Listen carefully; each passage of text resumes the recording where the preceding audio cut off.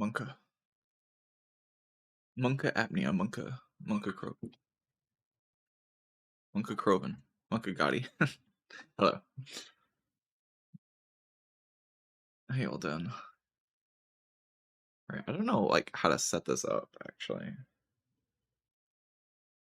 We're gonna stay on the starting screen for a little bit. Like presumably I have to pull up the run that he's playing, but is he gonna like share his screen in Discord? I've never had that as a source on my OBS.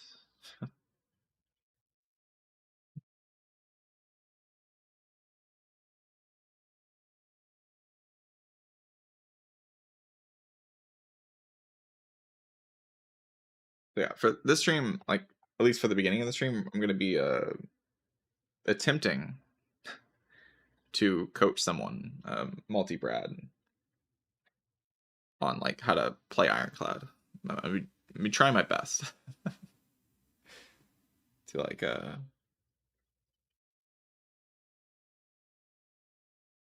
walk them through an Act 1 or an entire run of Clad. Like,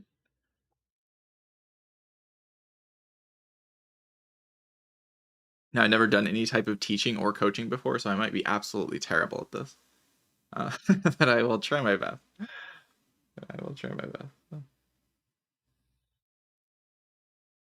When am I coaching Jason? Definitely need some coaching. Jesus.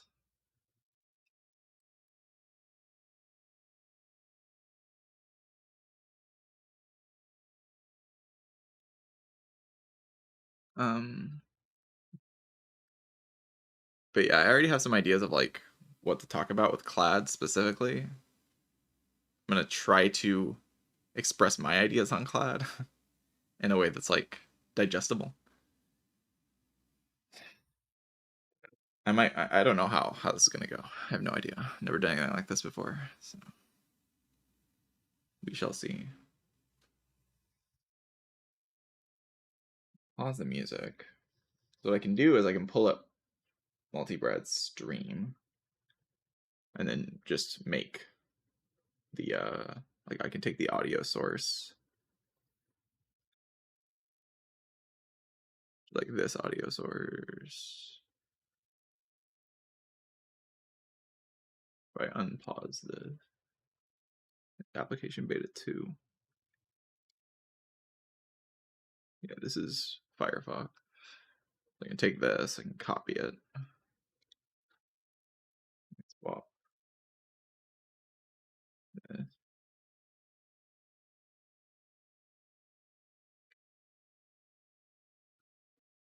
I can just pull up his stream on Twitch. Actually, how would this look if I pulled it up on YouTube?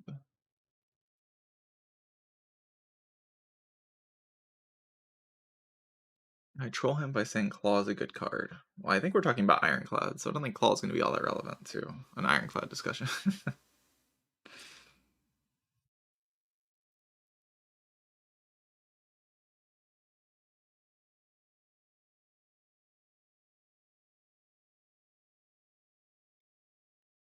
It would be Kaleidoscope into Claw first reward. I suppose that could happen. Well, then I'll be confused. I don't want to know what to do. Is Claw good on Ironclad?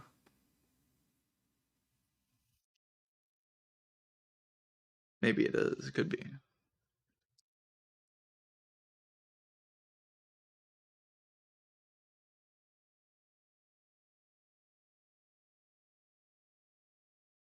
I can like pull this up. This is his stream. But I would get like ads on Twitch on this stream. So like there might be ads like this, you see. A minute of ads just playing randomly. It's probably like an ad every like 30 minutes or something.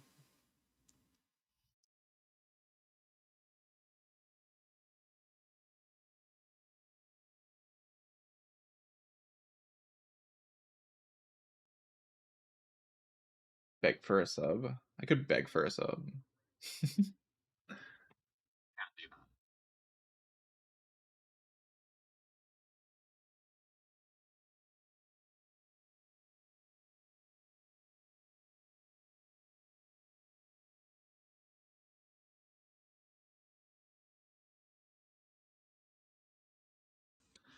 We're supposed to start in 7 minutes. That's the plan. Chat, you got any ideas on how to coach people? Mostly doing this for fun, or I mean, I'm entirely doing this for fun. I just like want to see how it goes. Trying to, because I never tried to walk someone. Like I have no idea if I can do this, you know, or for, like everything I'm just gonna be like completely scatterbrained or not be able to like form coherent ways of approaching the game. It's very possible.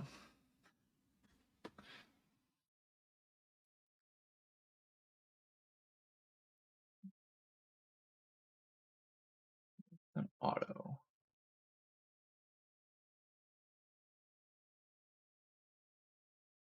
But yeah, I should be able to copy this in here, and then if I unpause, he's not talking in the chat, so I can't see if the audio will go through from Twitch.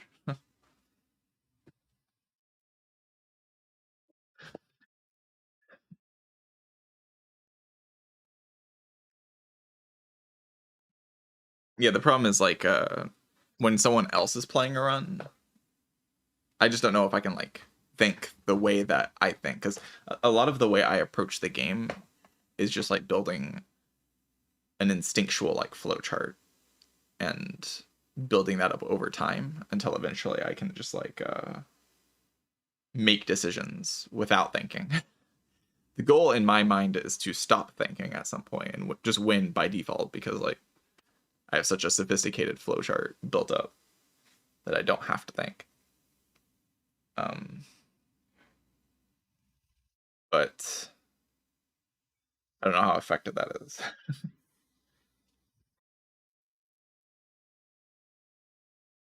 Here, let's see if I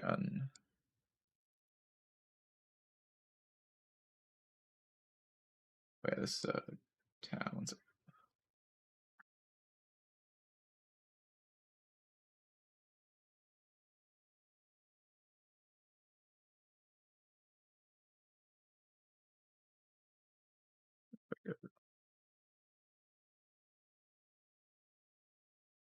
It does look like it worked.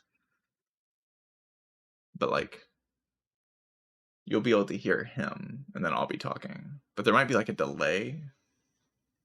Yeah, I'll probably just put the Discord audio on here. One second. Oh, I have to get that from the... This is scuffed as hell, but we're doing our best.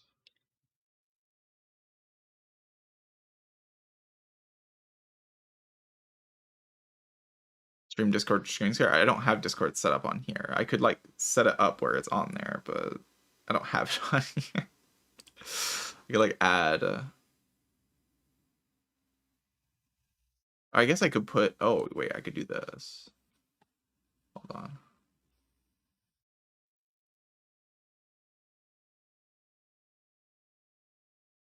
Oh, wait, I shouldn't like do that.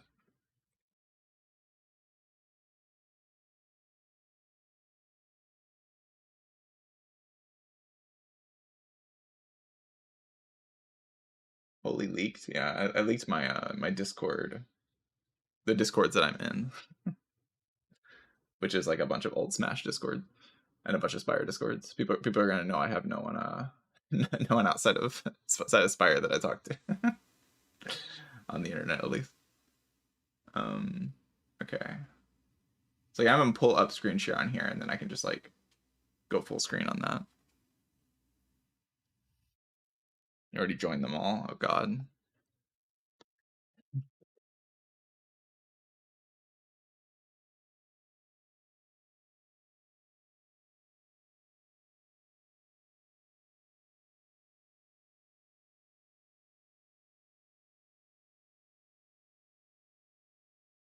All right. Let me go over here. Just gonna wait for her. I think he's gonna call it like 12. That's the idea. Then I can ask him to screen share. What you doing up, by the way, Opum? Kind of late for you to be up. Going to bed soon?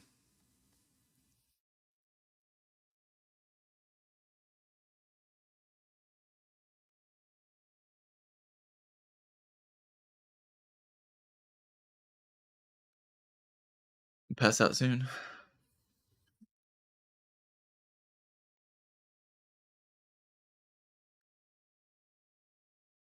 Sleep a little, sussy. Gotta fix that. Sleep is the key to everything. Ascension, are we coaching on Ascension 10?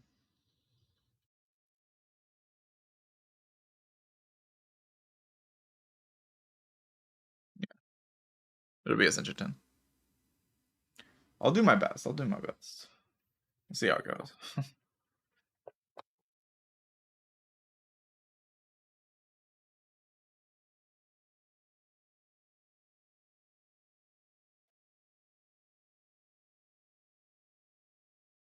One Pun Man losing his sleep over Chinese lessons. Yeah, I keep hearing these things about like the Chinese players talking to Opum or something. I'm like, I don't even know what's being talked about, but I'm rooting for you, Opum. I hope it goes well for you.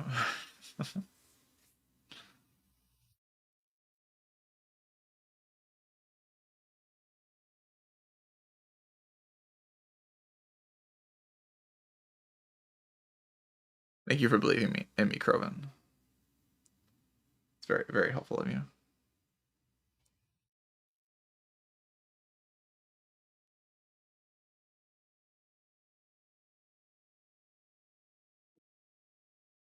Okay. I'm going to call.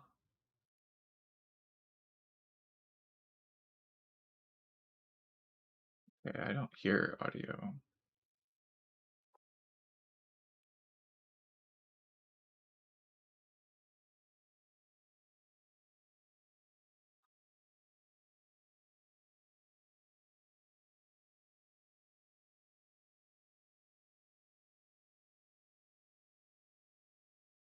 Hello.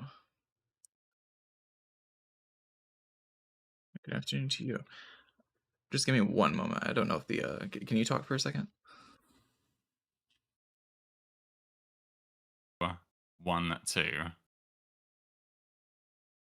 Okay, check. Can you hear him? Yeah, all going through. Are you? You should have a link to the Twitch Yes. thing as well, if that works for you. Yeah.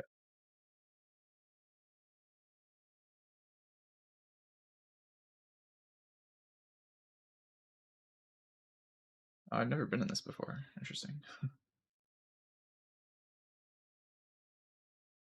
It's pretty cool. So what happens, just so you know, like our chat is now shared, so we have like everyone can talk together. Basically, it's quite awesome. Oh, interesting. Yeah, I've never done this before. Yeah. So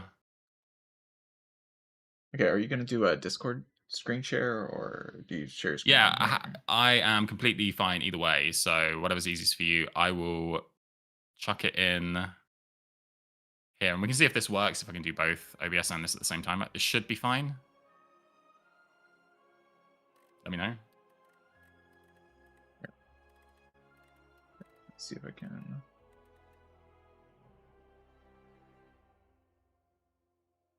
Though on OBS, it looks like it's lagging a little bit. Might be. No. Okay. Yeah. That's not going to happen. So there's about a 2-second delay Yeah, I can see that. on the Twitch. Assuming that is going to be okay. It's not fine. Okay. I might have just broken something by doing that. Hold on. Yeah, your stream is lagging. I can see it. Yeah. Okay. Think we're back. Yes. All right. Okay. That's okay. Yeah. So I did a latency check, and it's like 2 seconds.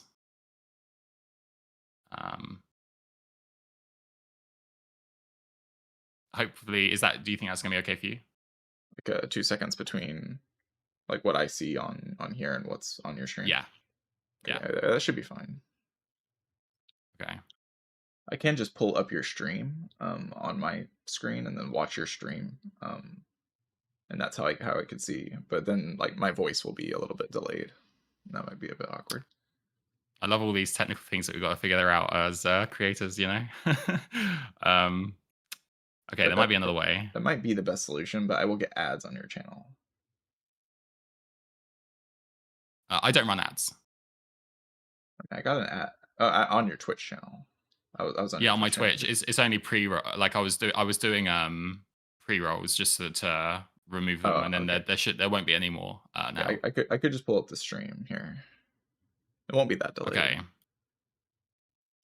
Okay. Um, I can try one more thing, and that is that I was running source record as well. And if I don't run source record, I might be able to stream this on OBS as well. So I'd like to try that first, just to give you a better, like the best things. Let me just try that.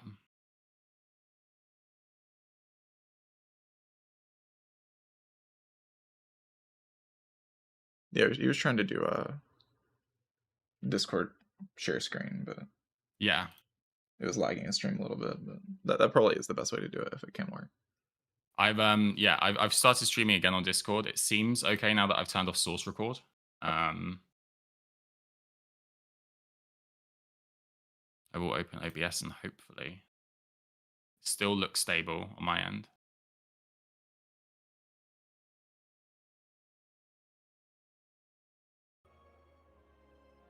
Okay. Is Yeah, it coming through your I can see it Discord on okay? Yes. Yeah, okay. Since turning off source record, this is completely fine now. By the looks of it, at least. All right, chat. Does this work? A little scuffed, but should be fine.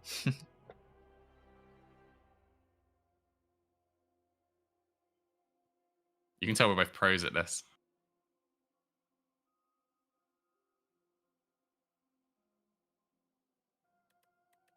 All looks fine for you, yeah? Yeah, it looks fine for me, Okay. I believe. Yeah. Perfect. What I'd like to do first is just do, as I'm making a video for this, I'll be editing throughout, so there'll be like, you know, things that will be naturally cut out and such. But I think there's going to be a lot of, well, this will hopefully be a lot of fun. And so I want to do just a introduction, just because like I don't think you and we haven't really orbited the same spaces, so it'd be really nice to just do that for the video. Yeah, we are mostly involved in like the creator side of the Spire space, like Frost Prime and stuff like that, rather than like the high level play side of the Spire space. Yeah, exactly. So yeah, what we will do first, actually, before all of that, I just want to say thank you very much for taking the time out of your schedule to come on and, well, help me, basically, you know, coach me in the Ironclad. I've watched your content now, well, for quite some time. I really like how you go into analysis on the different cards, especially whether it's in the tier lists. I really like, I think there's now been 2 episodes of the podcast that you do, the Spirecast. I think you do that with Jason and BM Service and Open. And yeah, I just want to say, just thanks a lot for coming on to, give me a hand. Yeah, I'll try my best. I've never done, we talked about this before, I've never done any sort of coaching or teaching before, so I don't know if I'll be able to like get my ideas like across in the best way, because I've never done it before, but I'll try my best to help you out and talk you through some ways that came about the game that I use. Yeah, perfect. See if it's helpful. There is, so yeah, the introductions I just want to do is I want to let you, I should have probably given you a message before about this actually, but just to let you just explain sort of the content it is that you make, because you've started gaining quite a large audience now around not just your Twitch streaming, because I think you do that every day from 2, but also YouTube. You're starting to like be putting out a lot of videos and some really good content there. So I just want to sort of give you the floor for the video, to sort of just give a quick introduction about yourself and just, you know, what you're making and such. Yeah, I had been playing Spire 1, like Slay Spire 1 for around 2 to 3 years, like not like full-time streaming, but just playing the game because I enjoyed the game. Um, and then I got the, like, towards the end of last year, I got the rotating world record, just after a lot of grinding and just trying really hard to get that. After getting that world record, I sort of got a lot more attention on Twitch. And then right after that, Spire 2 came out, so I just saw an opportunity to, like, really try to get into the content space, try to start talking about the game, explaining my thoughts, and putting runs on YouTube, putting tier lists on YouTube when Spire 2 released, to just basically explain, like, a high-level player's thoughts about the new game and what it has to offer and stuff. And that's what I've been doing the past few months. It's all very new to me. I've not really been doing it for, like, in the way that I am doing it now in the past, but I stream every day. I post videos on YouTube every day. It's basically all centered around Ascension 10, trying to win as much as possible, like high-level play, that type of thing, is what I do. Perfect. Awesome. And I'll just quickly say, for those that this will be edited out, but for those that don't know me on from Nave's side, hello, I'm Multi-Brad. I make sort of content around like challenges on Slay the Spire. Whether it's like 1 HP, it's probably the one that I'm most known for. But I've been trying to tackle more of the more difficult ones, like on Ascension 10. I've just completed Orbs only, and just having a lot of fun with playing out those sorts of lines. So that's kind of what I do. And yeah, cool. Recently, I had a run that was like a spur of the moment challenge run where I really? noticed in Act 1 that I hadn't added anything but common cards to my deck. Like, I only had commons. Okay. It was on Ironclad, so I was like, I'll just try to go for a win with only commons. Did you get it? Well, I very nearly had it. I played like a slightly offline in the final Act 3 boss and barely died to the test subject on, like, the final turn. I replayed the fight and won, but it was very close with only commons. Well, I had some awesome. ancient cards. I had the Break and Apotheosis, but almost got it first try. It was pretty fun to go for. Nice. There was actually I'm not going to talk about it too much here because we'll talk about it in the run. But there was one thing that I really wanted to ask you about. But as you have been improving and becoming better at the game, and like I say, we're going to be talking about lines of development, or Nave calls it flow charts, and we both, it's the same thing, right? But how do you assimilate the decks that you want to go for in your mind with let me reframe this. How do powerful relics affect your ability to lock in what you know to be a good line of thought with decks? So for example, let's say you're building out Act 1 and Act 2, you're building out I don't know, a stars only deck, right? Or like not only, but a stars deck that's going for a win. You're like, okay, I've got a good understanding as to how I want to go. But then something like Diagram shows up, and you win the Act 3 boss with no problem. But like, how do you determine what was because of the deck that you were building versus what was because of the power of this relic? And how do you distinguish or take away the things that you want to learn from the building of the side of it? But then when you take such a strong relic, which I find myself doing sometimes, and it completely overtakes the run, how can I gain the information that I want from that run with those relics in mind? Well, Diadem's an interesting example, specifically that relic, because it's so powerful that it sort of makes your deck building not matter. Like that relic in particular, I think, is the only relic in the game that I would say kind of makes the deck you built not matter. Yeah. Like for other powerful relics, like say the other Nanu Pipe relics, like the Beautiful Bracelet, then your deck building still does matter. It's a very powerful relic, but like Diadem kind of just changes the game so fundamentally, makes the enemies all deal half damage. So like pretty much any deck works in Act 3, as long as it's like not a total mess.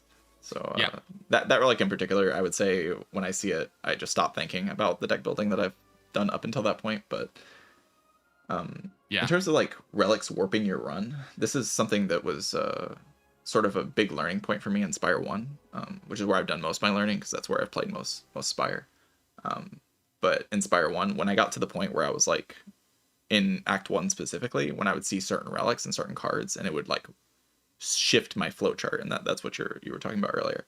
Flowcharts Yeah. to me are like in my head I have like all these different card combinations, all these different like ways the fights play out, what's strong in certain fights, what's strong in other fights, and all that knowledge sort of gets to be utilized whenever I see certain relics. Like say I see an oddly smooth stone as my first relic, then like Yeah. different cards go up in evaluation, different cards go down. Oh, interesting. It's Okay. Yeah. it's essentially possible to create like a tier list for the game and for each card and each relic that you would like to see every single floor, and that tier list would be slightly different every single floor, and eventually it would look entirely different than it did at the start of the run. And that's kind of what a flowchart is. It's like Yeah. just Yeah. subtle changes in evaluations depending on which cards and relics you see Yeah. while you're playing. One of the things that I've been looking at with this is like I actually hadn't really been applying it too much to relics, obviously subconsciously, of course, right? But I've been seeing it as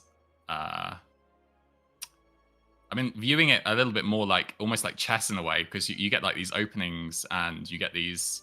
I've only been thinking about it from the card point of view, and I've been trying to like assemble sort of like different like lines of thinking with that. But that's actually a really good point. Like if you find an oddly smooth stone as your first relic, it will shape different cards to becoming better and some cards to becoming like obviously inherently not as favorable. Yep. And yeah, okay, cool. All right, we'll grab into the coaching. There was just one last question I wanted to ask you, and it was which it's just a random one, right? It's just a random one I had for you. Which card or relic has had the biggest shift in your mind from being either super great to not as good, or a little underwhelming at first to then you seeing potential in the card later on? And I'm not talking about like balances from patch notes or anything. Just if there was ever a case where you had that big of a shift with a card or a relic and why that was. Yeah, and this game is definitely probably bias cog, like the ancient relic Okay. that Dard can give you. When I first started playing this game, I was like, bias cog's probably not all that strong because you don't have access to artifact in this game. In Spire 1, you could like get rid of the downside with things like orange pellets and artifact, and that was very powerful. Mhm. But in this game, like you don't have that advantage, and it's also you're taking it over other powerful boss relics. But I played with it a few times, and I think it's very powerful now. So went from like one of the worst boss relics in my mind when I first started playing to like now very high tier, strong boss relic to get at this point in the game, like in the game's lifespan. Yeah. So I'd say that's probably been the biggest shift for a card. There's been a few other shifts, but probably like the one that's went from like bottom tier to top tier has only really been bias gog for me. This card, when I was playing with it, it made me realize how powerful dark can be in the defects arsenal. Like I wasn't actually that sure with all like the new additions, but when I saw the amount of power that this would give a dark orb and then the damage it can deal, yeah, this card in particular really unlocked dark for me. Like it really showed me how strong dark can be, and it made me pick more darkness when going for the defect. So Yeah, it's really kind of like a fundamental thing with bias cog. It's like if you can play the card and in the fight in 5 turns, it's just very positive to play, right? yeah, And it's just quite easy to build a deck in this game that can play bias cog and win the fight in 5 turns. And oftentimes, if you're blocking with frost, bias cog just kind of means you won't take damage after playing Yeah. it for 5 turns. So it turns into like a super wraith form, like that also deals. It's really strong, very powerful card. Yeah. I definitely underrated it early on. Yeah. I think that's the same with me with Buffer, because with all the multi-attacks that had been coming into this game, I just did not rate this card. I actually heard your take on this, and it then started making a bit more sense, because it's more of a case that, like, especially with the big attacks, you can play this card. I've been having it's the same struggle, I guess, with the Ironclad slightly, but it's more in the case of, like, I'm very, I wouldn't say afraid, but it's a very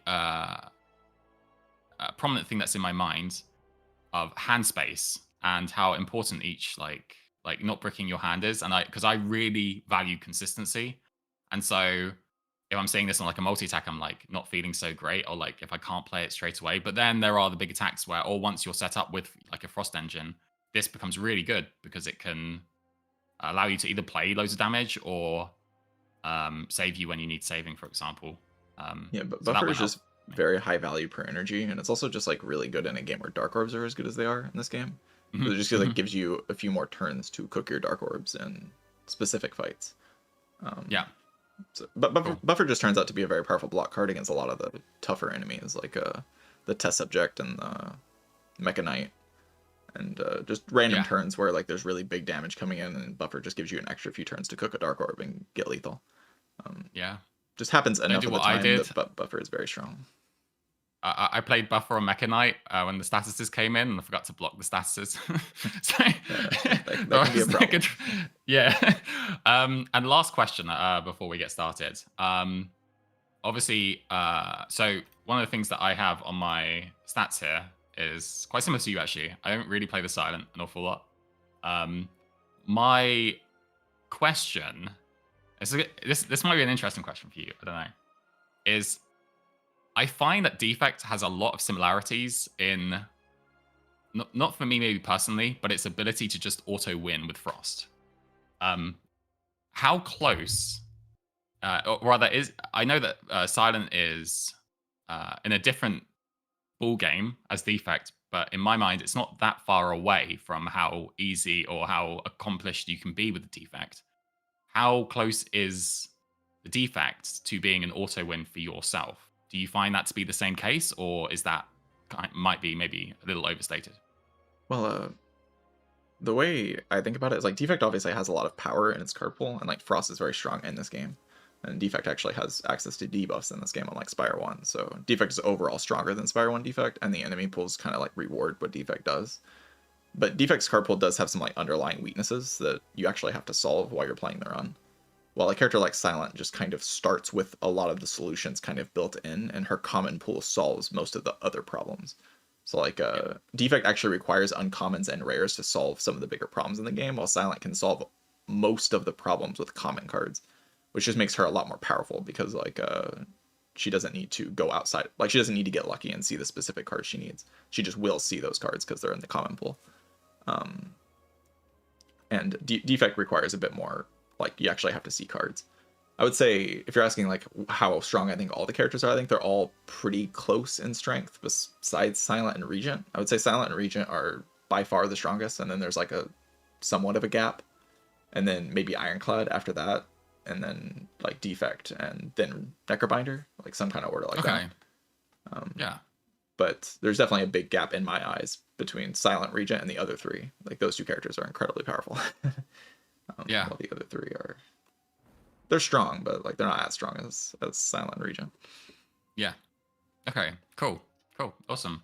All right. So, I'm gonna just do a quick disclaimer at the beginning of the video here as well.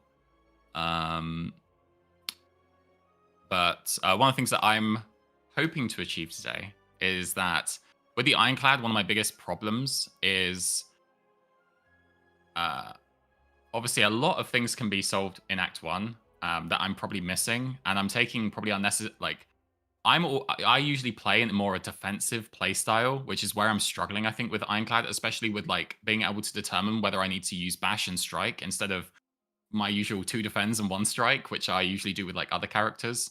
That's my first problem. And then my second problem is just being able to get comfortable with the Ironclad in terms of like I understand that the best way we need like bloodletting, for example, still common by the way, is something that health loss is something we need to play around because Blood Wall, for example, I rate really really highly. Bloodletting, Burning Pact, for example, there's a lot that can be done with these cards, but then I get very afraid of the later acts because of the amount of health that I'm losing to set up and to do these sorts of things. And if I don't then hit, I don't know what to do. So yeah, that's I guess the biggest thing that I'm hoping to achieve is just to get more comfortable with the Ironclad. And I appreciate that you're taking the time to help me with this.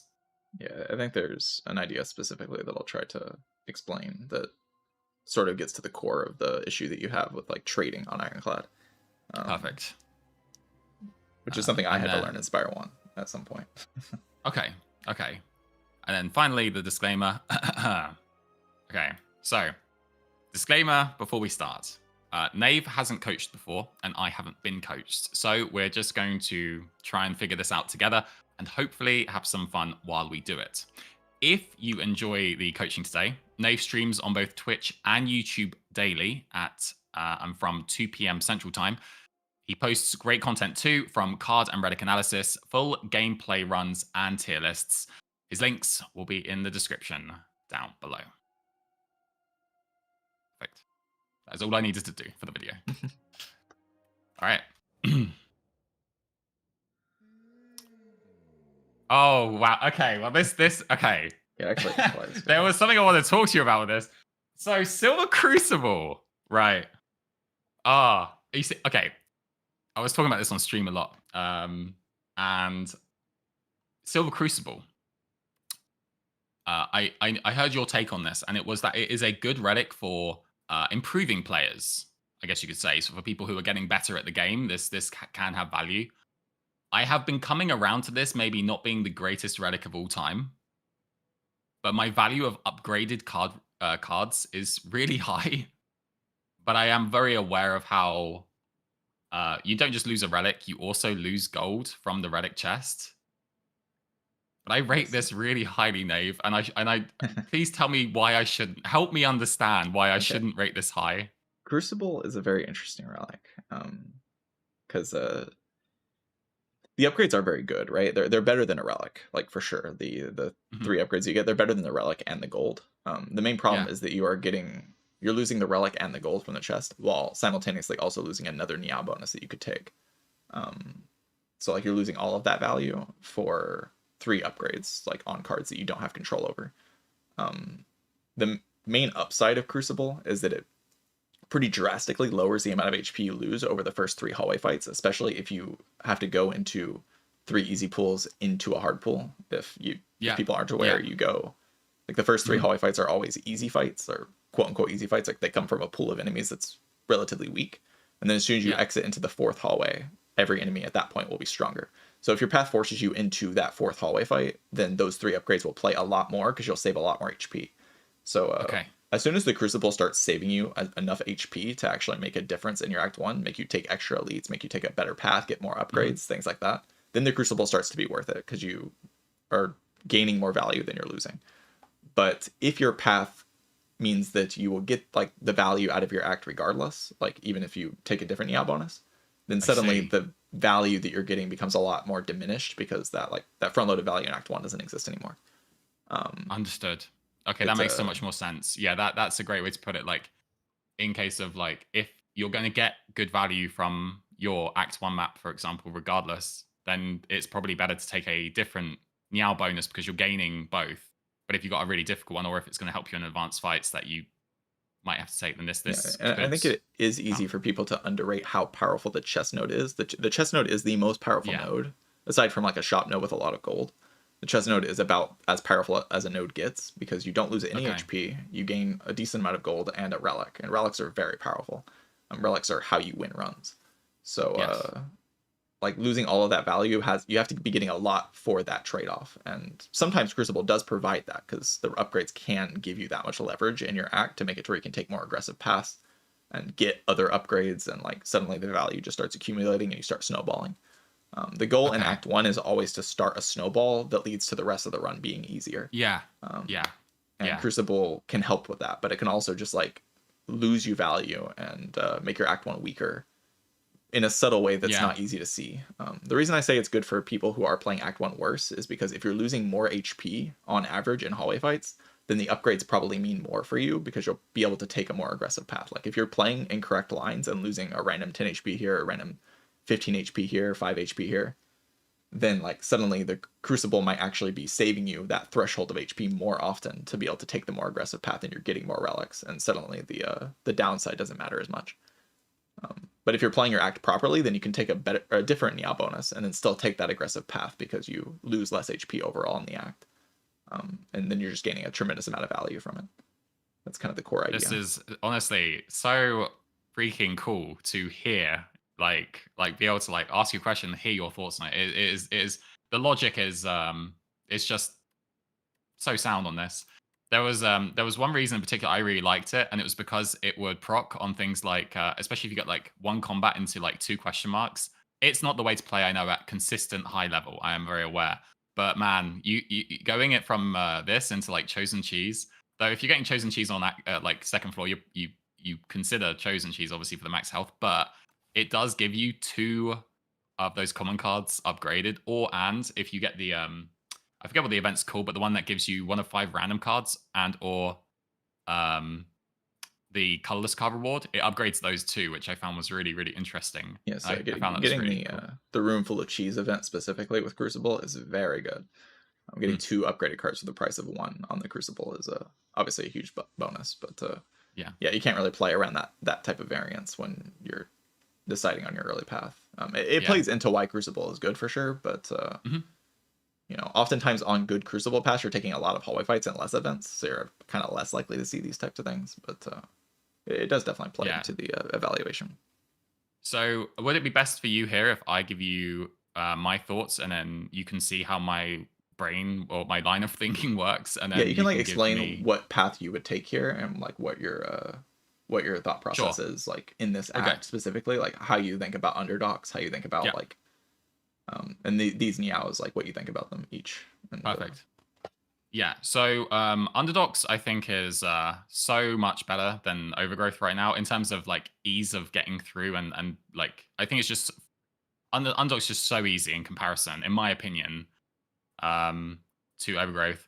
Usually, my priority on maps is to go find the most elites and most rest sites. That's how it's been from Spire One. Usually, I mean, there's differences, but so when I see something like this and I see something like this, it immediately makes me think yes because it's safety and it's also relics.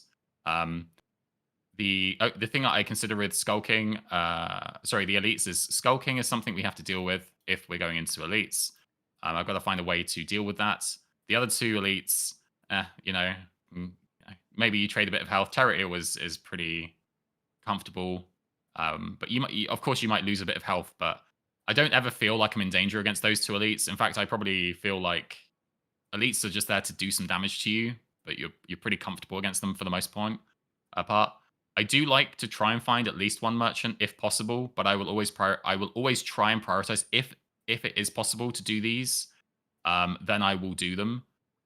One way that I try and um, like if I don't have something like this and I want to do an elite, is I will try and do it after the relic chest and or if I've got good potions. Potions I feel like um, solve elites very comfortably in Act One. Um, Now the problem for me then becomes what do I do before this? If I want to do these 2 paths, I'm not considering right path at all. Um, I'm not really considering this right path either because of the distance between this rest site and then doing 4 combats like this with 2 elites. And then obviously having to do this elite down here. It's not gonna I just don't see it happening, especially with it being 2 advanced full ways here. So this path here for me makes the most sense. In terms of like where we go from here, this is like my big sticking point. If I can get this, I would feel really good. Now, how would I get this? If I was to consider it, I would probably go Crucible. Um, but and then from this point or from this point with Crucible, I'd be able to determine. Actually, no, well, we can move up to here. Actually, sorry. From this point, I would be able to determine with Crucible whether or not we would have enough power to go into this elite, and pretty much it would set my entire Act One. That this would be my thought process for Crucible. I actually before I go into the relics, that is my map thought and my map logic. Do you want me to continue talking about the relics, or do you want me to stop there? yeah, And I don't know. just go ahead and talk about the Neows, like what you think about these, Sure. and then I'll get into them. Um, okay, I have not played much with Kaleidoscope. I feel like Kaleidoscope is too inconsistent for me, in my opinion, because the card rewards from other characters could be anything, and there's so much variance that it's not like you're getting like for example the glass relic in Act Two. I've been coming around to more and more because you're actually able to inject a synergy that they're not inconsistent because you're getting 5 common, 5 uncommon, 5 rare. But with this, it's so random that I don't know if I can build consistency off of it. The random rare card for Ironclad, um, I do consider it. There are a lot of rare cards that I would be happy to see. In fact, actually, let's turn off multiplayer cards. Um, there's not many that I wouldn't be super happy to see. So I mean, this can create and give us a lot of power. And then the Silver Crucible, which if I was given these options, I would rate this Kaleidoscope the worst, and I would probably genuinely rate Silver Crucible the best, with Arcane Scroll probably being very, very close, if not at the same value, because this injects us with a potential power spike as well. But those are Okay. my thoughts. All right. So in terms of the Neows, I mean the Neows are kind of Mhm. connected to the map. First, I'll talk about Underdogs versus Overgrowth. Underdogs and Overgrowth, like they change the way your deck is built primarily by like Overgrowth, you build more offensive decks, and Overgrowth or Underdogs, you build more defensive decks, especially on Ironclad.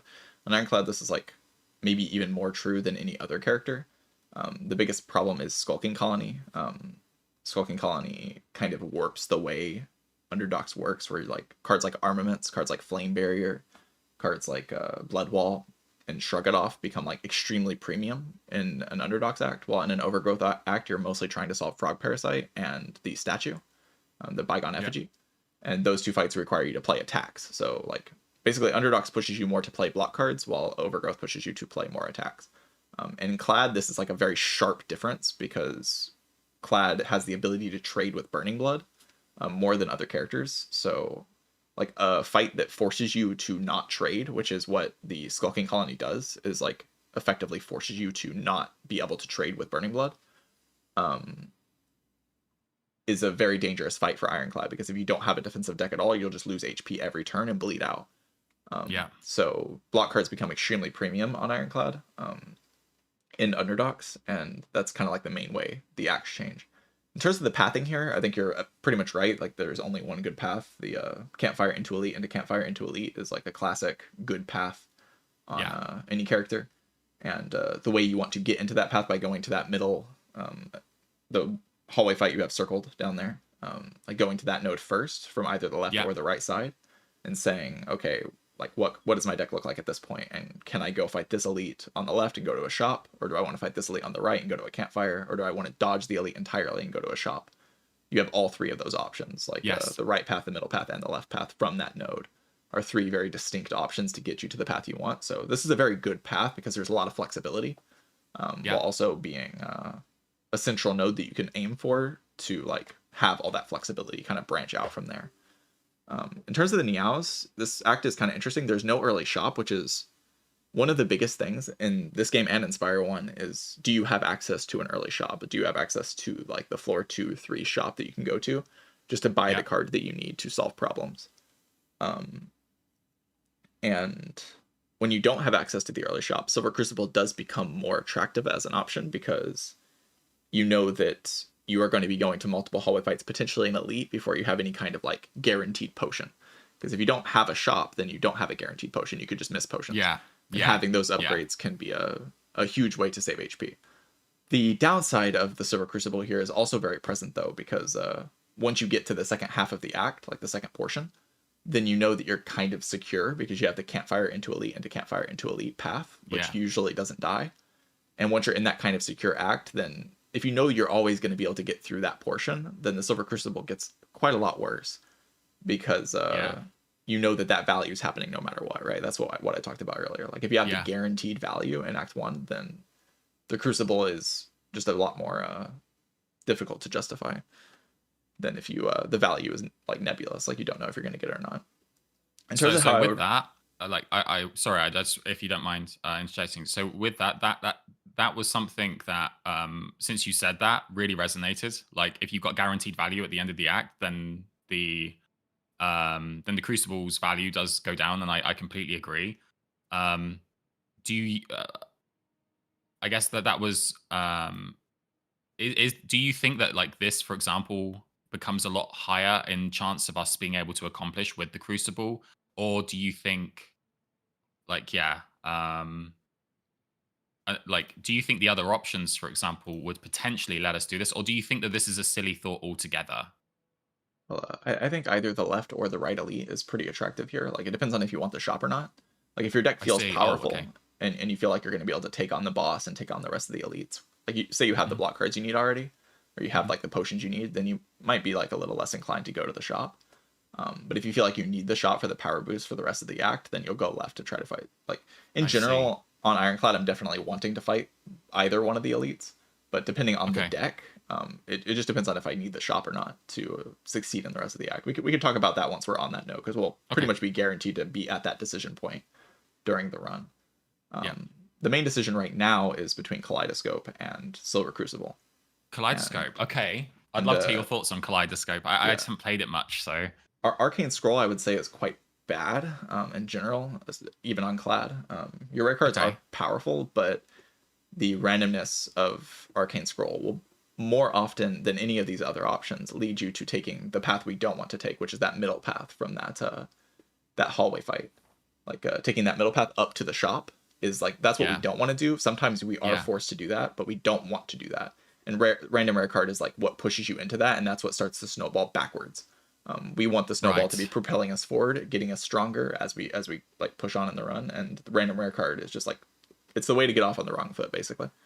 While Because we Silver have no Crucible, because we just have no there's just a lot of randoms. ability to Like you can just okay. get a Okay. barricade, you can get a demon form, you can get Mhm. just like a lot of really Dark clunky Embrace. cards. And a Dark Yeah. Embrace, that's a very powerful card. I would almost be happy to dodge the elite for a Dark Well, what Embrace, just to get oh, I see, I see, I just see. to get a Dark Okay. Embrace in my deck because that card's very Just to get good. it there. Yeah, yeah, yeah. But like there are enough bricks in the random card pool or in the rare card pool that a random rare card when we have a lot of value potentially in this act if we can take the especially the right path with the double hallway fight into elite into campfire elite, like that's a great path. If we can pull that off, especially without Silver Crucible, we're going to be very happy in this act Yes. most of the Yes. time. So random rare card's just a way to make that not happen, so I'm definitely not interested in that. um Okay. Just one quick thing for you on your end. I did just see that.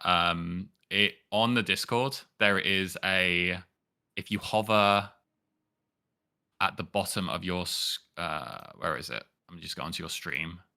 Yeah, so you see there's like a two people and there's like a downward arrow under just yes. on top of my name, Multibread Ah, X. Yeah, if you click I on see. yeah, there we go. Thank you. Makes it a bit easier for you. Yeah, that's no problem. Yeah, exactly. So okay. So I'm imagining Kaleidoscope's value comes from the fact that it just gives us potential options. And do you find that you always get some kind of value from this? Because I have not played with it much. Okay, so Kaleidoscope is really interesting. Okay. Getting like Kaleidoscope is an option. Like I would say for most players in this game, Silver Crucible in this spot's going to be very convincingly the most powerful option. Just because like if you're more uncomfortable with like complicated card war decisions and you're like trying to get just a lot of value early on and you just want to guarantee those elite fights regardless of if you make a few mistakes in the hallways, Silver Crucible is just going to get you that value and make the act feel a lot smoother. Just smooths Yeah. out the variance basically. While Yeah. Kaleidoscope is just a very heavy amount of variance very early on in the run. Like you can get two completely bricked card rewards and not be able to take anything from this card reward, or you can get two Yeah. very powerful card rewards and immediately start snowballing really really heavily. Yeah. Um, Kaleidoscope is a fairly new option. I've tried it on Ironclad a couple times and been very impressed with it on Clad. Like Okay. I just Okay. think Clad has basically any card from a different character that says the word exhaust on it can do something on Ironclad, which is just a lot of cards. Hmm. And just because Ironclad has all That's these exhaust true. energies Yeah. Yeah. Yeah. and big attacks as well, like just attacks in general. Like there's random attacks on other characters. Like I got a Defile from Necrobinder on Ironclad with Kaleidoscope, and that Oh card man, just felt that was very super good good. on this Yeah. character. Yeah. So I think for Ironclad, Kaleidoscope is a pretty solid option. Yeah. Hmm. But it definitely introduces a lot of variance to the run very early on, just because there is the potential of getting card awards that you just can't do anything with, like star payoff cards, Osti cards. They Yeah. just Yeah. That don't was have any what that was utility. my first introduction to it was. I think it was like it was what you referenced there. Like it was a lot of to do with like Osti and stars, and I was like, and there was one Doom card as well, and I was like, uh, wasn't what I was hoping for. But yeah, now that you mentioned the exhaust energies as well, there's like obviously a lot of cards that I just had a PAX End run as well, and that was really cool. So would you be so where would you go towards these? So I would move towards Silver Crucible myself. Would you feel the same here, or would you kind of more go Probably, towards if I Kaleido? was playing this run, I would take Kaleidoscope. And Right. in this act, I just feel very comfortable. Like, there's also an advantage of Kaleidoscope where there's just a lot of random powerful block cards on other characters, and I'm playing underdogs and I'm looking for block cards. So just seeing more card rewards opens up more opportunities for me to see a random block card that helps me with Skulking Colony. This recently applied to a run that I played where I got Defy from the Kaleidoscope, and it just made it very easy to path into all the elites because I knew Skulking Colony was not going to be a big problem when the Defy was in my deck. So just being able to see those block cards faster to solve the Skulking Colony as soon as possible. Being able to see the AoE cards to solve the eels, which is another thing I think Yeah. you said. You said the eels just kind of trade HP. Eels are actually very dangerous on Ironclad because it's another fight you can't really trade into very efficiently because they gain block when you attack them. Yeah. So Yeah, that's you true. do want to block and you want to have AoE. So you're looking for like AoE and block cards. Particularly a card like Breakthrough is a card I value quite highly in underdogs. Even more Yes, so than yeah, me too. True. even though the frog parasite is very dangerous and the overgrowth, I'm just really like breakthrough just feels like a really good card against the eels. You're always happy to see it, right? Like, especially when it comes to those. Yeah, so I think I would Okay. go Kaleidoscope, but it is very justifiable to go Silver Crucible. I don't think it's that much worse than Kaleidoscope. I just think it's a little bit worse probably Okay. in this act. For the sake of trying to get better with specific, I know that doesn't necessarily have to be specifically the Ironclad cards, but with that in mind, I'll just go ahead with the Silver Crucible here. If that's what you want to do, that's fine. I think it's perfectly All right. reasonable. All right. With this in mind, my thought process would be to go. Now it's a bit greedy. It is a bit greedy, but to hope for a freaking like card choice event here. I don't know about you. I've been finding. I don't just do this for this, by the way. I'm also doing it with knowledge in mind that this event means that this is an easy hallway, and it means that if we don't get anything from this, we get the 3 card rewards that are upgraded from the 3 easy combats here, and then we have at the most health that we possibly could have to potentially consider elite from here or here. If we're feeling really strong, right, we can do this, and we don't need this if we get like a good potion. Um, and otherwise, we then have the option to go um, up to here if we're really in need of this. But I don't know what your thoughts are So on there's the a lot correct of path here. upside and downside to event nodes, like Okay. subtle downsides even. So like when we reach that node, you have to think about like what knowledge we want to have when we're at that node. The main knowledge I want to have when like the node that I'm talking about is that central, like you can circle it. It's a very important node, that central hallway fight Yeah. node. The knowledge I want to have when I'm there is like, do I have the block cards to solve Skulking Colony, and do I have the potions to like not have to go to the shop? Because that will inform which path I take. If I go right, that means that I have the potions I need already, and I have the cards that I need to beat Skulking Colony. If I go far Oh, true. left, that means that Mm. I don't have the potions that I need. I'm probably gonna have to go to the shop to buy more potions, but maybe I have the block cards I need to solve Skulking Colony. If I go into the middle, that means my card rewards have just been terrible. Very unlikely with Silver Crucible, but it could happen. Yep.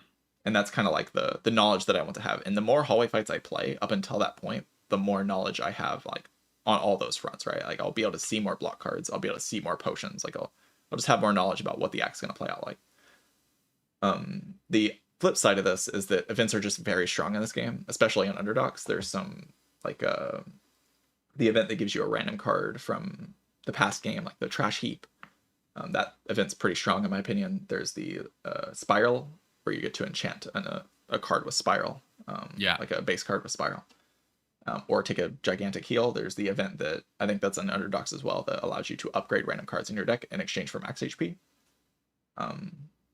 And all these events, like all 3 of these events, are just very potent. So I do tend to like events The because of the that. upgrade for max HP, is that not is that not overgrowth? It might be Um, overgrowth. It might be overgrowth, but yeah. With that event specifically, I always go for the 2. Is that do you usually go for the same like or do you have like does it depend on the run for you with the it sort of depends upgrades? on the character. I'd Okay. probably go 3 on like Necrobinder Silent, but Mhm. maybe on other characters I'm tending more towards 2 Okay. for like the amount of times I take the upgrades. And occasionally you go for the heal if you're like very low HP. So Yeah, Now okay, that I that's think that's a about very good point. You know, it again, it's just it all makes sense. Like, you know, we've got things in this act that we want to solve, and so the question mark event is, like you said, it could be very very powerful. Um, it's difficult to weigh up then, especially with the variance as to what this could be, with what the best path here could be as well. Because like I guess logically speaking, it's probably this right path then to get as many options as we can, not just for card rewards, but also for potions. My do you and then because we've got the three upgrades, it means that the advanced hallway fights in this act are probably going to be far easier than would otherwise be, and therefore we're not going to be losing all that much health. Would I guess be that logic as well? Yeah, I think that's sound logic. I think with Kaleidoscope, I might go the 3 hallways, depending on what I got, if I got good cards for hallways. I think with Okay. Silver Crucible, I'm feeling confident enough that I'm willing to take the variance of the event. And also, my Mhm. ideal path with Crucible in this act is to not go to the shop at all, because I should be strong enough to not go to the shop, and Yeah. to instead go right into the elite. And that's going to head into 2 more hallway fights, so taking the event early just kind of lets you know what the first event of the act is, lets you know what the event pool looks like for the rest of the act. I think it just gives you enough knowledge that it's definitely worth the downside.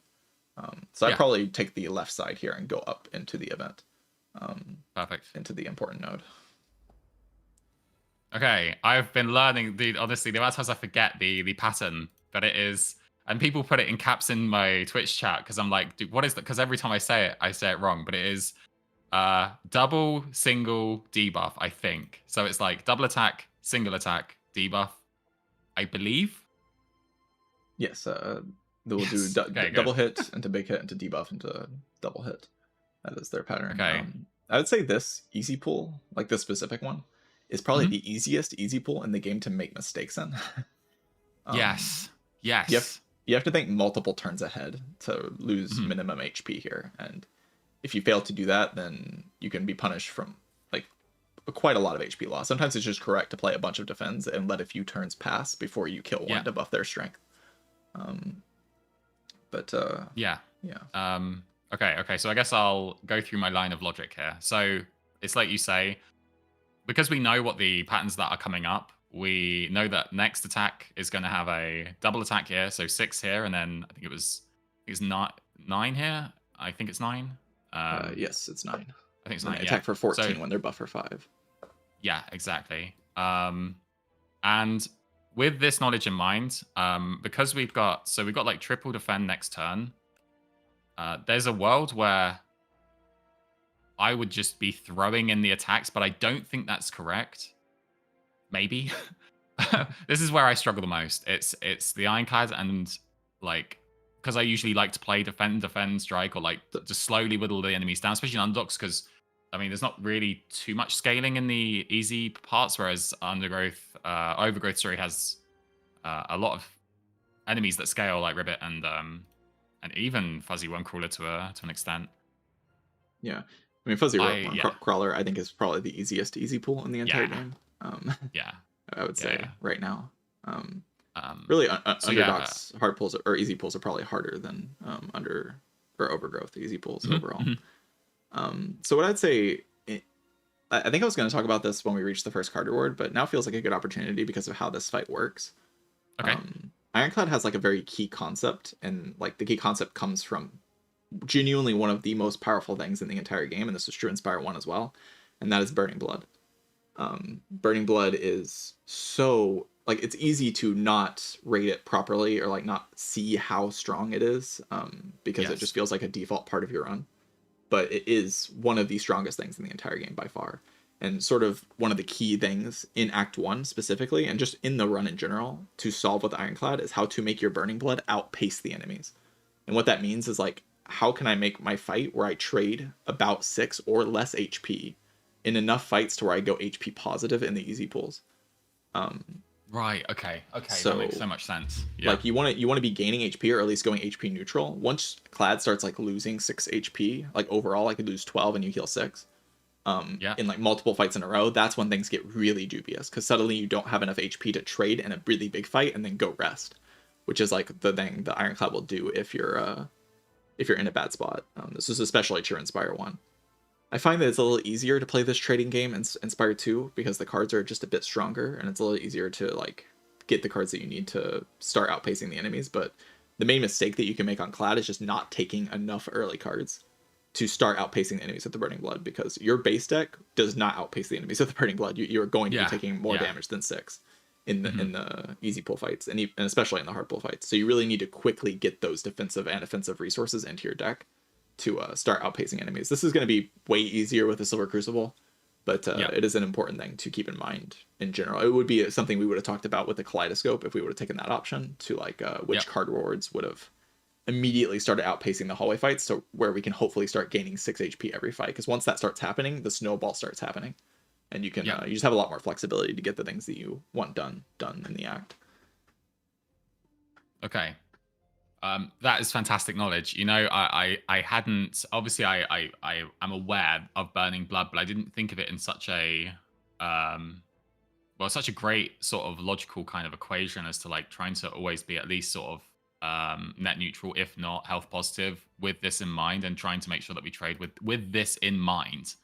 I think it's really cool. So with this in particular, what I would probably tend to go with here is I don't think that the bash is going to get that much use, because we're gonna, I would imagine, be triple defending next turn. And the reason I think we triple defend next turn is because I cannot foresee us playing like bash, for example, bash and defend maybe. Then you get then you do like 2 strikes, and that's like 18, 26. 26 is not enough, so you would have to go bash strike, and then that's what means we would lose 6, but then we would be able to potentially remove next turn, but even that's not guaranteed.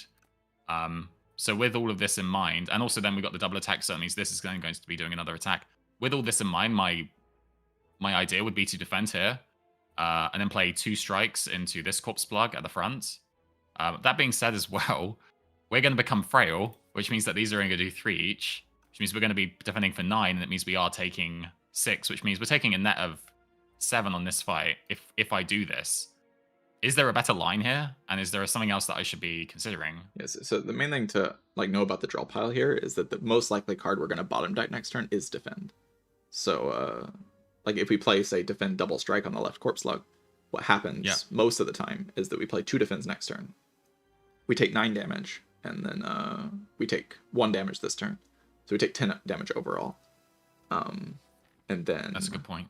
Yeah. The fight's probably over after that, because the turn after the other corpse slug will be doing a buff or debuff on you, and then the one on the left will be attacking big, and you can probably kill that one, and then the other one will like get stunned, and then the fight probably ends after that one gets stunned.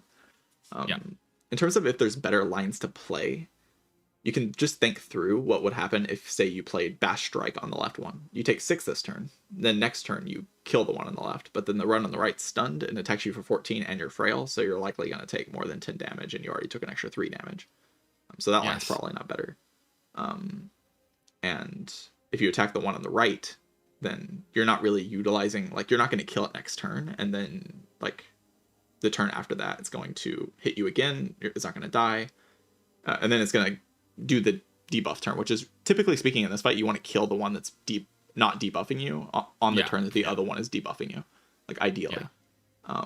So I think the line of defend double strike on the left one makes a good amount of sense. You're probably going to take 10 damage and get out of the fight.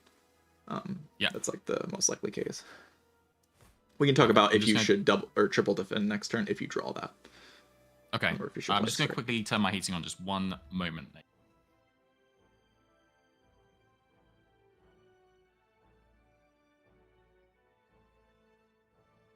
We're back. Apologies. All right. Let's see what we get on next turn then. We do get the triple defend. Okay. Okay. In this case, now it's like we're guaranteed 1 strike, which is going to do 6 on this one. This one's debuff, and we obviously want to remove this one next turn. And now comes another question as to, I mean, the easy thing to do that I would do if I was like thinking through my lines here is I just go ahead and play 2 defends, because 2 defends are getting always no matter what, right? That's a good shout. So this is like kind of a good distillation of like what you're thinking about on Clad, because right now you have the option to save 3 health or just trade that 3 health to play the strike, and you're playing against variance basically. Because next turn, Yes. say you draw 3 defends, 2 strikes, then you can't kill the one on the left, and then you're in a really awkward spot where you have to like play the 3 defends, but then you can't kill the one on the right, and then the fight kind of gets weird. This is this is one of the things that I find myself falling into a little bit with Ironclad, where I'm like, okay, well, if it's not guaranteed, then and I don't know what to do, I usually fall back on defense, and I find myself potentially losing or bleeding quite a lot extra with doing that. But then on the same case, it's like, okay, this is 3. So are we really trying? Are we really playing against or trying to risk it for 3 health here for potentially a much bigger downside? Is, I guess, the correct way of thinking. I don't know really with this. The main concern in this kind of position, if you play with strike on the left one, is that next turn, say you draw like a bunch of attacks, right? You draw bash, strike, strike, and you draw all your attacks. And then that's also potentially a really bad thing, because then you play like double strike on the left, and then you don't have bash in the draw pile, so you're gonna have to block for 2 turns, and then suddenly the fight gets super out of control, right? Yeah. So there's just a lot of variance in terms of like what can happen from this position if you play strike or if you don't play strike. It's like a math thing. My intuition says that playing, like, and how I've been playing the game has been playing the strike on the left one, just because I know I have to reach a certain threshold on damage on the right one before it attacks me again if I don't want to lose HP. Yes. Okay. So that trade just seems worth it. Yeah. That would be probably what I would have gone for as well. Though prior, like in like a couple of weeks ago or something, like, I mean, I've been starting to really enjoy the game, like really play a lot more, and I've been starting to try and do things like this. I just never know the right times, but obviously the way that you've sort of placed it here, especially in the case of, well, there's also another bad case where it's like you just draw all your attacks and you have to defend for 2 turns for potentially with damage coming in, is another thing. The only thing that we have, I mean, we don't even have it for us because it's about to debuff Frail as well, so. Just a very dangerous. This fight is very dangerous before you add a card to your deck. It's not the first fight you want to see. See, we do get the bash in our hand. So here we have an interesting choice to make. Look at the draw pile. And this is one of the things I will be kind of reiterating a lot, is look at the draw pile like all the time. Very important. And what you can see in this draw pile is that we have the opportunity here to play double defend, strike on the left one, and then wait a turn. Don't kill it yet. And then next turn stun it with a strike, and then play 2 strikes on the right one, and hopefully redraw like bash strike or triple strike to kill it on the turn after. And that's just going to take a lot less damage than oh wait, what am I talking about? Just double strike left. This is a different line that I was thinking about in like a different fight previously, but I see. That doesn't apply here, because obviously that one's not attacking you next turn. You can just double strike the left one, then triple strike the right one. For 18, right? This is an idea that I had in a different fight that was similar to this one, and I thought that was happening here, but no, it's not happening here. That's just not the situation. Like, it's a different situation. You can do that though in this fight. That can happen, where you have to like block on a turn that they're not buffed yet, and then wait an additional turn to play the attacks. But that's obviously not what's happening here. I found myself doing that a lot more in like Act 2 and 3 when I've got a lot more control. I've been finding myself like where I could play the bloodletting to allow me to end the fight early, but then I could also just defend out, and then I can do it the next turn. I've been finding myself really trying my best to respect the health if I know we can do it next turn or the next couple of turns, and slowly whittle it out, let's say, over just the extra loss. And I've been trying to play around that. So yeah, I know that sort of. Yeah, I just got my thoughts crossed there. Into 2 different versions of the fight. Yeah, get a potion. That's huge. Okay, final potion, really nice. Oh yes. Okay. I'll say my initial thoughts immediately. Right. So final potion, I'm very happy to see. Obviously, it doesn't solve Skulking Colony. These options, I rate this as like, I think this is probably my number 1 at the moment. Obviously Bloodletting, and I rate Blood Wall quite highly, but this card, dude, this is probably one of my favorite cards to pick, and it kind of it is one of the most overstatic cards in the character for sure, and especially with the Vom Pot, it's just a very, very clear decision here. I mean, Hemokinesis Plus is also incredibly good. Like that is a powerful card for sure. 20 damage for 1 energy, but really nothing compares to Dominate. like, over the course of the entire run, and upgraded as well. Like just such a Upgrade as well, ridiculous right? Yeah. Now, one thing important is that like Dominate is probably not as good at like outpacing with Burning Blood in these initial hallway fights as something like Hemo, but it's still just Yeah. it's Dominate. Like it's gonna be. Is there like is for Hemo is, I mean, Hemo is really like I think it's such a strong card as too. It do you when you think of Hemo, do you value it higher in Overgrowth over Underdogs, or does it stay at the same value for you either way? Absolutely higher in Overgrowth. Yeah. Just like really good against Bygone Effigy and the Frog Parasite, while something like just in this act, Skulking Colony just exists, and Skulking Colony right now is our biggest problem, especially with the Dominate in the deck. So like we're gonna have a fine time against Terry Eel probably. And look at Dominate go already. We have lethal on turn 1. What a card. This is amazing. So right, this fight I have been trying to get my head around, because like it's the same with the slugs. Obviously we know what the pattern is. It's like buff or 2 thorns, then 4 times 3. Then there's a single 8 or 9 attack, and then it's buff again, right? I never know which ones to take like down first, with knowing we're taking 12 damage next turn. Well, here there's just not much of a decision to be made, because we just have exact lethal on the right one with the Dominate Strike. And that's just going to save more HP in the long term of the fight, just getting lethal on one of them on turn 1. But in general, in this fight, it's kind of mostly about the thorns and like when you can play attacks on which one. Like if you can kill one when they don't have thorns, and you have to play attacks on that one, but it's attacking for 8. The main thing you want to avoid, especially on Cloud, is just like having that one turn where they're attacking for 12 plus 8 and you can't kill either of them and also can't block. Like that's when you start out not getting your Burning Blood outpaced. In this fight, we're already in a great spot, because we're just gonna like probably trade at most 7 HP next turn, and then the fight ends after that. You just play defend, and then in turn. So close. There's no real reason to play the strikes here. No. Probably just playing double defend next turn, and then playing a strike, and then the fight ends after that. 10, 12 is 22, yeah. So just double, like in this case, it would just be this, and this. So we haven't quite outpaced with Burning Blood here. We're losing 1 HP, but losing 1 HP is like perfectly fine for an easy pull on Cloud. You can lose a lot more, for sure. Okay, interesting. All right, so my thoughts on these cards. I get so nervous, man. Okay, so my thoughts on these cards is that I'm not the biggest fan of Stampede. Just because, I mean, it's good, I guess, in Act 1, because it gives us more abilities to do more damage, which helps us potentially, maybe. But it's just the control aspect of this that it can potentially be inconsistent with late game in terms of draw and like what we might want to play at different times. I don't know though. This usually now, I don't know. This is pretty good, and I wasn't rating this too highly anymore. But in Underdogs, I find that this is probably a good solution to the block that we're missing. So.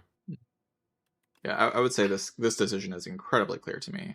Stampede and Molten Fist are some of the worst cards in the character. Stampede might be the worst power in general in this character. A lot of value for it to be upgraded, but Shrug is like exactly what we're looking for right now. Like we want to solve the Skulking Colony. We need block to solve the Skulking Colony. We want to outpace with our Burning Blood. Both of these things Shrug helps us do, so it's just exactly what we're looking for in this situation. Perfect. Definitely the best choice. Oh, great. Well, this is another question I hadn't even really remembered.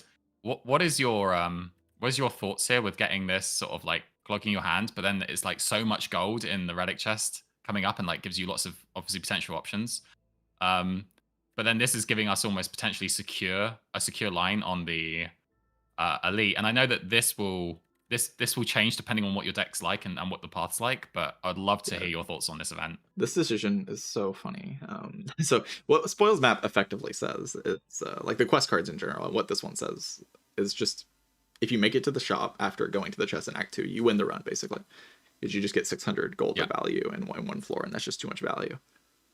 You do lose a lot of HP from the Spoils Map up until that point, which is definitely tough.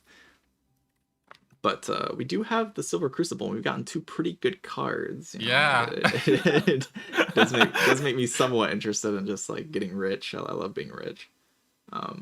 But I the potion, gotta show you quickly. I gotta show you, dude. Like yesterday, I was doing a couple of runs to sort of prep a little bit. Like I had this run I lost because I don't know my focus when I'm trying to like win. My focus just drops after like run 2 or 3. Like at the end when I'm trying to do all these calculations, like I just can't keep up with, and I just get exhausted. I don't know. But the first run, I had you said you like money. I had Signet, Courier, and then I hit the membership card after Signet, and I bought 12 relics, dude. yeah, it's definitely one of the combos in the game. There's a reason they made Courier a rare relic in this game. Yeah. You can get a lot of gold from that. Okay. But yeah, this decision, like what yeah. is objectively correct here, is kind of hard for me to say because I don't really like losing 8 HP for a potion because it's like basically a -1 good hallway fight. In exchange, we lose 600 gold next act and gain a potion right now, but you don't get this curse, right? And the curse is a big downside. It could potentially derail our act overall. I'm down to just go with the spoils map. If I was playing the run, I would just go with the spoils map. What's objectively correct here is like just kind of hard to say. They both have upsides and downsides. I'm not sure which one's correct yet. I could definitely see the potion being the right choice, but with the Crucible, I kind of want to flex our muscles a bit and try to use the power that we're going to gain from that. And this is an advantage that we can gain in exchange for like to help us with the downside of the Crucible, like giving us -1 relic. I would have probably like that would have been what my thought would have been too. So good to know. Good to know. Also, like we have one potion already. I know that our potion chance of getting one is probably slightly low, but if we are turning to this right side, then I don't know what the chances are completely. I know if it works the same as Spire 1 with the -10%. Right now, like the vibe right now, if I'm taking this, is definitely that I'm going to go left to the shop. Because like the gold in general that we have, like saving it for next act has gotten a lot less valuable if we have spoils map, right? True. And the value from the upgrade also on the right path is just a lot less important when we already have 3 upgrades from Crucible. So like the shop is just a better node on average than the other thing. And also we have a curse in our deck, so our fights are going to get worse by a decent amount, especially if we break the next card reward. So I'm thinking right now we're going to go left after taking spoils map here for sure. Yeah. Okay. That's the extra bit of knowledge that I didn't really consider. It's like, well, because of these, because we don't have to save our gold and stuff, and because obviously we've got no merchant coming up, then this merchant actually becomes quite valuable for us, and it also assists us in like. Yeah, you're basically willing to spend all of the gold that you've made up until that point because you know that it's not going to matter later on because you're just going to have that huge influx of gold that happens in Act 2. Okay. I could definitely see an argument at some point if people wanted to make the argument that it's never correct to take the spoils map. I could see that argument being correct. Yeah. But for right now, that's why I'm so unsure on that. So okay, good to hear that. Is not sure yet. And it's a debate. Sea Punk. So when draw variants gets placed in here, I usually always like if I'm planning on doing this card, I'll always try and do the draw first. Looking at the draw pile, we know. Playing defend first would just not make any sense. So first. Oh, that's bad. Okay, well I guess that's our turn, right? I mean, this is what happens when you add a curse to your deck, but you just will lose HP to it. Okay, so we know he is shielding next turn, right? Yeah, buffing next turn. I mean, this turn is obvious. Defend, dominate, strike. Because next turn you get triple strike. It's just going to die the turn after. Yeah, dominate is so powerful. It's just that next turn, actually. It's just dead next turn. It just dies this time, right? Yeah. Yeah, incredible. Nice. The upgraded Dominate is so nice. See, like, and we get Radiant Tincture as well. This is why I don't like taking the potion from the previous floor, and like why I try to why I do think the spoils map has the potential to be correct, because like you get a potion here, and then what are you doing last floor? Like you just lost HP for nothing, right? Yeah, that's exactly what I was thinking as well. Just like a terrible feeling. Yeah. Okay. So yeah. Okay. With this card, I don't know if it's any good. I thought it was okay because obviously with, but then again, I just trying to max dominate, which is just not consistent, and I shouldn't do that. So okay. It's very random. Sword Boomerang, I didn't really think much of, but like in this position, because we get dominate, which is a guaranteed, well, outside of artifacts, is guaranteed 2 strength. Then this does quite a lot. But then Infernal Blades, I don't know how to rate this card and would love to know your thoughts. Like, So I would pick here. What if I was thinking about this? I would pick the sword boomerang is probably what I would do, but I'd love to hear your thoughts. Yeah, this is an interesting floor. These are not the cards we want to see, right? No, Like there are a lot better attacks. Like we could just kind of pummel strike plus here. That'd be wouldn't mind a significantly bludgeon better. either to be, but pommel strike, yeah, yeah, Bludgeon would be all right. yeah, Like there's just better attacks for sure. Infernal yeah. Blade being free to play is a little less relevant now that we have the Radiant Tincture. Sword Boomerang does play with the Dominate, but it doesn't play very nicely into the Eels, which is right now my biggest concern. Like at this Okay, point in the run, my biggest concern. Like we have the block card for the Skulking Colony. We have 2 potions. We're going to be fine against Terror Eel. But the Eels, like Sword Boomerang, is just a lot of random target damage, and against the Eels, that's very high variance and probably going to force us to take another attack next floor to make up for the gap in our damage in that fight from the Sword okay. Boomerang. So there is a downside for sure. So Would you ever consider? Is this the consideration? Do we like like you could, potentially? if you're thinking about taking Infernal Blade here, what you should do is open the compendium and look at the Ironclad attacks. Like look what you can get from the Infernal Blade, and really think about like what the options are, and you'll see pretty quickly that like the variance is just so high on this card in this game. Like you can pull things like Pax End, you can pull like things like Pillage, which don't really do that much. You can pull a Terra Sunder when you haven't taken damage. You can pull Ashen Strike when you have nothing in your exhaust, and you're just getting basically a 0-cost strike, Oh, which is true, like yeah, playably fine, but definitely not something I want in my deck if I can avoid it. yeah, And pulling Hell from Beyond would be pretty good. But the situation also is important. It's important to see that we have Lag of Uln at the end of the act here. And Sword Boomerang against Lag of Uln is just yeah, not as good because yeah. like the No, debuff you're strength right. will affect Sword Boomerang more. So this is actually one of the rare situations where I wouldn't really think about Infernal Blade here, but I would think about Molten Fist versus Sword Boomerang and like compare the two, because Molten Fist like has some consistent output against the Lag of Uln. It's going to be like a nice thing to target down one eel specifically. Like 14 damage for 1 energy is just going to be able to get through an eel Yeah, without the random targeting of the Sword Boomerang. But it will probably be worse in the Terror Eel and probably be worse overall in the Skulking Colony, because you just don't have that one attack that like gets through all the block and damage. So I yeah, probably lean Sword Boomerang here, but it's definitely debatable. In the long term, the Sword Boomerang is much better just because like this Dominate's probably going to be the core to our deck for yeah, most of the run, and that means we're going to probably have a significant amount of strength. And with that strength, you want strength payoff, and Sword Boomerang is just a decent strength payoff option. So probably yeah. that's the Okay. thinking that would lead me to Sword Boomerang. But But you did I go through would the lines of okay. Well, this has also got a potential I like would think about it specifically just because consideration. it's better against the eels, and I'm pretty scared of the eels right now. Right. Like out of any of the fights that I'm scared of the eels the most. So, and Sword Boomerang's just terrible against the eels. Does But it? we'll So with the eels, it's this the second they get attacked, they get that armor immediately. Correct. yes, and you can just Right. waste the attack, and it can just hit the ones you don't want to target. It's just a bad card against the eels. Then I would definitely go left here Um. towards the shop, I think, Yeah. and just Yeah. plan to use like Okay. both potions against the other guys. Okay. So with these two, I tend to always just go for the front one as if I am confident that I can take it down before turn. I think it's turn 3 or something maybe because we have weak up front block. This does scale. I think it's from turn 3 or 4, right? And it becomes stronger, but with it having more health as well. Yeah, my thought process is to just always tackle this guy first. Yeah, it's pretty much always correct to attack that one first because it ramps up really fast. You got to kill it. Just Mhm. very dangerous to leave alive. All right, time for Oh, random nice. targeting. Dominate first though, right? Yes, dominate first into Sword Yeah, Boomerang. okay. Just hope to hit that one at least once. Or, I mean, I guess you were hoping for twice.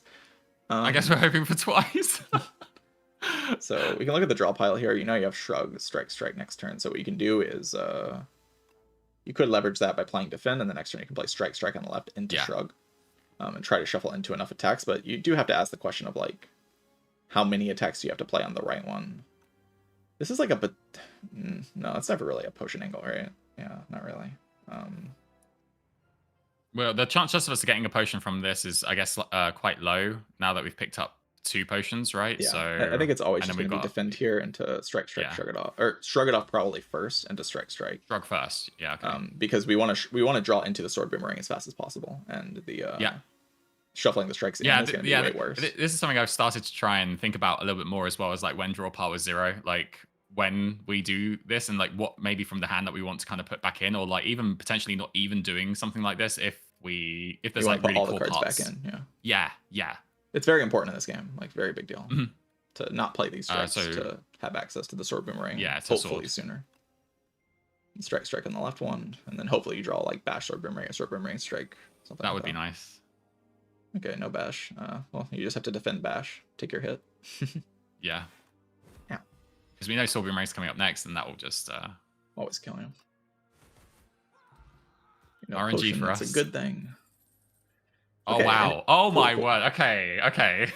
This is good. This is good. This is a very Yeah, good yeah, flag. yeah, yeah. This is a really nice showing. Okay, so this is really difficult because bloodletting is like I know like this is the one we want to be looking for the most for energy generation. I have got such a big love for Blood Wall, especially in Underdogs, and then Breakthrough is the AoE that we can solve the Terror Eels with. Like, Yeah. okay, What do you do?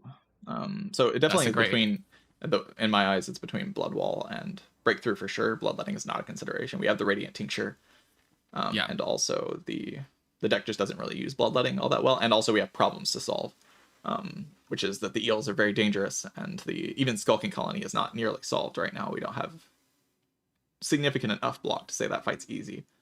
And we have this curse in our yeah. You deck. see, before this, like us hanging out right now, um, I I would have picked this. This would have been this. I would have looked at the deck a bit more. I would have been like immediate reaction. OMG, bloodletting is here. But then my I would probably have settled with this. But I don't know if maybe this was would have been the better choice. Yeah, I'm talking about the Phantasmal Gardeners. You've seen in chat. Yeah, So this is interesting. I think right now I'm formulating a plan in my head as to, like, how to approach the Eels fight. And that plan does allow Bloodwall to be a good card, because I think my idea right now would be I would use Vuln Potion, play the Dominate with the Vuln Pot to get a lot of strength, and just kind of kill them with strikes while I'm blocking. It's pretty slow and I'll take damage, but I won't die or lose too much HP to where I can't make it to the shop. With enough HP to do the thing that I want to do, which is like the rest into elite type of thing. yeah, yeah, While Bloodwall is preventing the really bad case in Skulking Colony, which is that I just can't deal with it. It's also pretty good with the Radiant Tincture in all the fights. So I think I would lean Bloodwall here, but I'm very scared of the the eels for sure. If yeah. we don't draw Dominate on a good turn, the eels are going to be really dangerous. But I think Bloodwall covers more cases here. It's better against Lagavuln. It's just better in general. If out of interest, if you didn't have these potions, well, we probably wouldn't be in this situation. But like, let's just say you had like one block potion, for example. Would that lean Yeah. you more towards breakthrough Yes, here? absolutely. Block Potion Okay. would push me towards Breakthrough, because then Block Potion would be helping me with my problem against Skulking Colony, while Yeah. like right now the Vuln Pot is how I'm planning to solve the eels. It's just like a big Dominate, and then the strikes are good enough to win that fight. Okay. So that'd be better. Oh yeah, thanks for explaining that. Because yeah, because I always find, especially in Act 1, like potions kind of can give us like the tools to solve the problems which are elites, and Yeah. It's basically and how entirely yeah. in my head. These potions get through the eels fight without like dying or anything. But we'll see Yeah. what actually happens. Yeah, and now we have ourselves a punch construct. Yeah, this guy's got Artifact. Our Dominate Yes. isn't going to do anything.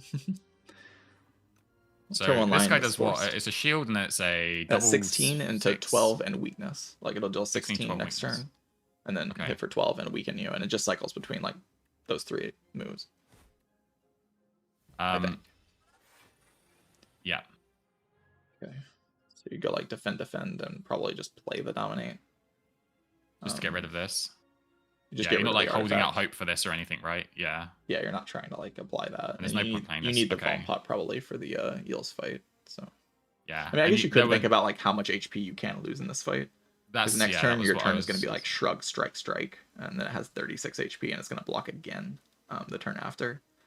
But I think if we're going to use the Vuln Pot, it's just going to be on that turn after, right? Like you want to use it right now, you'd use it later.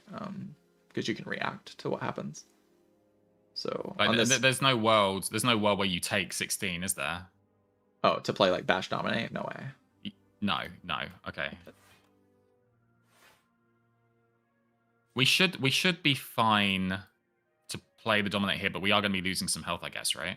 Yeah, you're gonna lose 6 the next turn. Hopefully you draw the shrug, and then you lose 1. If you don't draw the shrug, the fight's really bad, and then we can start like worrying. But you draw the shrug, so you can play shrug, strike, and then the fight's probably not going to be super terrible. Probably. Yeah. Right, play shrug. Do you play shrug to look for bash? Probably not, I guess. But you probably just play double strike. No, you play shrug here just because you want to like you don't ever like hold off on draw. Like you want to know what your draw pile is going to be so you can react with a potion faster. The draws have been rough because we have Spoils Map in our deck. Like this is just a consequence of adding Spoils Map. Okay, we drew the worst possible card. All right. Okay, so now our plan's kind of falling apart. Now it's the case of like I guess like is that a consideration here? I don't know. But does so, Vom Pot like actually accelerate a win condition here? Like not really, right? Yeah. Like next turn we can't really play Bash Sword Boomerang and expect to kill. No. So we're just probably playing double strike here and just saying ow, and hopefully we can survive the elite. Getting question mark fight here that went this badly is a bit unfortunate. It is something to consider, I guess, with the other option we could have taken. But yeah, here we go. Just probably Bash defend. well, I mean that'd be a map that we'd have to like think about this, right? But like I would imagine it's just my immediate. It's just bash defend, right? Yeah. Yes, because next turn you're gonna have the sword boomerang, and hopefully you can kill. If you can't kill, then you can block. It only attacks for 12 this turn, so you can do like shrug, sword boomerang. Like the fight's over, but we did take a lot. Then you play a defend here. Yeah, you just play defend. Yeah. Okay, good. No reason to take the 1 damage. No. Strike. Ow. Okay. Interesting cards. With these choices, so I've been valuing armaments a little bit less, and I've been actually valuing Tremble a little bit more as time has been going on with especially with the synergy with Dominate, also with the exhaust nature of this card. Now that we have 2 defense options, I would probably be leaning more towards Tremble than I had been previously, and it kind of helps just stack up for like anything we kind of want. Tremble is wonderful. Armaments is a card I would call underdogs tier. Like it's a card that doesn't really get picked in Overgrowth, but like it's a desperation block card to help with Skulking Colony. We already have our Shrug and our Blood Wall, so hopefully we don't die to Skulking Colony. It's very draw order dependent, but yeah, it's a pretty clear Tremble with the Dominate and just like hoping to get big strength. And hopefully here we go. Yeah, it's gonna be very draw order dependent this fight. I think this is interesting. Would you go immediate Vom Pot here? I think it's very reasonable to go immediate Vom Pot here. I would. Yeah, that would be. This is exactly what I'd be thinking. Go like strike, defend. We need to kill this thing pretty quickly because like our draws are just very inconsistent. We don't know.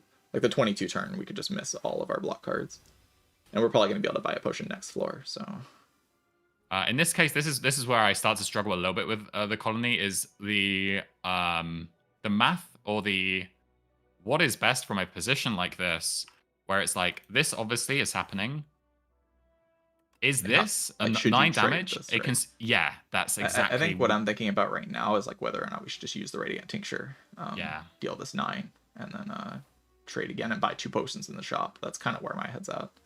Just use the potion, play strike, defend, and then try to get 2 potions in the shop, because this energy is going to play every turn that it's going to be here, probably for so what do you think is the correct choice in this situation? So let's say we go with the thought of Radiant Tincture. Like if we don't Radiant Tincture, I feel really scared on this fight. I feel like this is almost like, I wouldn't say mandatory, but it feels like, I know we've got like quite strong defense coming up, but we can't hang around on this fight for the double the 22 attack to come in, right? Well, it's going to come in no matter what, but we can't have 2 of them happen. So like we're going to die if 2 of them happen. So we're definitely playing the Radiant Tincture into strike defend, for sure. Hopefully we Okay, this is fine. We can do a Tremble Dominant. Like, we're taking 11, obviously, but next turn we Tremble actually Dominate have Sword, full right? block. I mean, this is obviously a yeah, this bad is draw, lovely. but, you know, Yeah. we can block next turn at least. So we probably won't Okay. die in this fight. So it's just so yeah, the line of like Tremble Dominate Sword is correct, right? That's Yes, what yes, you. Yeah. for sure. Blade Strike for fun. And Shrug, Okay. Bloodwall, Sword.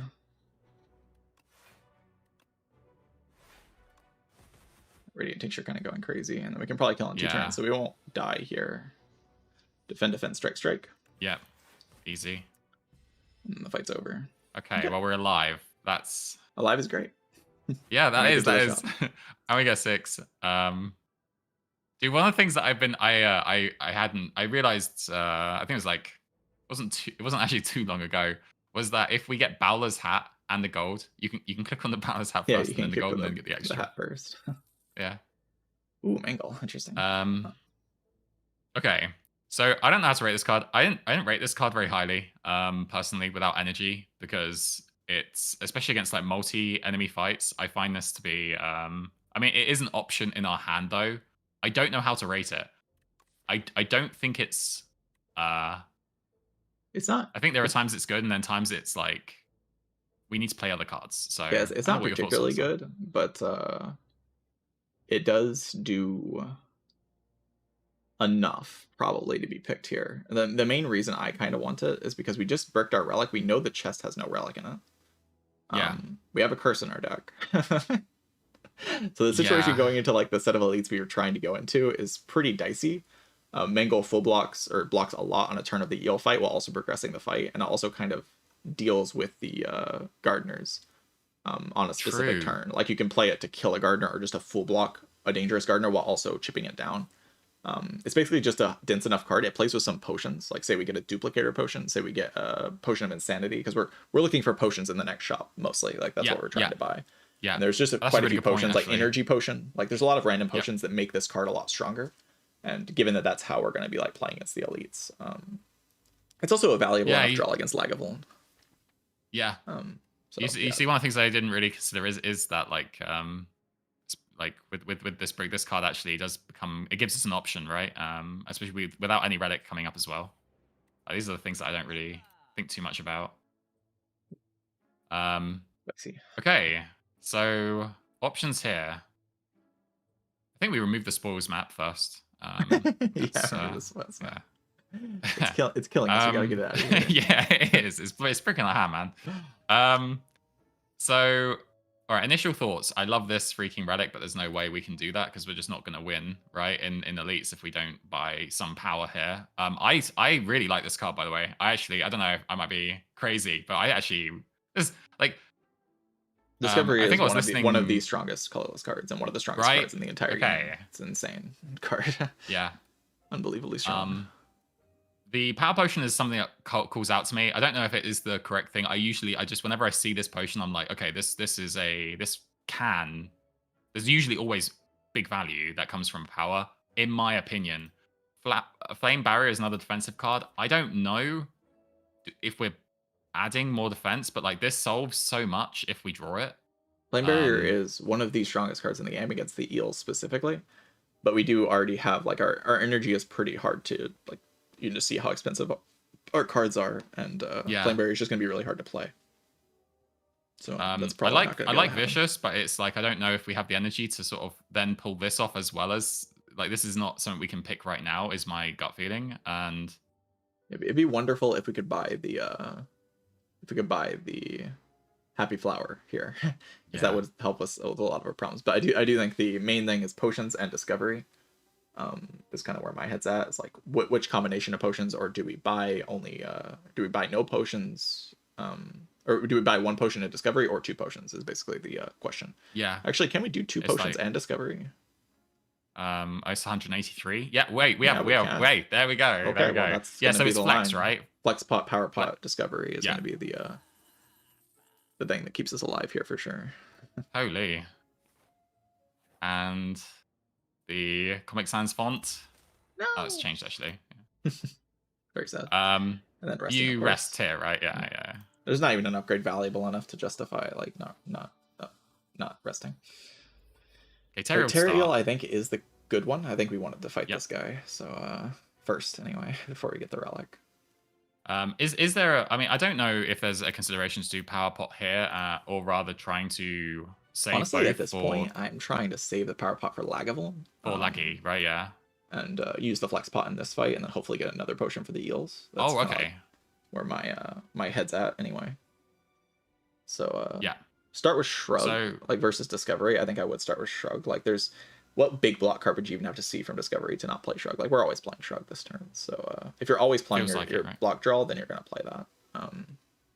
In this case, you just go Discovery straight away, right? Yeah, Discovery for sure. We're not gonna play Blood Wall over Discovery. Oh, interesting. This is an interesting one. I think it's Stampede, right? This will let us play our... lets you play Mingle for free, which is crazy. Yeah, right? That's so strong. I thought I was going to go crazy by suggesting that, so I was just waiting for you to say something here, and I'm glad you did. Because Barricade just doesn't really do anything, and Fiendfire is just like a little bit of damage right now. We have and the free Mangle is like a huge deal in this fight, and it's just going to give us energy for the rest of the fight to play our attack, so I think Stampede's definitely the pick. Yeah, see, here we can go strike, strike, strike. We don't even have to play the Trimble, and then the Mangle gets played for free, and then we don't have to... That's so good. That's so good. That's so good. Here we go. So Bash Defend, and then next turn we play into the Dominate line. Yeah. Actually, we could play Sword Boomerang Strike Defend, and then Bash gets played for free. True! Then we don't have to worry about that. I forgot for a second we had Stampede on. Okay. So we can go... In this case, if we play can Dominate, we gain 3 Strength. And the Strike will be played for free. So the Strike will deal 13 damage. Is that splitting it? No, it's not, right? 26 puts it down to 75, right? 75, 26. Yeah, it's direct 75. Well, it's dealing... well, we don't have to play the strikes. Is the thing. We can play Blood Wall, block this turn. We can play Blood Wall. One strike play for free, and it doesn't split it by itself. Yeah. And then the fight's basically over. We guarantee only take... We should, yeah, we push before...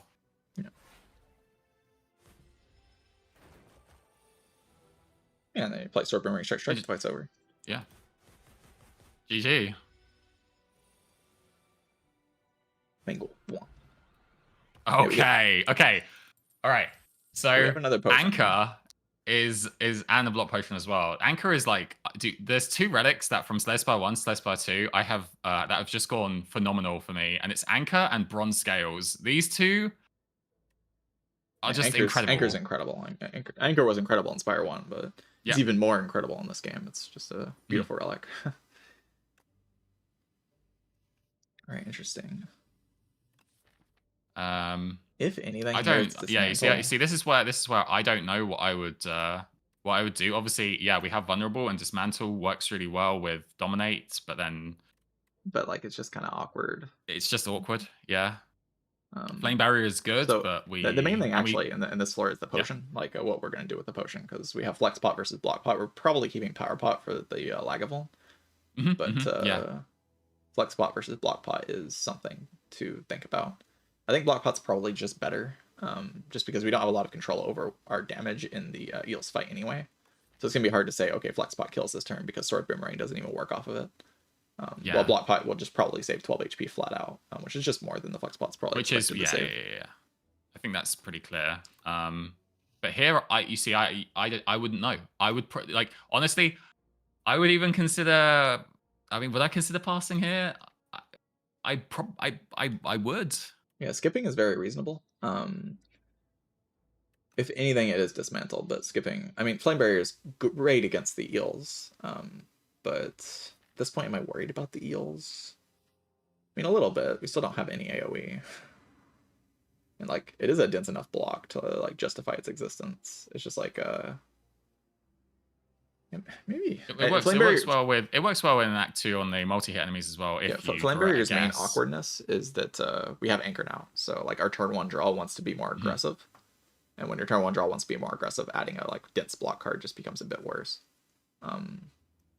I think it is justifiable though. Probably, I think I would probably end up taking the Flame Barrier, just because it's a Yeah. very potent card and it's just good on draw when our deck is kind of messy with the spoils map. Like we just want more good draws to like dilute our energy with. But we do have like this Mangle, we have the Blood Wall, we have like the Shrug to spend energy on. We just have so many block cards to spend energy on, and we don't have like enough passive damage to make up for it. That's the only thing I'm a little bit worried about at the moment. Is I mean, obviously this will no doubt help us solve Laggy. So I mean, at least there's that.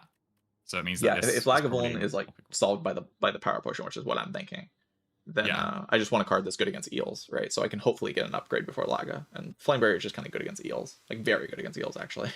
Yeah. Incredibly strong. So in this case, and then what are we? Again. We're resting again? Yeah, for sure. I always there's a chance we have to double rest. Okay.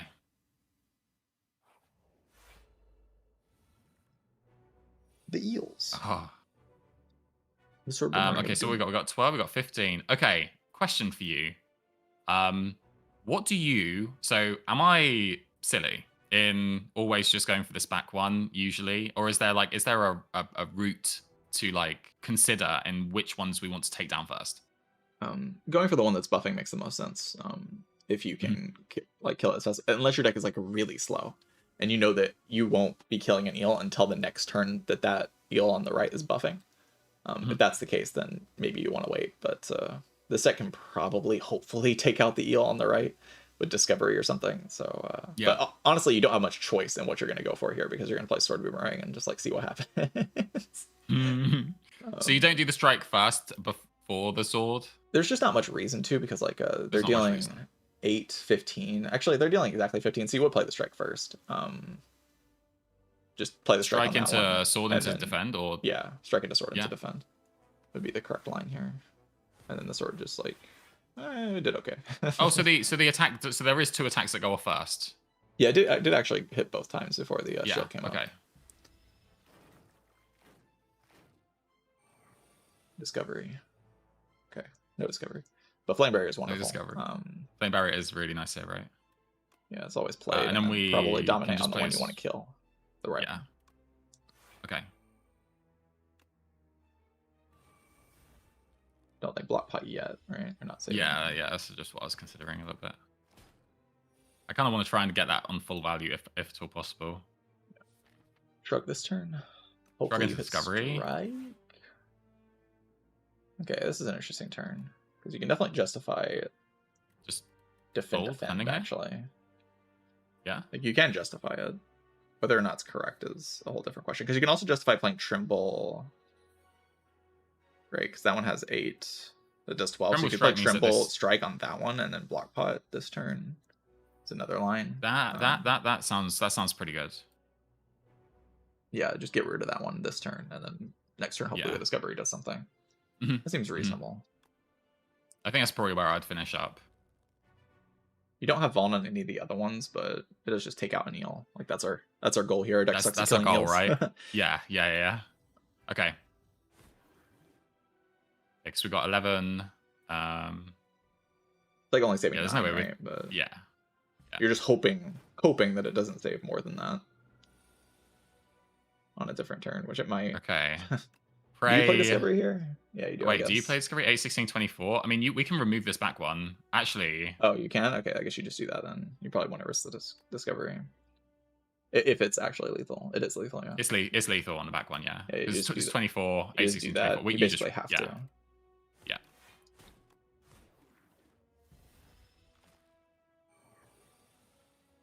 Shrug blood wall, probably. Yeah. We knew we were going to take some damage on this fight anyway. Like, this was our worst one. Is there a consideration for Mangle here? Yeah, you Mangle full blocks, and then next turn hopefully it dies to just like any strike, and then you can play Flame Barrier. That's great.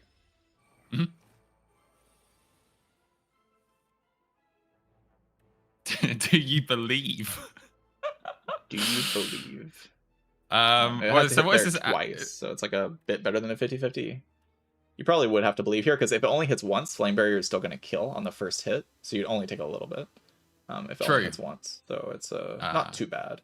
If it hits twice, obviously you save all the HP. So. What is the other rate? It's like 17. There's I just mean, no it's way. twice, Like, right? So you're always gonna play Sword Boomerang into Flame Barrier here. Yeah, for sure, right? Yeah.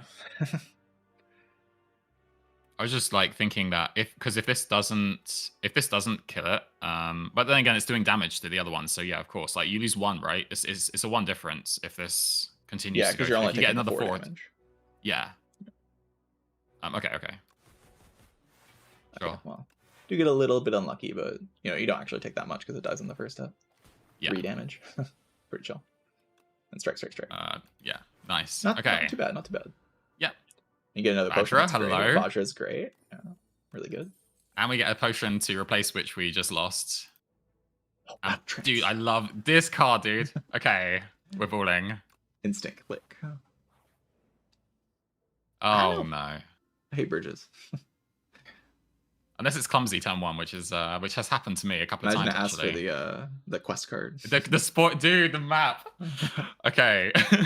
We don't lose dominate. Definitely not. That's definitely okay. Strike. Okay. You can go. I guess strike goes. Bye-bye. Yeah, sure. Okay, so now we have an interesting question about resting here.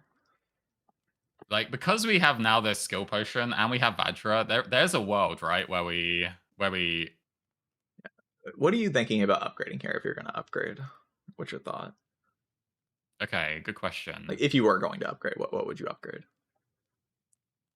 Good question. Okay, let me give me a moment.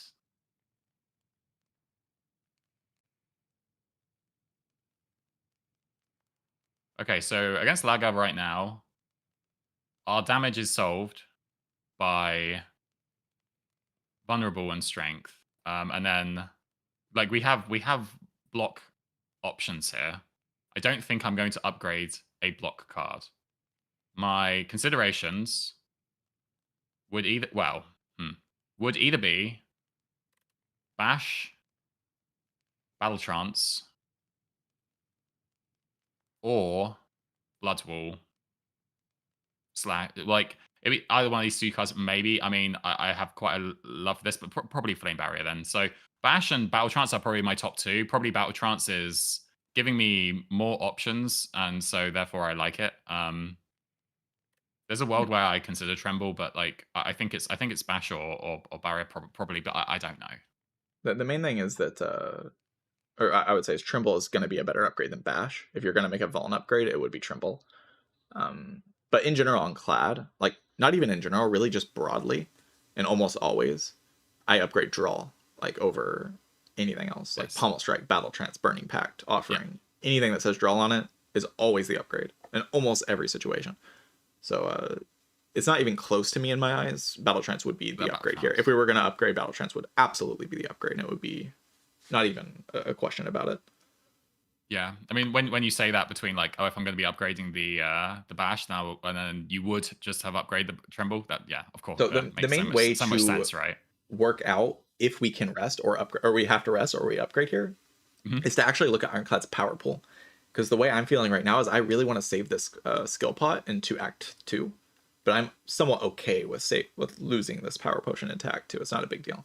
So the main thing would be to look at this power pool and ask the question, how many of these powers instantly solve the fight?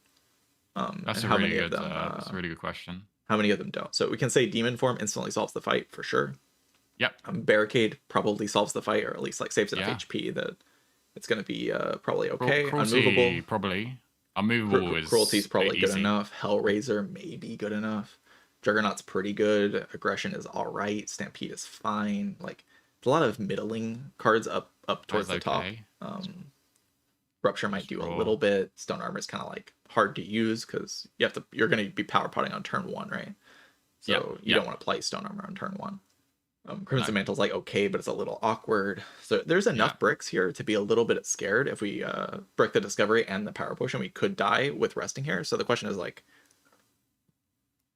does upgrading Battle Trance give us enough value in the long term that it's worth risking a very small chance of death in this fight? It definitely gives us enough value for the long term. That's for sure. Like an extra draw is exactly kind of what the Doctor ordered, almost. In my opinion.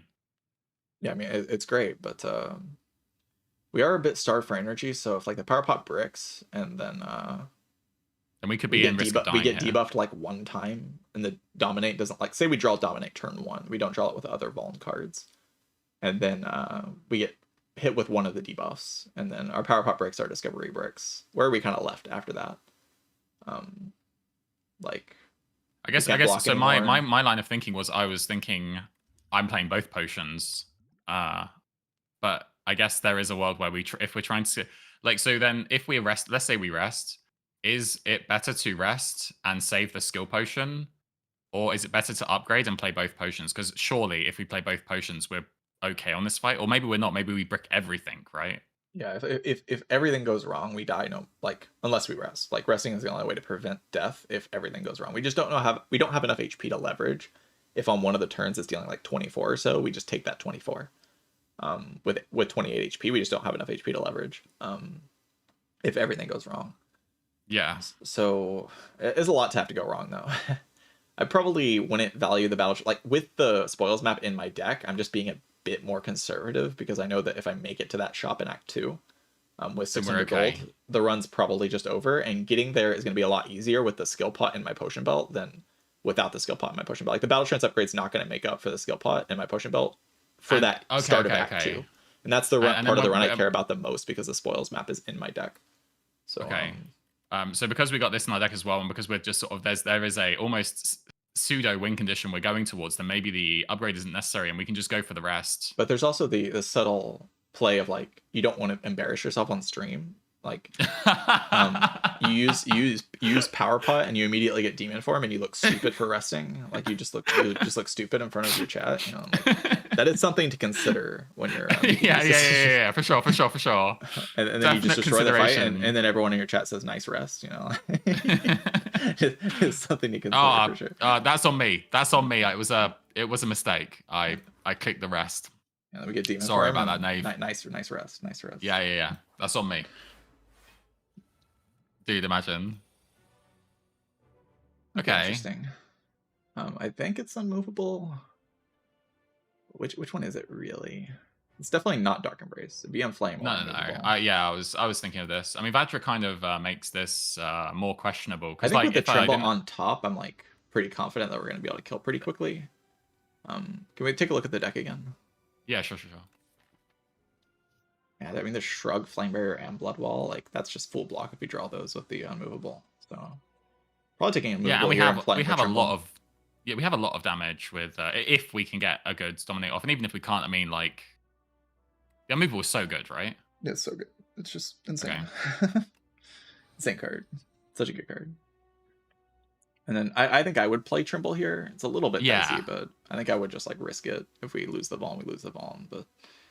The only issue, that makes Bash still is under, right? Or is because perfect block is fine, right? Oh no, because the placing goes down to 11 it would go down to 11. But I think if we have to play Bash, it's like, okay, we get the extended Vuln, and then the Dominate will hit even harder. So it's like a good outcome or a good outcome with the Dominate. Mm-hmm. And Discovery here. Discovery here, right? Yeah. Interesting. Do you hold the Fiend Fire? And, like, yeah, I think I would just take Fiend Fire and not use it. Yeah. Wait till later.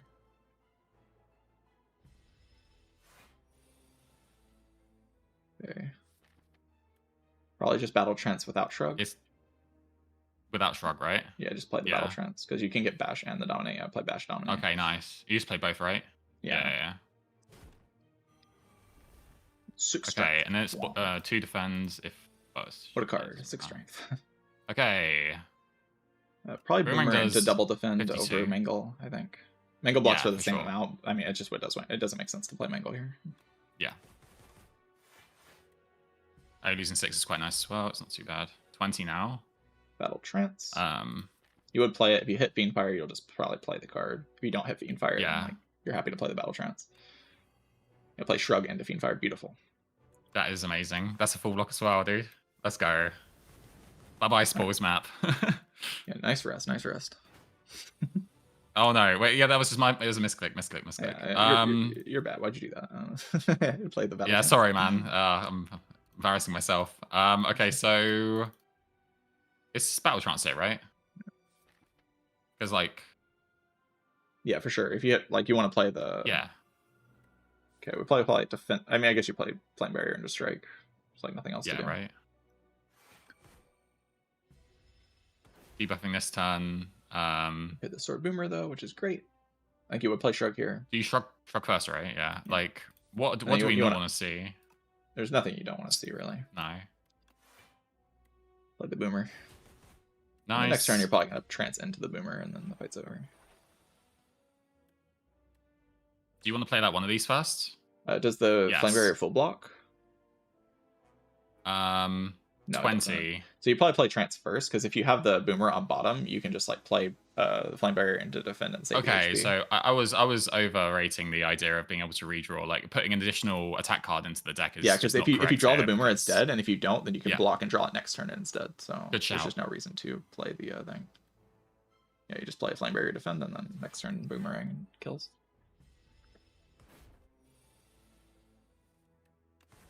Beautiful. Yeah, my bad for resting there, man. It's Yeah, sort of you're me. bad. How'd you do that? Hey, happens. Happens. Touch of Insanity is pretty good with Insanity? Mangle on the deck. Yes. Like Mangle, Touch of Insanity. It's great. Ooh, Okay. cards. A real unmovable. I think it's got to be unmovable, right? But we can talk about what your evaluations of these cards are, like how you feel about all three of these. So I'm not considering Terra Sunder, just because we don't really have enough things that are going to be affecting our HP. I don't really know how to rate this card too much. I guess it depends on the deck. It depends what you've got, because it does work really well with strength, but you also have to have the bloodletting and the. I mean, we do have Bloodwoe, I guess. I like this card.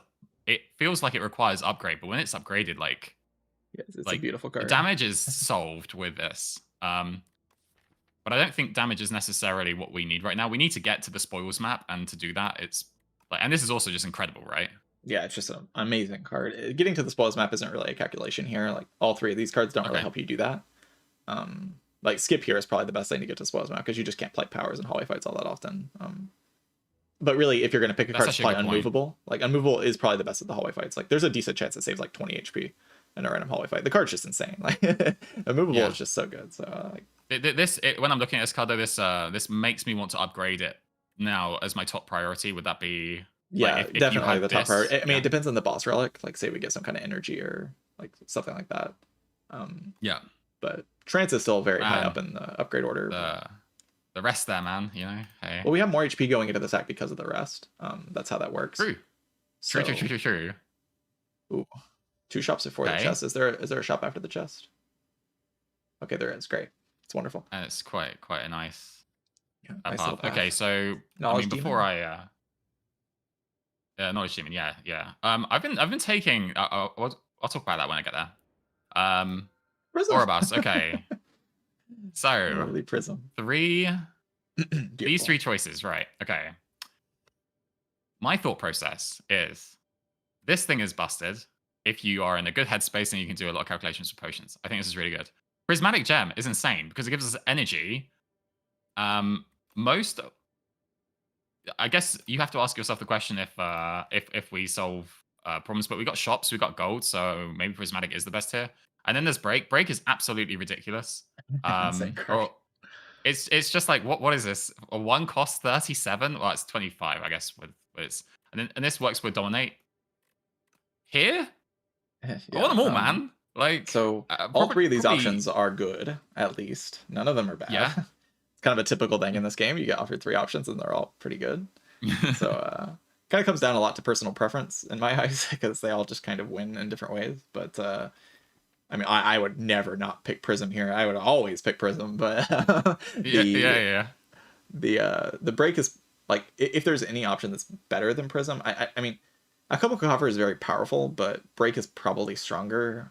If I had to guess, okay, so I'd probably say Break. If Prism isn't the strongest option, which there's a decent chance it isn't, Break is probably the strongest. I would never not take Prism, and the energy is fantastic in this deck. Like, if you just look at our deck, it's so hungry for energy. Like, we have Bloodwall, we have Flame Barrier, Unmovable once again play. Mangle is so much easier to play with the energy. We already have Battle. It should be Prismatic here, right? It should be, because like we have. I mean, the card is fantastic. Like this is like a really good card. But it's exactly as you say. The energy that we can spend or that we're asking for right now especially with like battle trance as well, going into like multiple cards and then giving us different options, like with being able to mangle or shrug it into mangle, for example, or just in general. This feels like the best choice. Yeah, Prism, The I could definitely see being the best choice here. Absolutely. Like, the energy is so powerful. Our deck is already kind of cohesive. Like, we have Vuln cards, we have the strength gain, we have block cards with unmovable. Like, that's a pretty cohesive strategy. So, yeah. like, we're not too worried about breaking card rewards for a little while. And we're going to get that big shop as well, where we can buy about very valuable things. Yeah, and this doesn't affect shop rewards, it's just card rewards, Yeah, just right? card That rewards and can also events. That events as generate well, card okay. rewards. Like, say the event that gives you like a random 0-cost card or a random power, that event will be affected by Prismatic Gem. Understood. So it's not I'm just not card gonna be rewards, picking but... claw, no. Okay. So with Prismatic in mind here, this is where the start of my demise, I guess you could say, because Act 1, there was so much knowledge that you've given, which has been so good. Um, Now with the assessments of what we have in our deck, obviously it's a very clear path here that we've got like um well, the clear path I guess will be showed after Spores map, but we've got a really cohesive style of deck that we've got going here. It's probably not definitely not enough for the end though, right? But We're getting pretty close to being strong enough for the end game. We just need a few more relics and a bit more draw. And like yeah. upgrades will kind of do a lot of that for us. So the main thing in this act is it's similar to last act where we have a lot of options. This is a great path again, which is funny because the spoils map can sometimes mess with map generation and make maps really awkward. But we can the key node here is this event node. You can see the way the event node connects to like that central event node on the right. It's below the chest. Yeah, that one. That event node is where we want to go, and then we want to decide: do we want the elite on the right, or do we want to take the extra shop? And just having that option is just going to give us so much flexibility in the act that there's very little chance we will die here, just because we'll be able to make the right decision once we reach that node and see how much HP we have. Okay, so then the question really becomes like, I mean, the deck feels pretty. I feel pretty confident with the deck so far. We got 2 potions as well. The question is like, how powerful is like, are these events worth considering over doing the 3 fights here? Yeah, the events are good. We do have the Amethyst Aubergine, so the fights give us more gold to work with, which is nice. But the card rewards are a little less valuable because they're affected by Prism. So that's like the upside and downside. We also have 2 potions, so we're not farming for potions. No, that's right. And events are strong. Like, say we get the bug event that gives us like squash versus the AoE card. Exterminate, yeah. Exterminate. Both of those options are pretty good here. We don't have a lot of AoE or any AoE in our deck at all, and we have strength, so the exterminate's good, and more Vaughn is always good with dominate. Good.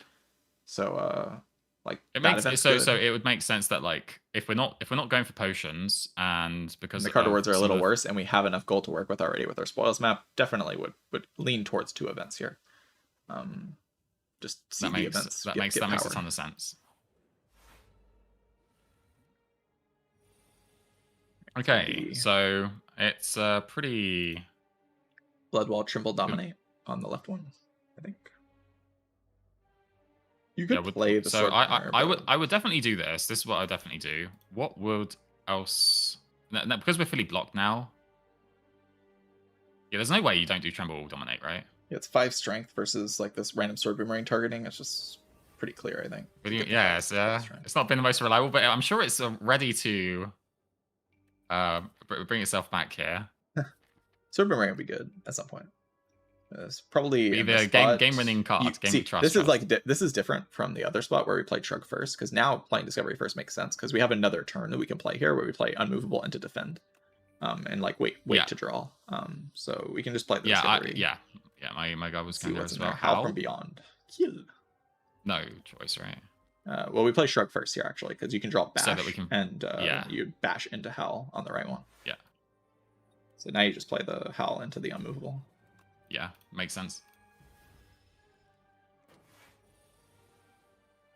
Then Mangle kills right one, right? So you can Mangle. Mangle kills, and we get the 10 block from Unmovable as well, plus the extra energy from Prismatic. You can kill both of them. So. Oh, true. Yeah. That's definitely HP positive. Yeah, okay, so 30 gold. Nice card rewards or Prism. So we can like simulate having a break in our deck by adding another Trimble. Like we can like have the break effect basically. Having 2 Trimbles. I'm kind of down for it because like as much as I like Trigger and it's like I don't know. I don't know how to rate this card now. It was something I really really liked. I guess Inspire one for like different reasons. I guess, but like for this one, obviously you need to spend an upgrade on this card for it to be usable, in my opinion. And there are definitely like the new upgraded. It's the Sentinel. The Sentinel is quite interesting with this, but I would rather have a Burning Pack than I would probably have a True Grit, and it's probably not needed for us at the moment. So I Yeah, mean, this just makes a lot more trigger sense, right? trigger is just a very inefficient way of exhausting down. But if you need to exhaust down, like to like a core loop, it's the same as Spire one, where like if you need that effect, exhausting a card, then trigger's good. Yeah, But it also needs the upgrade, so yeah. it's kind of nice that I think Dark Embrace is easier to greed in this game, so that kind of helps. But so I think choosing one of random five random cards will be Prism affected.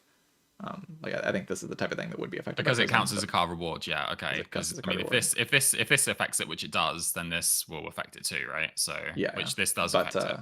of course the colorless card. I'm sure you know that that's the typical option to go for here. Or do you like the share knowledge option? I I almost mean, always pick rip the leech off in this event. yeah. So color for me at least, I did the colorless only. I did a colorless only challenge, and I started understanding just how powerful, how absolutely ridiculous some of these colorless cards can be. Obviously, I can't make a video. Yeah. But I'm summoning that it. wasn't even it. For the colorless only, it was just degenerate gameplay of nostalgia and Gambit, and that was it. It was just it was so. I was just It's a like, classic combo. yeah. Okay, Um, interesting. So what are your okay, intuition? What's your intuition on this screen? Like what do you like? okay. So I probably I'm not really considering this right now. I think this is a really really good card, or a really good power. Sorry, especially the fact that well, hopefully we're getting some more draw as we go.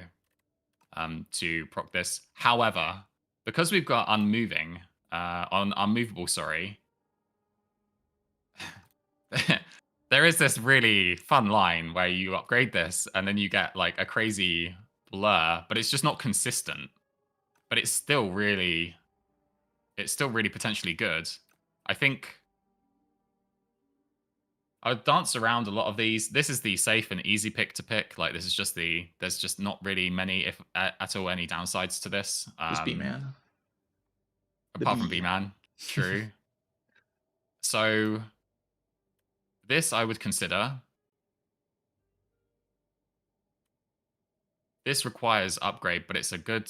It solves 2 turns. Honestly, I like. I don't know. I would say that if I was going to pick something from here, I would probably look and think about Prolong. Like so if we look at our deck real quick, and we like think about how our deck draws cards, we can see like we're not really limited on energy, we're mostly limited on card draw. Right? Like we have these Trimbles in our deck that we just draw into, we don't draw into anything else. Like basically every turn besides our Battle Trance turn, we're a little bit limited on like what we can do. So adding something like a Prolong is just bringing that limitation even further, because like you can just draw it with your attacks, you can draw it on an awkward turn, and it just kind of like is a 0 energy do nothing. Like in terms of like what we can do with our energy, we can do so much more, and we're not energy limited at all here. Also, our damage is just a little slow, and we have a lot of strength with the double Trimble dominate.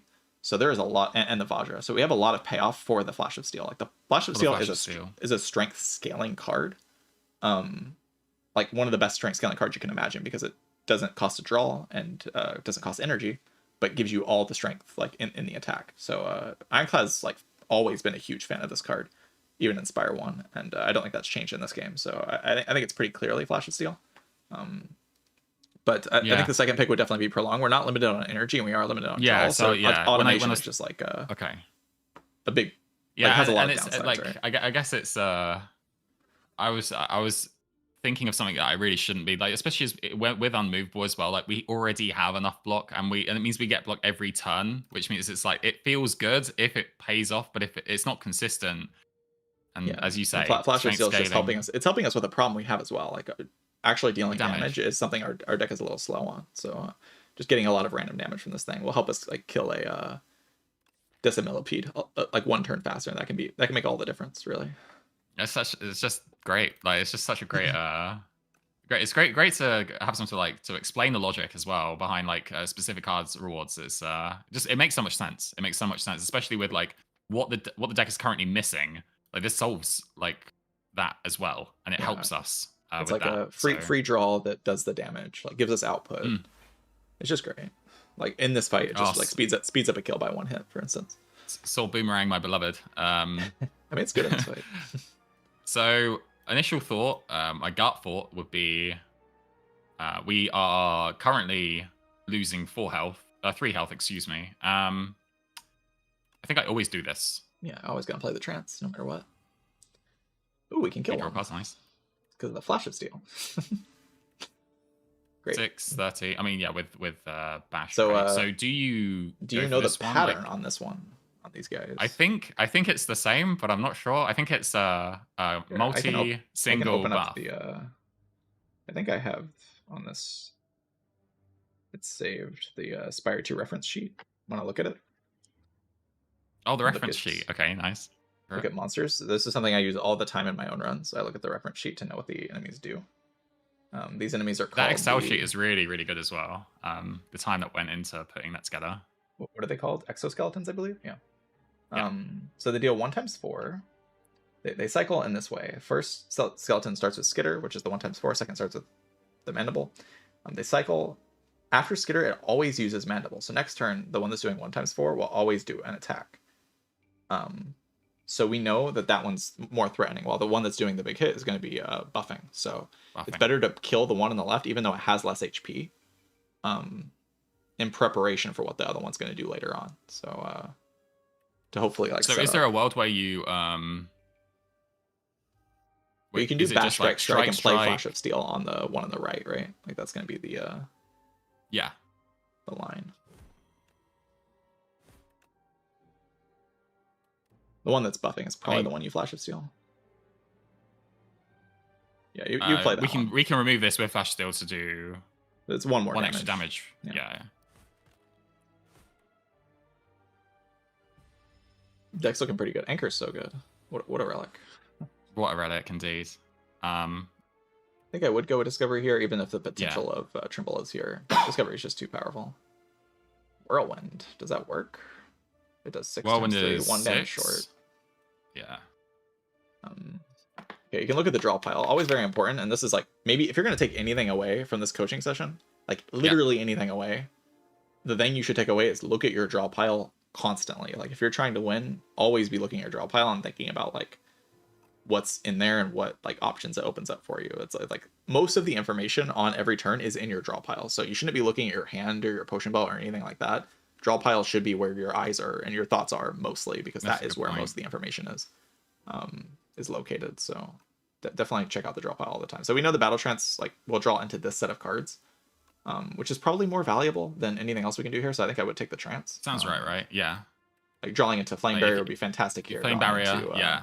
Even Mangle would be potentially useful. Dominate into like Sword Boomerang. There's lots of lines, so let's try the battle trance and see what happens. Mangle fixes.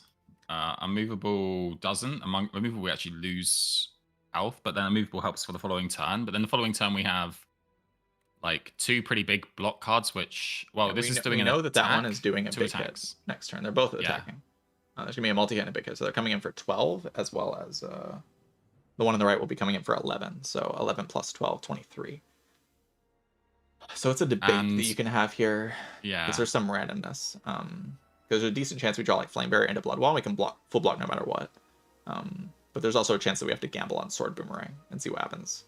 If we don't play something like Unmovable Defense. It's just safer to do that, but then we lose 2.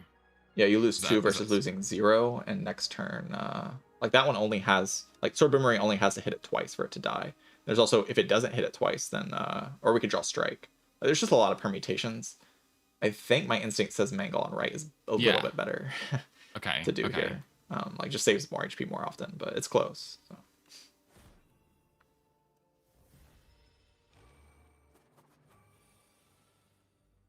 Yeah, this turn we can just go Flame Barrier or Blood Wall. Yeah. Or you could play Sword Boomerang. I mean, what's the like Strike Sword Boomerang? Like that, Sword Boomerang only needs to hit us once. Yeah. Okay. So what do you do in here's what you could think about. You could play the Sword Boomerang first. Like, I'm not saying this is the correct line, so you don't have to do it yet, but you can think about it. If Sword Boomerang hits the left one every single time, then that does 16, right? Yeah. And then how many hits of Flame Barrier does it take before it dies if you play Strike on it? 8, so 16 12. plus 7, so it'll take 2 hits. All of them, right? No, because you can play the strike first. Oh, because you play the strike as well. Oh, sorry. Yeah. So it would be 2 hits, I think. So you take 6 from that. Like that's just overall more damage than playing Blood Wall Flame Barrier. So as soon as I see that, I'm just playing the Blood Wall Flame Barrier. I'm not even thinking about it. Yeah, okay, straight away. That makes sense. So you should think about the line and like see if you could potentially like save HP, and no matter what, because as soon as you see that there's no low roll, then you know you can just play the Sword Boomerang. But now that you know that there's a low roll, there's no reason to risk it when you're just losing 2 HP to the Blood Wall. Yeah. And it's doing some good damage back as well. Yeah, it basically solves the fight. Dominate into Don't sword. need to do anything else. HG. Okay, very nice. Another skill potion? I mean, let's check the card rules we can first. talk about it, yeah. We can talk about the skill pot. Ooh, draw. Let's go. Ooh, lightning. Backflip.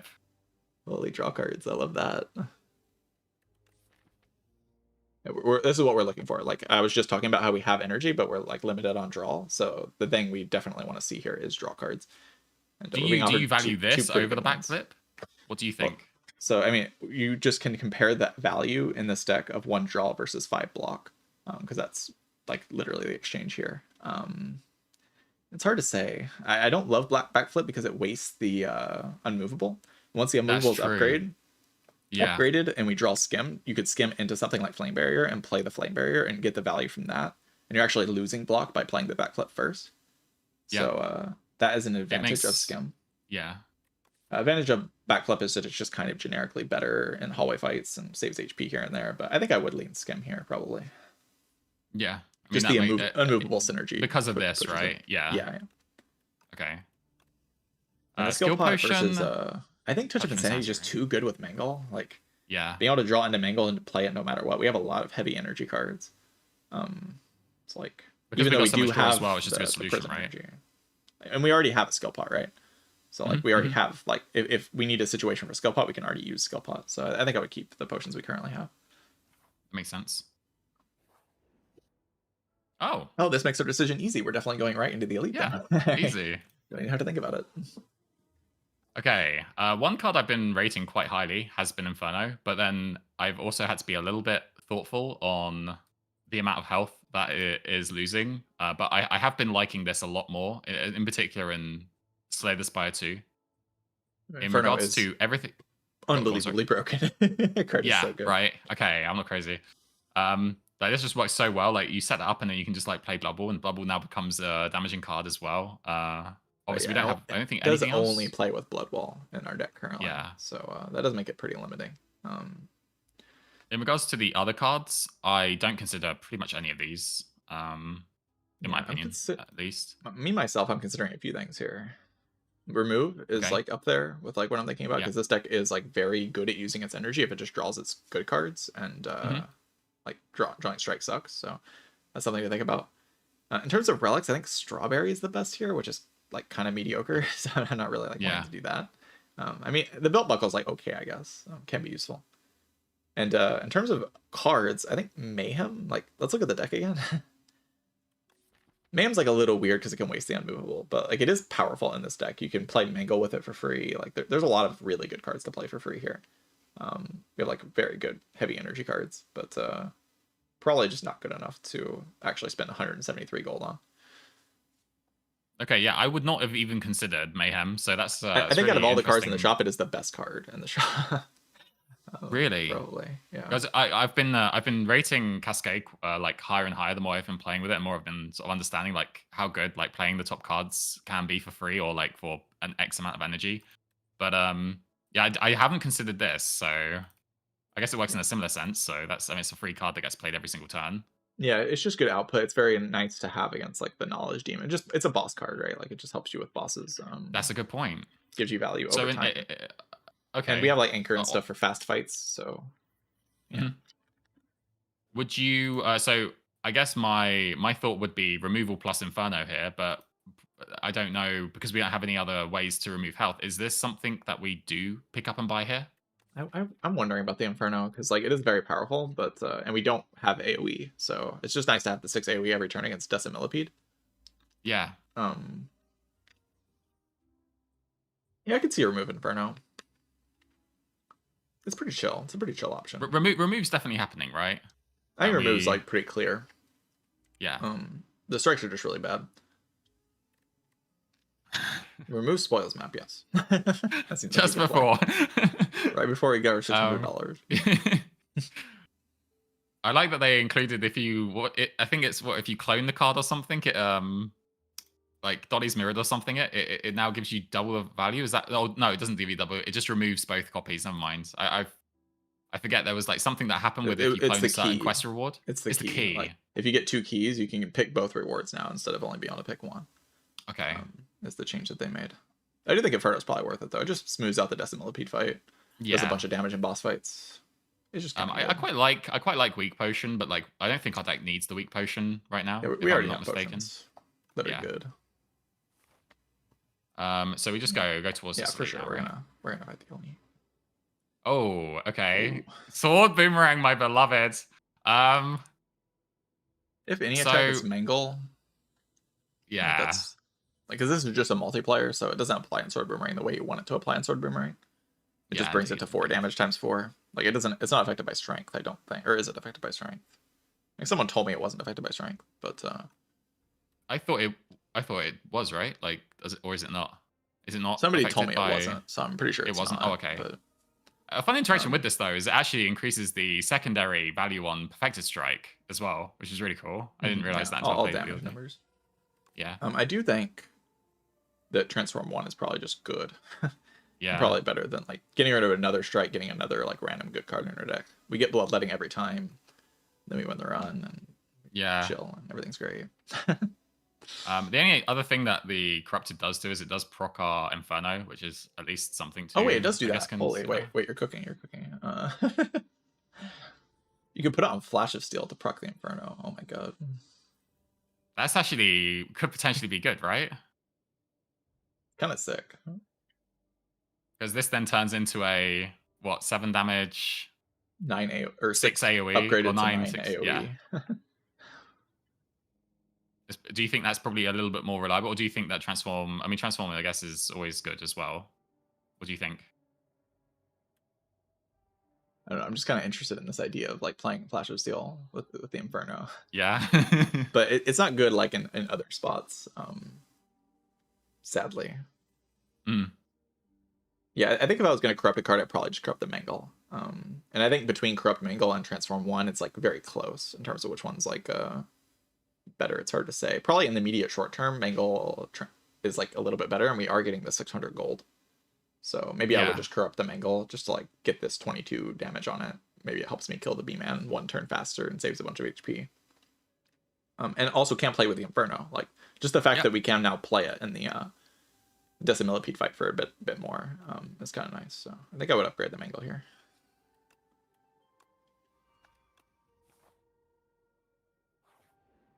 Talking of health loss, one card I've been like a little bit underwhelmed with. I thought I was thinking it was going to pop off a little bit more than it did. Maybe I'm wrong here, but I've been a little underwhelmed with Rupture. Am I playing it wrong? Maybe like it just feels like it takes too long to get set up to the point where it's like super useful, but then at the same time when it does pop off, like it does crazy strength numbers. If we see a Rupture, I think we can take it in this spot, so we could like actually play into it. We have enough HP loss at this point. Rupture is basically just a boss card. Like it's just if you have HP loss in your deck, then you can use it to like solve the long fights. Ironclad sometimes struggles to do that. Rupture in my eyes is just a worse Terra Sunder. Like it's Terra Sunder, but you actually have to draw into it instead of it just applying automatically. Well, Terra Sunder just gets that value no matter when you draw it, which makes it a lot better. But if you don't have Terra Sunder, then Rupture is an uncommon. You might see it with that kind of deck, and you need to be able to solve these fights that go on a long time, like Queen and boss fights in general and stuff like that. Yeah, it can be very helpful in those spots. It's kind of like Demon Form. It's a similar card, solving the long fights. We're kind of okay at the long fights with this deck because we have 4 energy and Immovable, and Immovable is like one of the best cards in long fights. And I think that is our upgrade there, by the way. That's what I was thinking for the upgrade, right? It's Unmovable. Now that we have Skim in our deck, we don't need the Battle Trance upgrade as much, and the Unmovable upgrade plays even better with the Skim in our deck. So, agreed. Okay, who do we get first? B-Man. B-Man. Unmovable top deck, wonderful. I think I would play Skim. Okay. That's the question, right? Like it. So the first thing that I think about in this situation is If I'm considering like this at any point, I'm not saying that I am. I'm just saying if I'm going to consider, I would consider the draw first potentially. But then there is Yeah. also a line where you just I mean, I feel like you have to draw, right? Because you Yeah, want to the block. situation is like if you look at the draw pile, right? You see that we Yeah. have Flame Barrier in our draw pile, and if we draw into Flame Barrier, we can touch up Insanity it, and then play it, or touch up Insanity Mangle if we draw that, and then we don't need the skill pot this turn, right? Yeah. So I'm definitely looking Yeah, for the that's draw a good first. point. If we don't draw any block, then we can definitely look for potentially skill potting. Like if we draw a hand like this, we can skill pot, right? Yeah, yeah, that makes sense. Ooh, bloodletting. So we have 10. This is doing 24. A great draw here. Could Havoc and risk it. That's what I was thinking, dude. Like every time it's flame here, and then we got enough damage. No, it's mango. It's mango. It's mango. Trust. Yeah, it's just always mangle. What's in the draw pile? What's this? Yeah, that's a good shout. There's actually a something... lot of hits. There's a lot of hits. For the, I'm so down. I'm so down for this. Like, I think it's the correct choice as well. I mean, the Bloodletting gives us a bit of extra damage, but like the amount of block options that you just said, like play unmovable and then you play the Havoc. Yeah. Okay. Actually, you play unmovable, Tremble, and Inferno first, I think. Oh, for the dominate, yeah. Dominate and Inferno for like if we hit life loss. It's all gonna get played anyway, so. Bwomp. Okay, that's fine. No problem. No problem. It's like actually good. Like that's why it was good, because like if it hits defend, it's like pretty good. It blocks 10. Mm-hmm. Okay, Contrast. Okay, so we know we have full block this turn already. I mean, this is I think you still battle trance here, right? Yeah, for sure. For sure. Yeah. You want to play Dominate into Okay, Tremble into Dominate into Blood Wall. Fantastic. Easy. Oh, this is beautiful line. Then probably I mean you play the Flash of Steel. Yeah. For sure. Do you ever consider skipping the mangle? You probably not, right? You probably. Well, now that we drew that, like play Shrug, see what you draw. Oh no, yeah, play Shrug, see what you draw. Okay, just play the mangle then. Yeah. Does 1 billion damage. 1 billion damage. Next time you know you have the discovery. So you're not totally bricked. You mean? Discovery first? Yeah. Impervious. Unless Beam Fire kills. Which it does. Beam Fire so you can just take it does, right? Yeah, it kills. Super lethal. Holy. Holy. Destroyed that fight. Oh, the best relic in the game. Let's go. Epic. Interesting. Skewer. We're thinking about probably just skip. Probably skip, right? Yeah. Yeah. Our energy is pretty well used already, so we don't need to add like an X cost card to use our energy better. Here we go. The 600 gold. Well, I'm rich. And a bag of crap. Holy. What a relic. It's fantastic. That is what we like to see. Okay. Definitely go on the campfire on the left. And then into this, right? Yeah, into the elite, to shop into elite for sure. Perfect. That's great. Now I think the upgrade here is Inferno. It's Inferno or Battle Trance. Okay. My guess is Inferno though, because we're about to fight Decimillipede, and that fight's nasty as hell. Okay. I'm always like concerned about Decimillipede, and this might kill it a whole turn faster, and we take a lot less damage. With all the draw cards that we have in the deck, do you hold higher value here for Battle Trance over Skim? It's always going to be Battle Trance first over Skim. Like the draw is just more useful on a 0-cost card than it is on a 0-cost card that costs energy. Talking as a Decimillipede, talking of Inferno. Beautiful. Right, you would play Discovery first, I think, but it's not going to really matter all that much. Yeah, okay. Oh, Mango Bwomp. We're just cooking everything. We're just cooking everything. Okay, I'm gonna slow down because sometimes when I see stuff like this, I get carried away. I'm just like get quite excited. So Inferno's always played, of course. Yeah, and then this is potentially, but probably. I mean, we're definitely gonna play the Flash of Steel. It's just like where are we gonna play it? Yeah. Do you ever consider? You don't do the Tremble then, right? You don't do this. We're probably gonna do Tremble into Flash of Steel. Yeah, I think that's gonna be the line. You are okay. But we might Tremble the one that we're trying to hit with Mangle. Actually, maybe Tremble the one that's buffing. Unless you can... No, you can't kill. Probably Tremble the one that's buffing, play Flash of Steel on that one, and then see what's in the hand. The Yeah, reason because we want to being get rid of that this. the Okay. the one that's buffing next turn, it does the multi-hit. Yeah. It does the multi-hit for a lot, so we're very interested in killing that one next turn. And we're not going to be able to play Mangle on it, so we want Vaughn on it for sure. So I Okay, think that's so the we line. go tremble flash into mangle, or would Well, you? we're probably going to Mangle the left one just to block more. Yeah, it's a mangle. Okay, and then But, tremble this one. We though. see what we draw with Flash of Steel before we decide Yeah. to play Strike or Defend. Yeah, we're probably going to play that. I mean, are we? Yeah. Maybe play it first. Let's see Yeah, where it I should probably goes. just let it rip, just see what happens. But it's good. And then Mangle the left one. Sorry. Whoa, I nearly let go there. Okay, so we take a total of 5 damage. That's for a Decimillipede, not bad. Anchor Does really. Millipede turn 1, taking 5. It's good. 9 to all. Oh, beautiful. barrier. You drew the Blood Wall. Blood So Wall as just well as bounce by 9, right? The Blood Wall into the Flame Barrier, and the fight's basically over. Literally. Dude, oh, what a turn. Okay, 9 to all, and then we just kill the back one, right? Kill that one somehow with like the cards, yeah. No. Do you have to play that? No. Yeah, I think you have to. I mean, they're stunned this 14. turn, though. You could just block. You're going to lose less HP by blocking here, right? Like, they're not respawning until next turn. You save 1 because you lose 1 next turn with Inferno, right?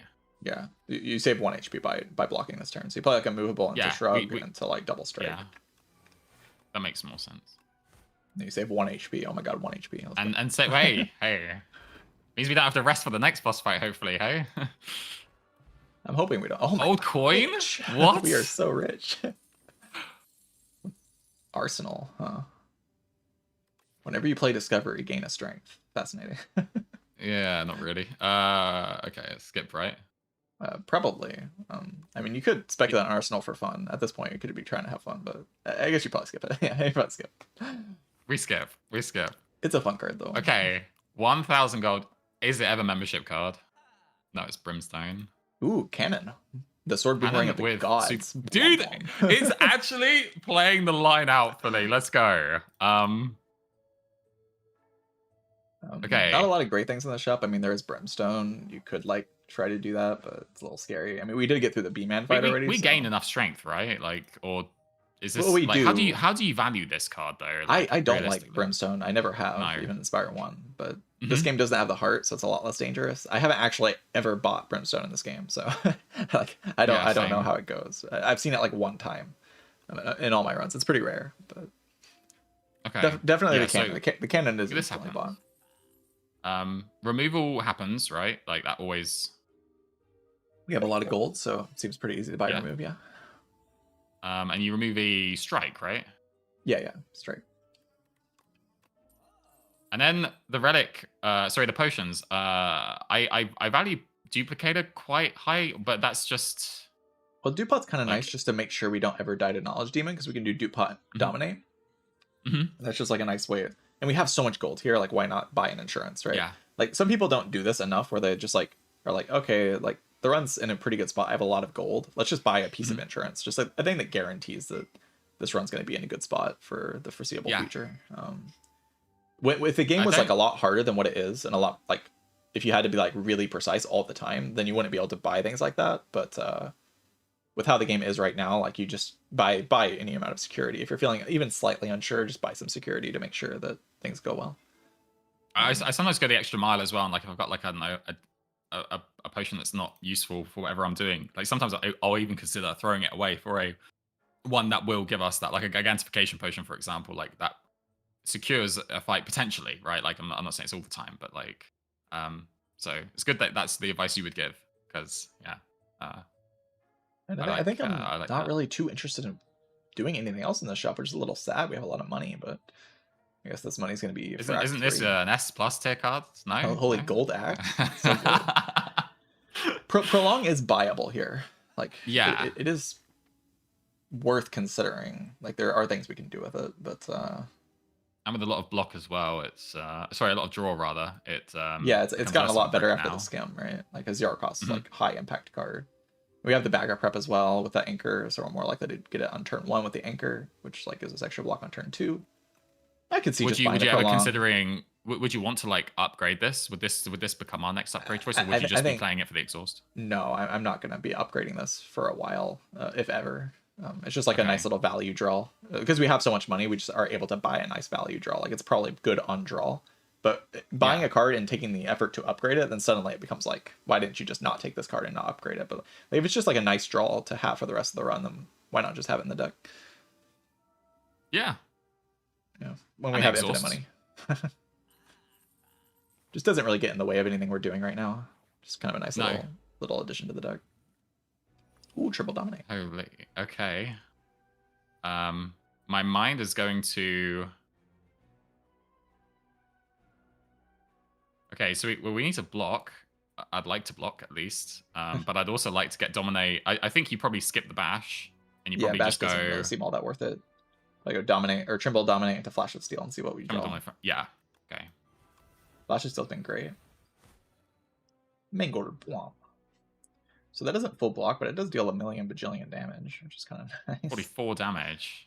That's a lot of damage. That is a lot of damage. And we've got lots of strength as well. I think we're pretty where we should be relatively defended. Yeah, As I'd probably just play this Mangle, but like you could argue Inferno defense better. You lose. So this what loses a total of. It blocks the same amount 4. as Mangle. Yeah. And the Inferno Then we lose keep more losing over the now. turns. Like, Yeah. it's probably just Mangle. Like 44. Bwomp. Yeah. Agreed.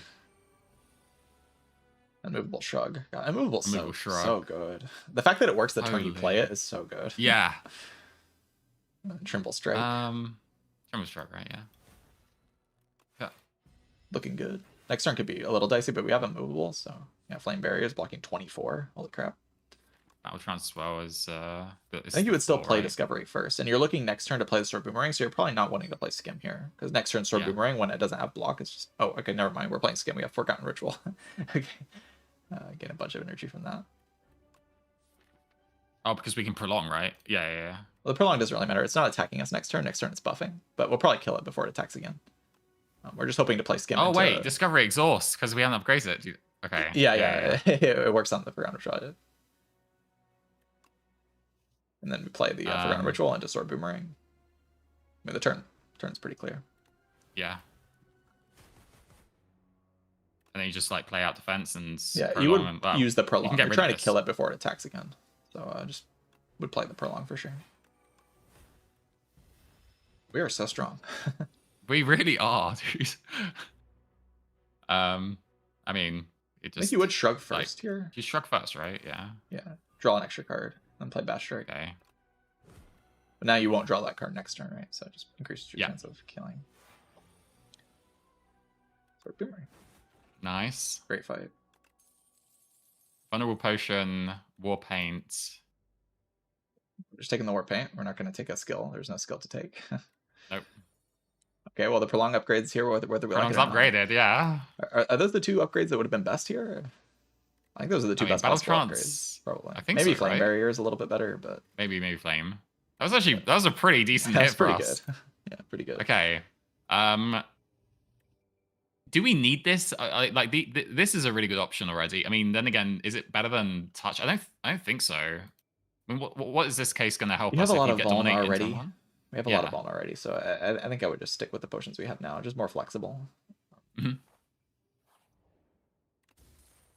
Yo! Pinnib on the Sword Boomerang is going to just one-shot everything. I believed from the beginning, Nave. I believed in it from the beginning. Okay, so the options here are rest or upgrade right? Skim, I think. It's or I'm not gonna make that Mangle. mistake again. How much damage upgrade is Mangle? It goes to 30, okay. And 15 strength. It's considerable, I guess. It's more than this actually because of miniature cannon. Yeah, right? miniature cannon as well. It goes to 33. That's Yeah. probably powerful enough to upgrade that, actually. It's a lot of power. Yeah. I mean, with our move boards, well, And I'm like, feeling very comfortable to Knowledge Demon here, right? Yeah. Like, there's no way. We can always use potions. there's no way to we're bail out. we're not misclicking that again.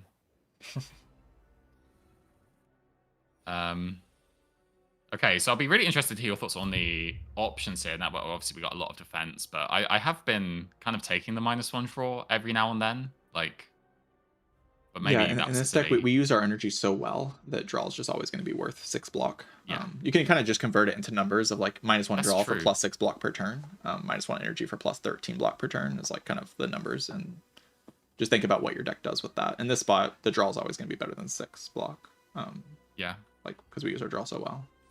Unmovable as well. Like, Movable into it's just prolong for next turn. do you have to you have to like play defensive first, but like we're not doing that. We're just gonna play Yeah, this. I think you're going to And play then we're Inferno playing Bash. Yeah. Yeah, for sure. No That's good. complaints. There's no question, obviously. In my mind. In this spot, for sure.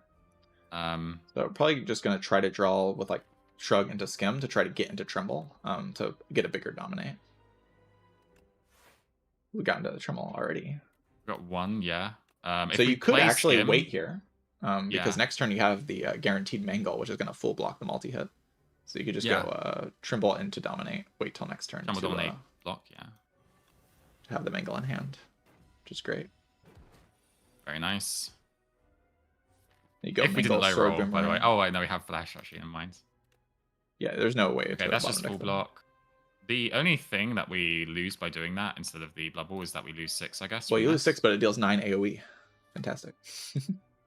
Oh wait, because it's on our turn. Yeah. Do Just we play both play? attacks for sure. You're definitely trying Right. to get to the pin nib here. The pin nib's going to end the fight, so you just play as many attacks as possible. Okay. Starting with the hill coming up. We're just destroying this boss. We really, really are. This is just this, right? Like, there's no question. Probably play the Mangle again, and then just like block a little bit with a defend. I mean, you could just go full aggro and play Mangle into Discovery. Yeah, that's what I was thinking. I was like, Just take the 6 damage again to proc the 9 damage AoE again, which is pretty fun. Kill it. That's what I would do probably. let's go, let's go. Okay, maybe with this you just like take the Colossus and then you don't take damage. Yeah, Colossus is really good, right? You could also take Bully. Or do you take Bully so that you mitigate a little bit of this, but you still take You still take 2 so you can proc the 9? That's a good middle ground. Yeah, go for it. It's funny. It's funny. It's funny. Let's go. Let's go. Yeah, this guy should be dead this turn for sure. Or like next. Like try to save the pin nib. I think you can kill without using pin nib here. Yeah, I think so too. Do you like Shrug, Skim, into Sword Shrug? Boomerang? Yeah. Do you just skim first though? It doesn't matter. You're going to play both cards no matter what, because you're going to be playing the Prolong this turn with the Shrug block. Yeah. Right at the bottom. Okay, so it's just Sword Boomerang. Blah, blah, blah, blah. And then you play Flash of Steel before you play the Prolong, probably. You're trying to kill. And then I don't think you play Skim here. But would you play... don't do you? Yeah, you probably would play Strike. Any attack kills in the draw pile. Yeah, both attacks kill. So you just play Strike. And yeah, good fight.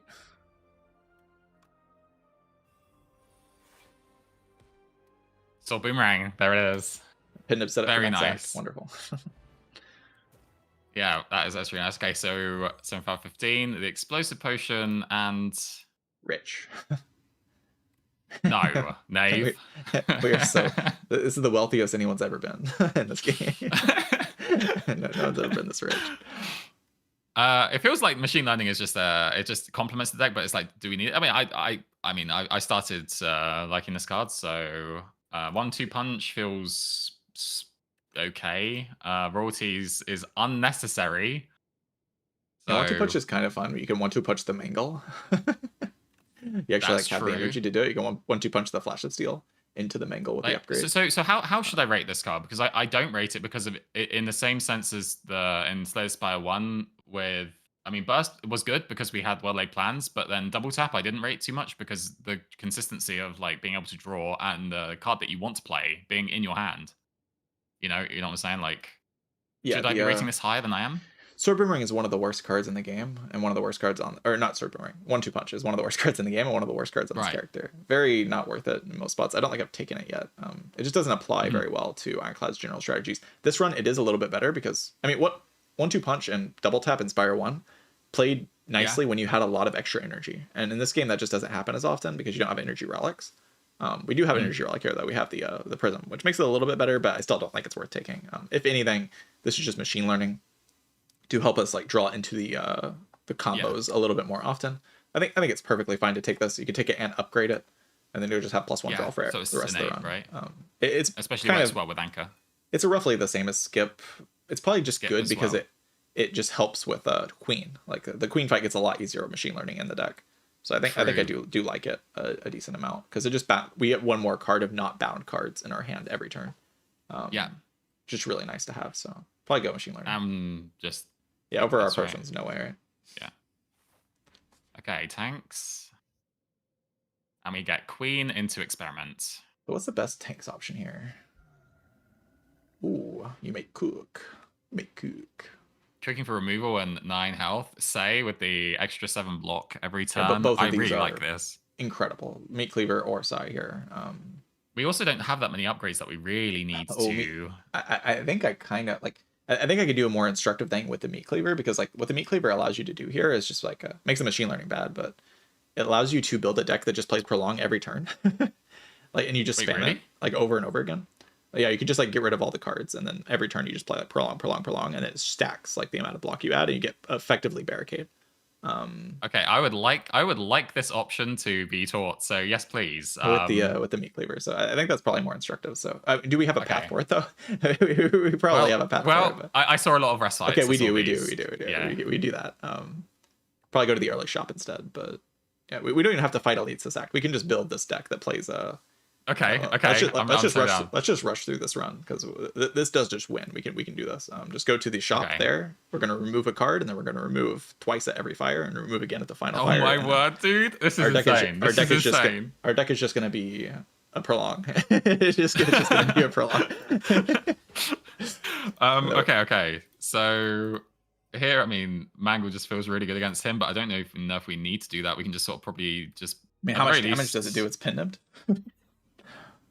Oh, it is pen nib. Oh 60. my golly gosh. Oh my words. So you can just do Dominate Mangle and it dies.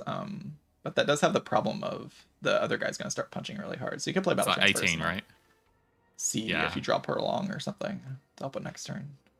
Okay, yeah, we should do this one first then to see. Because you do have the other alternative of playing like Trimble, Dominate, Flame Barrier, and keeping the pin nib.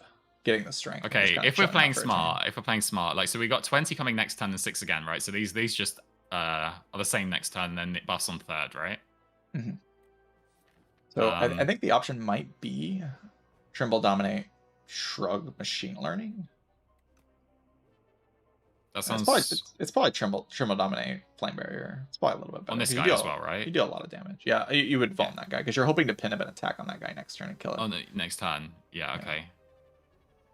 It's just a lot better to kill it next turn than this turn. Machine Learning into Shrug, right? I think you play just the Flame Barrier because it deals a decent amount of damage, Oh, 20 damage to that guy, which makes the pin up a lot easier to kill. This run's kind of effectively over already, but we do have to play these hallway fights a little bit carefully. Play Discovery. Yeah. Get Unrelenting, I guess. Yeah. It's a good pin up attack. And then you can definitely kill the one on the right with the pin up. Here. Yeah.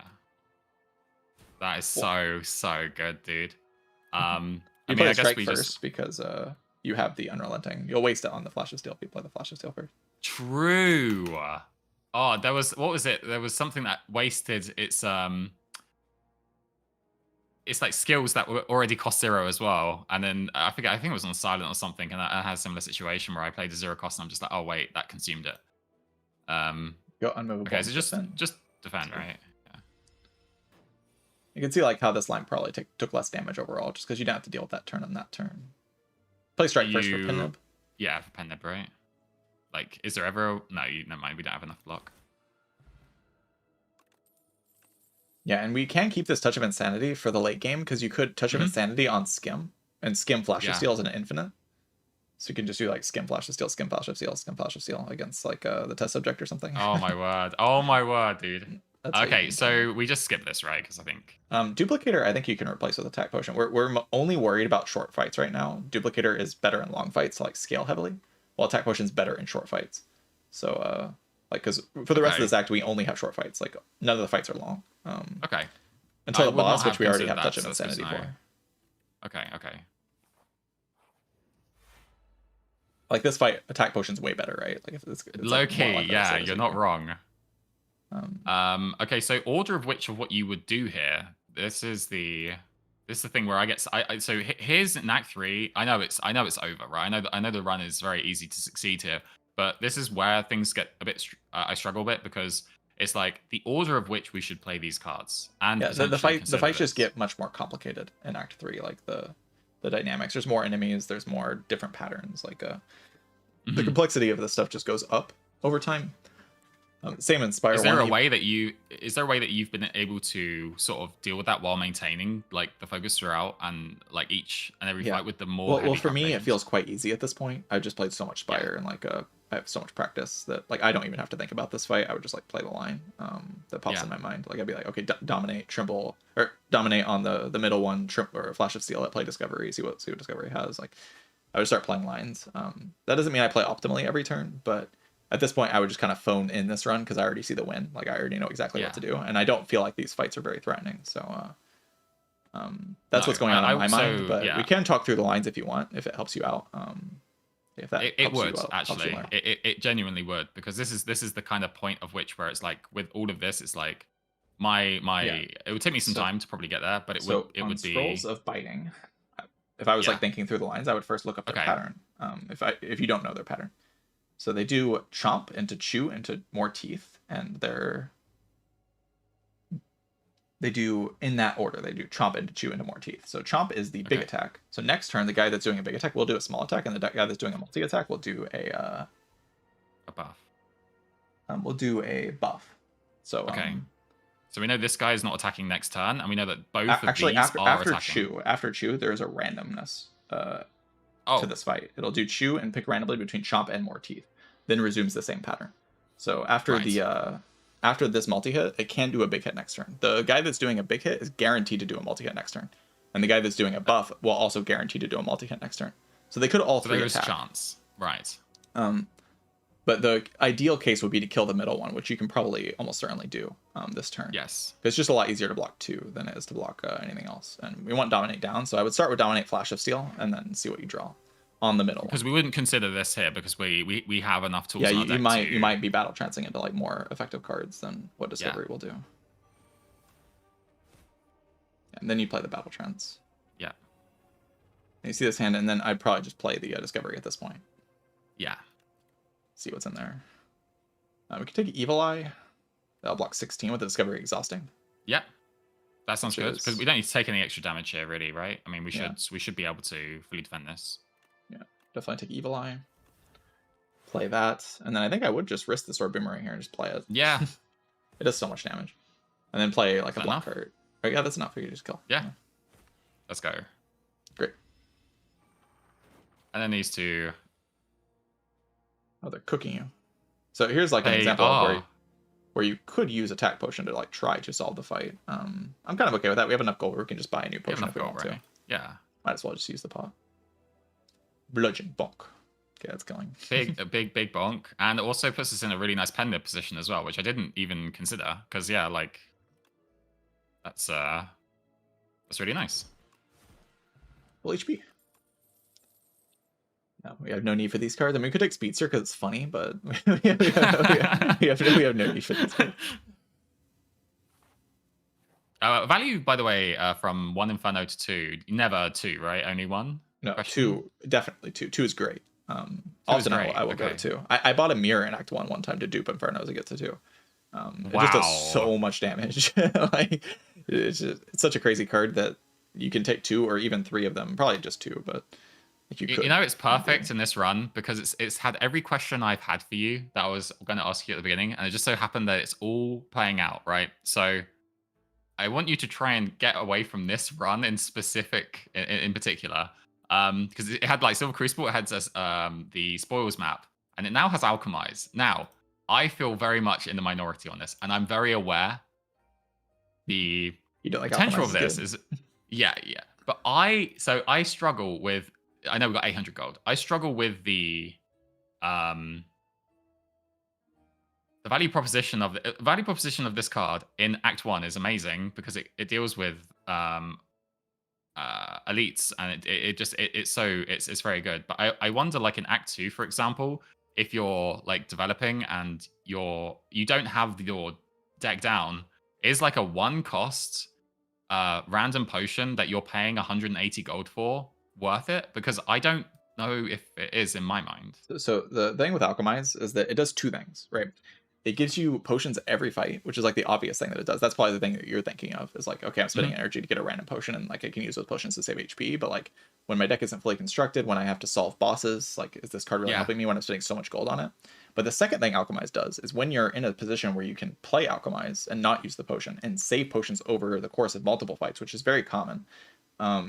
You can prepare the perfect potions for a specific challenge. Like say your deck is bad at one specific elite or bad at one specific boss.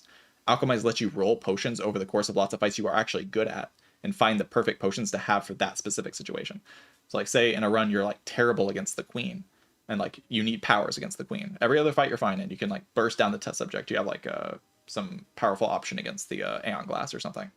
But then you have Alchemize preparing potions, and you get 2 power potions, and you just prep those into the queen, use both of them, and that solves the one fight you're really bad at.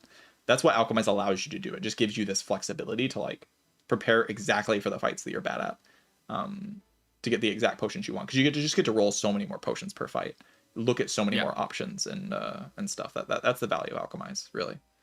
Okay, and the trade off of like I mean, if we take just the gold out of the equation for just a moment, but the trade off of it being a 1-cost card that either you need to upgrade for the energy that you might not have, and also the card brick if it is something that you don't want to use because you got like, let's say you get the perfect potions, right, and you're like, again, this is mainly for Act 2.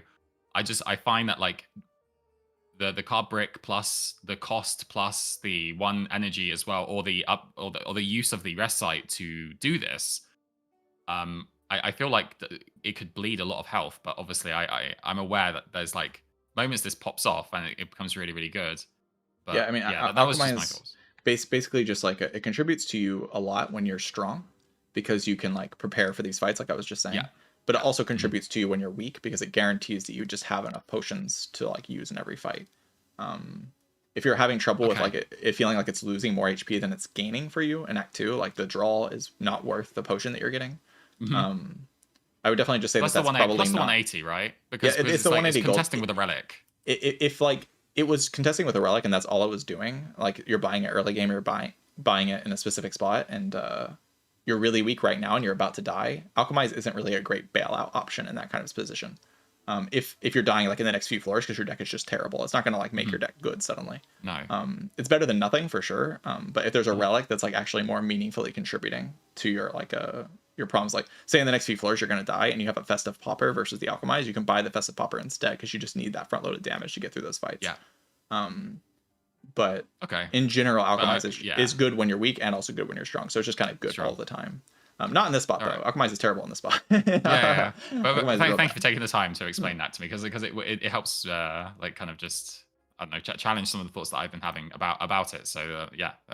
In this Yeah, spot, cool. we're just being degenerates and we're just going to remove a card. Yeah. That's what we're doing in this spot. Okay. So what are we taking from the carts today? Like, if we want to, I think we're is removing removal. and maybe draw pot. If like that's the only thing I would consider here. I just leave the shop after removing. Just remove the strike, so we keep these for prolong or what? Like, I mean, you're going to remove everything, so it doesn't matter. oh, okay, doesn't really matter then. Okay, sure. We're getting rid of all of it. And we can just pass on this because you're teaching me of a certain line right now. Yeah. Okay. Downgrade, upgrade 4, it's fine. Yeah. Okay. Really, whatever. Doesn't really matter. I mean, it could have unupgraded annoying things, but it didn't do that. Machine learning, great on turn 1. Unmovable, great on turn 1. This, like, probably playing Inferno and but, Tremble. Yeah.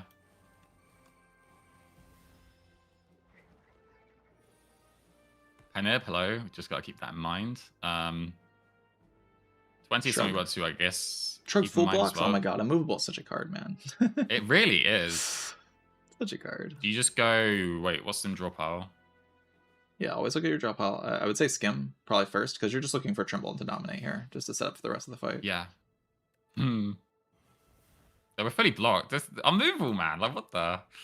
And then probably the upgraded shrug here. from. Actually, no, don't play Flash of Steel here. Don't play Flash of Steel here because like you're wanting to save the Penib and just use it on the Giga Sword Boomerang of the Gods next turn. It's going to do 1 billion damage.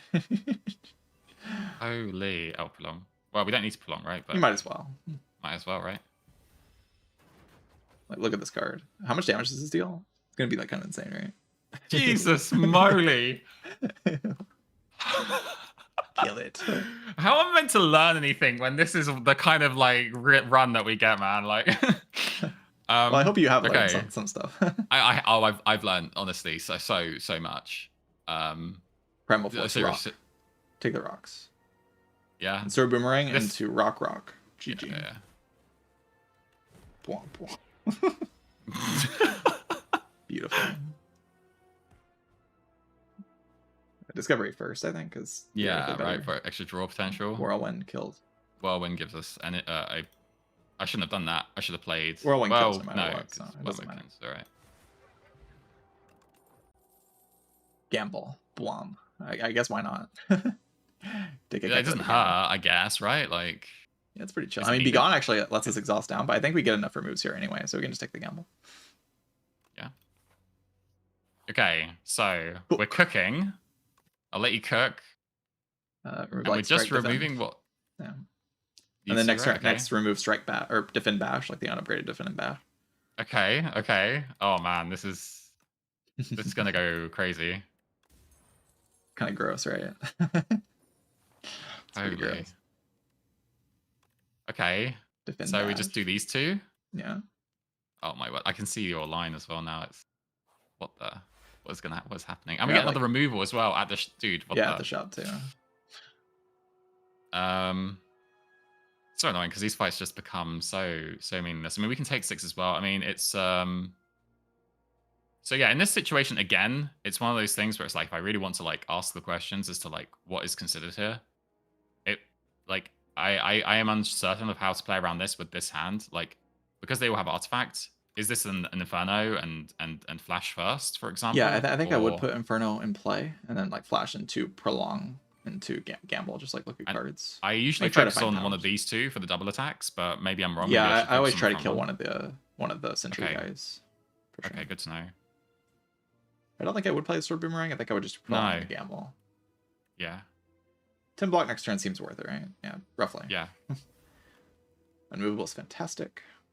I mean, that just works. And then you probably Do try to skim into battle trance to look for the machine learning just to get it in play. And then Yeah, because we're the rest, so of the, ahead. the rest of the moment. fight should become pretty trivial once we're drawing cards. Actually, maybe here. If you have this kind of hand, then I think I would just exhaust this Trimble, like just get it out of the deck, because we're trying to like get down to a combo here. Right. And next turn that lets us mangle for block as well. which is Okay, yeah, good. you see, I would not have considered that, but I see the line that you're going for where we're just trying to exhaust down for this to happen. Mhm. So Yeah, that's kind of like the idea of this deck. Is just like exhaust down, play prolong constantly, and then win the run. I'm guessing that we wouldn't want to battle. Yeah, you don't want to trance trance here get any- because no, mangle no. is a good draw next turn. Does a lot of damage. Yeah, And blocks also pretty well. and blocks on this one, right? Okay. Is it I mean, just? I guess you could play Blood Wall Machine Learning instead. That's maybe a little bit better actually. Then you get Machine Learning in play, and you probably wouldn't 'cause otherwise reshuffle we here because lose Mangle's what? a good redraw. So you probably just Okay, play like okay. Blood Wall Machine Learning in turn. And then worst comes to worst, next turn you can use the draw pod to look Yeah. for one of the cards that solves the fight. Well, I don't have to do that though. With a lot of card draw. Okay, so I mean, it's just flash first, or do you tremble on here first and spend the energy? Yeah, why is the right one's intent at the bottom? Is that a bug? I have absolutely no idea. That was weird. Yeah, what is this? I would probably play Flash and into Battle Trance, look for Blood Wall here, would be the idea. Blood Wall's just full blocking all of them. Oh my god, what a card. Okay, And then you So do we like get Blood that. Wall into Dominate, like Sword Dominate. Boomerang. On the guy that and we don't. So we don't battle trance here, right? Or do we? There's, is there any reason why I we guess wouldn't? maybe you would. You look for Prolong. Might as well look for Prolong. Yeah. Right? You're probably not going to play any Yeah, other 'cause cards. it's the double but- attack next turn, right? Mhm, yeah. You can play the Blood Wall. And Dominate into Sword Boomerang, I think, is the best line. That makes sense. Look at that damage. Look at that block. Movable is one of the strongest cards on the character for sure. Blood Wall again, just Like full blocks. that is still like what is that, dude? Like 40 what is block. that? That's actually insane. So I mean, Unless unless you're thinking like we could You might as maybe well play remove one. Skim. Like, there's like no real Yeah, reason not to, because you just have the something for energy to play 48. it. Yeah, we have that and that, right? You can play like Blood Wall into Shrug. Fight's basically over. Can do a prolong this turn. We can put the pen nib up a little bit more if we want to, because with one Yeah, you Soul probably Beam play the Rainbow, Flash Steal on the guy on the left just for fun, like, every time. and then next turn probably draw the Sword Boomerang, and then the kill will happen soon. Yeah, just trust, 51 right? block, Just trust. and you can see like what's gonna happen here. We're gonna just start playing prolong like every turn, basically. This is actually so much fun. Okay. Very strong. Because we can guarantee get to. Oh my word, dude. The power. That did use the pin up there, but that's okay. Yeah. Okay, that was something I had to maybe think about a little bit more. No, surely not. You Surely don't not. need that. Surely not, right? I mean, you could do something funny with it, but like where you just play Patter every turn and you're invincible forever, and then eventually you just like want to with the prolong. It. We just pass on this, right? Because draw potion is probably more potions valuable. Are definitely better. Touch up stuff. Right. Okay. Cooking. Oh my god, what are we doing? What are we doing, man? Okay, so at this point, I think it's just here, Flame Barrier. I think it's like less efficient than any other block card in the deck. And yeah, probably just one of the tremble. Probably not. It's just the tremble's exhaust, okay. so we don't want to get rid of any cards at exhaust. Okay. I think I would just go Flame Barrier and the defend here. We just go for removal, man. We just don't need elites anymore. Yeah, elites. Who needs them? We don't need that.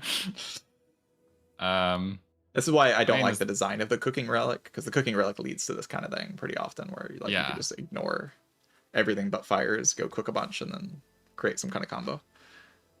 It feels unnecessary to play unmovable, but it does get it out of the deck. Yeah, it's just good because it's gonna block way more than it deals damage to you for sure.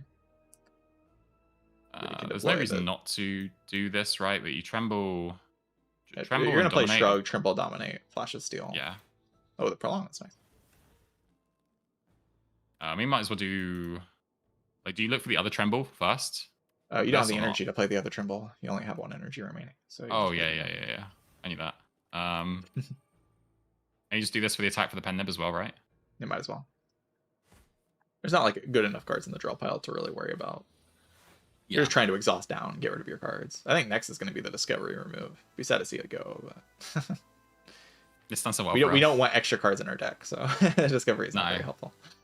In this case, it's like I'm trying to like find a way where I don't have to play Mangle to lose health, but it's like actually we heal it back up, so it doesn't really matter as long as you don't lose more. You're not going to be full HP, but you don't need full HP in this position, right? Like you're going to be okay. So you can do like Inferno into Mangle and just like try to end the fight fast enough or faster. But if you're trying to play optimally, you could like try to get down to the combo here, but yeah, it's just not going to be necessary in this fight. No. Okay, so in this situation, I mean, it doesn't really matter, dude. Like, it's so over. Like, so over. Let's just see what we get. Rocks. Let's finish off with the rocks. I mean, we've only got like 2 attacks though. Why not though? Sword Boomerang, I think it's just lethal, but it's chill. But this gives us an extra stack of pen nib. True. Hotfix. We need focus. We're in desperate need of focus. Oh my word. Okay, I would definitely go Master of Strategy remove. Yeah, seems good. Absolutely right. Just removing another defend potentially. Yeah, removing defend, and then I think next is going to be like Discovery and Mangle or Discovery Blood Wall. Is it Discovery first? It doesn't matter. You're removing next floor as well, so you're looking for 3 cards to remove here. We'll hold on to it for 1 extra turn. Then you can buy Permafrost for fun. Yeah, why not?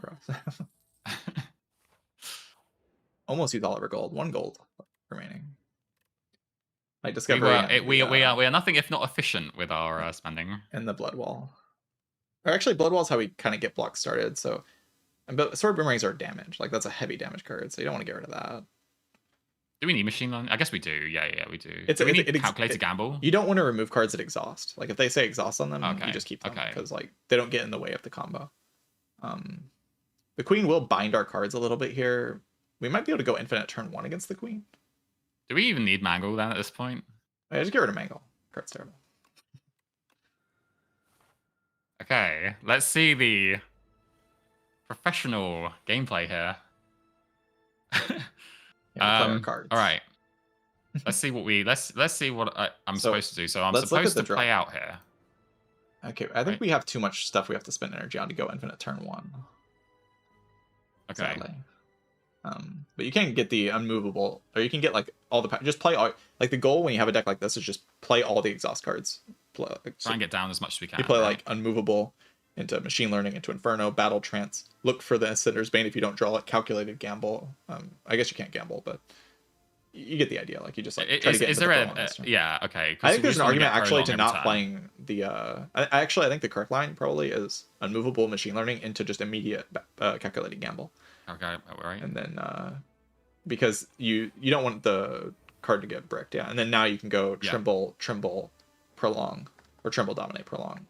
Either way, you just put the damage on the queen. I think, yeah, because there's like no reason on queen, to put right? the guys on the queen because there's just no advantage to. Like, you're going to be killing the queen here, I think. Like there's no reason. Like I mean, it doesn't matter, right? It just doesn't. Is this slightly better? Yeah, I think it's a little bit better. That's slightly better, right? It's like you don't need the strength yet. You're just deploying your powers, getting rid of your cards, that kind of thing. You can't go infinite this turn because Flash of Steel is bound. Okay. Yeah, play Shrug or play a Master Strategy. Either way. Yeah.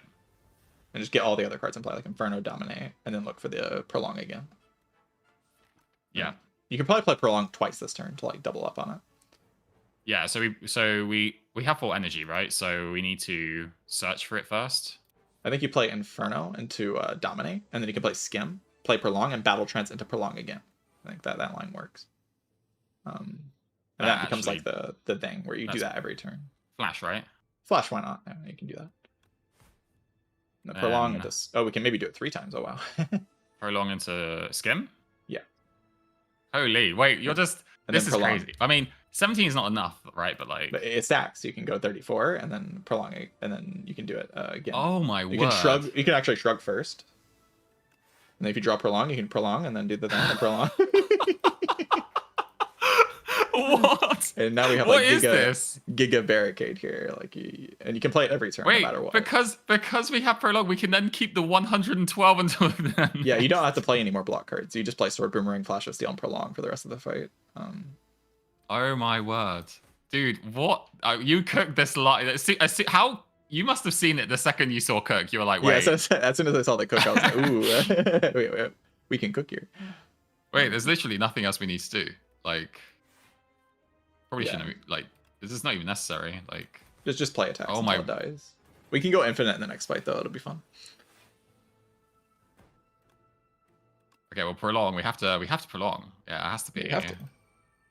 Has to be done. Let's do this and they just like pass and oh my word. I mean you're losing 1 HP every turn, but that's not relevant at all. Like it's fine. We could have actually removed the Inferno, Loki. Yeah, you no, because it exhausts. You were right. On principle, right. you don't want to remove cards that exhaust, but it doesn't matter too much. Mostly, you could just be playing Flash or the Sword Boomerang more than one time a turn here. Like you could like play a draw card with there Shrug into and then okay, and then play the thing again. As long as it's not bound, you can play Sword Boomerang multiple times. That's actually a really good point, and we have everything here. So yeah, you draw your whole deck every turn. You also just don't need to do this. You can do Prolong into Battle Trance. You'll draw all the cards anyway, and then you can just like do the loop again. Like play the Flash. Or oh wait, but okay, yes. It's irrelevant. Yeah. Get it. Yeah. Holy. You can also turn into a 909 block here if you want, just for fun. Let's do it. Get to the block so... okay. We're doing it. Flash, Prolong, Shrug, Flash, Prolong, into Battle Trance, Prolong. Oh my word. We're at 528. Okay. 800? Hold? Oh, 999 isn't the block cap anymore? I haven't block capped yet, so... Wait, oh, so you can go like to ridiculous numbers here if you want. 800 again. Okay. It's fine. Shrug first. Shrug first is fine. Why not? Then Skim. 1, 2. The power. 3. 1, 2, 3. Oh. 4,000 block. Very Oh. necessary. 4,064. Very necessary amount of block. You stack it pretty quickly here, so you could hit the cap actually. Get like the 9 billion block. It'd make for quite a good video, to be honest. Like, you know, for one coaching session, we hit infinite block. Like that actually goes kind of hard. So let's do that. Let's do that. Actually kind of goes hard. I mean, it doesn't really matter here because I mean, why not just do that for a little bit extra? Okay, hold off on that. What is this? What's the cap? 8,000. Okay, we're at 8,138 right now. Yeah, you need the good turn where you can play it like multiple times, but it technically gets better every turn. You will eventually die though. You will eventually die. Okay, I mean we're not going to be for years, but yeah, let's see if we you can could go to okay. like 5 HP here. I think you'd still be completely fine against test subject probably, because you have the infinite. Okay, the infinite happens pretty yeah. quickly. Don't go to 5 HP, but I think you might be able to. 16,300. Okay, this is kind of crazy. Okay, prolong, shove. Prolong. We're at 32,808. This is insane. Okay, we have we can only do it once this turn. That's fine. That's fine. No problem. I'll take an extra bit of block though. Just goofing off at this point, but yeah, that's fun. I won't do it for too much longer, but it is okay, shrug. I'm gonna prolong before you play this. Yeah.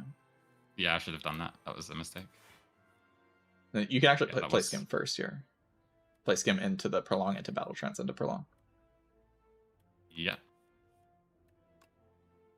Prolong. Battle trance. You want a battle trance. Battle trance. You can miss the prolong if you play Flash of Steel, because you can draw skim. Okay.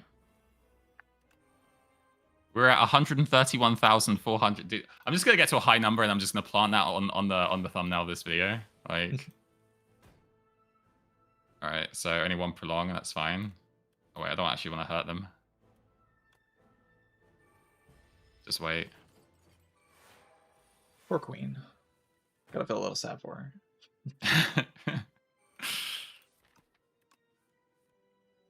Skim. Prolong. Flash can miss, but we've got 2 plays. You want to like play the battle. Or I guess this is fine. It's like the same thing. Same thing, okay.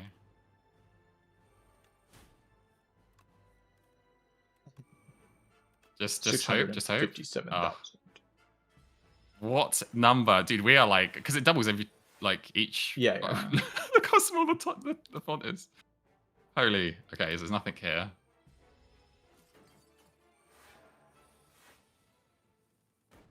Okay, you can get there this turn. Oh, no. She's gonna die pretty soon, but you can get to 1 million at least. Like a million blocks is pretty easy here. Oh, now we're doing too much damage now. Maybe should have done that actually. You get a 1 million block next turn. Getting a billion is gonna take a little too long. Oh yeah, oh my word. 1,314,448. She dies she dies right now, basically. Yeah. A 1 million blocks cool. 1 million blocks cool. a million blocks cool, but let's see if we can have 2 million block. Or perhaps. What about 3 million block? Dude, what is going on? Wait, let's see if we can. Oh, we can't. Ah, well.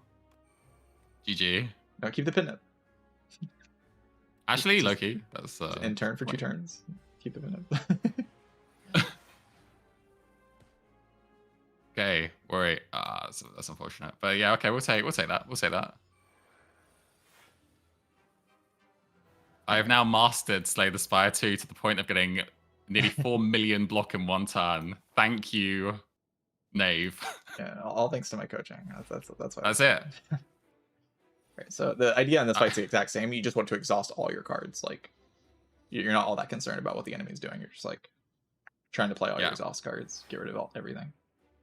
Okay, so in this situation, I mean, is it just double tremble and just? I would go ahead and use the Touch of Insanity on the skim. That is the plan, is to use Touch of Insanity on the skim. So you just good shout, actually.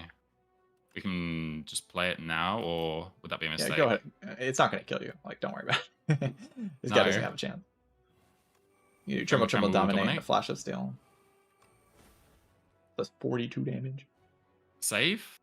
Yeah, you don't want to play that because next turn you have battle trance like Yeah. already. Burns are near concern. I don't think burns are going to be a problem here. No, burns are not going to be. You're infinite. You can just kill the guy while it's intangible if you want. You can do whatever you want.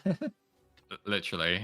Okay, vulnerable does not matter. We just want to exhaust everything down. So is it play just a case of machine going learning to battle trance, machine learning to battle trance? Okay. and then play Inferno into Bloodwall Prolong. It's going to be the line here. You can play the Flash of Steel if you want.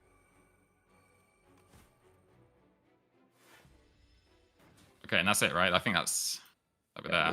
Nearly. This is it. Yeah, you can do skim first into flash, into skim, into flash, into skim, into flash, into skim, into flash, into skim. Yeah. Oh my god, what the heck, dude? And then you can play prolong infinite times as well if you want. Like game block. Holy. Okay. Well, yeah, you know, like why not?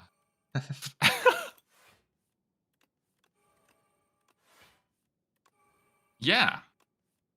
I mean that works, right? This is basically what I do every run. That's how I win a lot. This is your secret of becoming a world record holder, being the best player in the game. It's just this is it. Flash of Steel, skim, kill a guy, kill it. Wow. GG. Wait, dude, I know that we shouldn't really consider this, but we could consider it in the intangible phase of. You can play Sword Boomerang on the pin. Okay. Oh, I'm. You know, first it was the rest mistake. Yeah, huge mistake. And now this unoptimal. It's over. It's over. Yeah. You can't win now.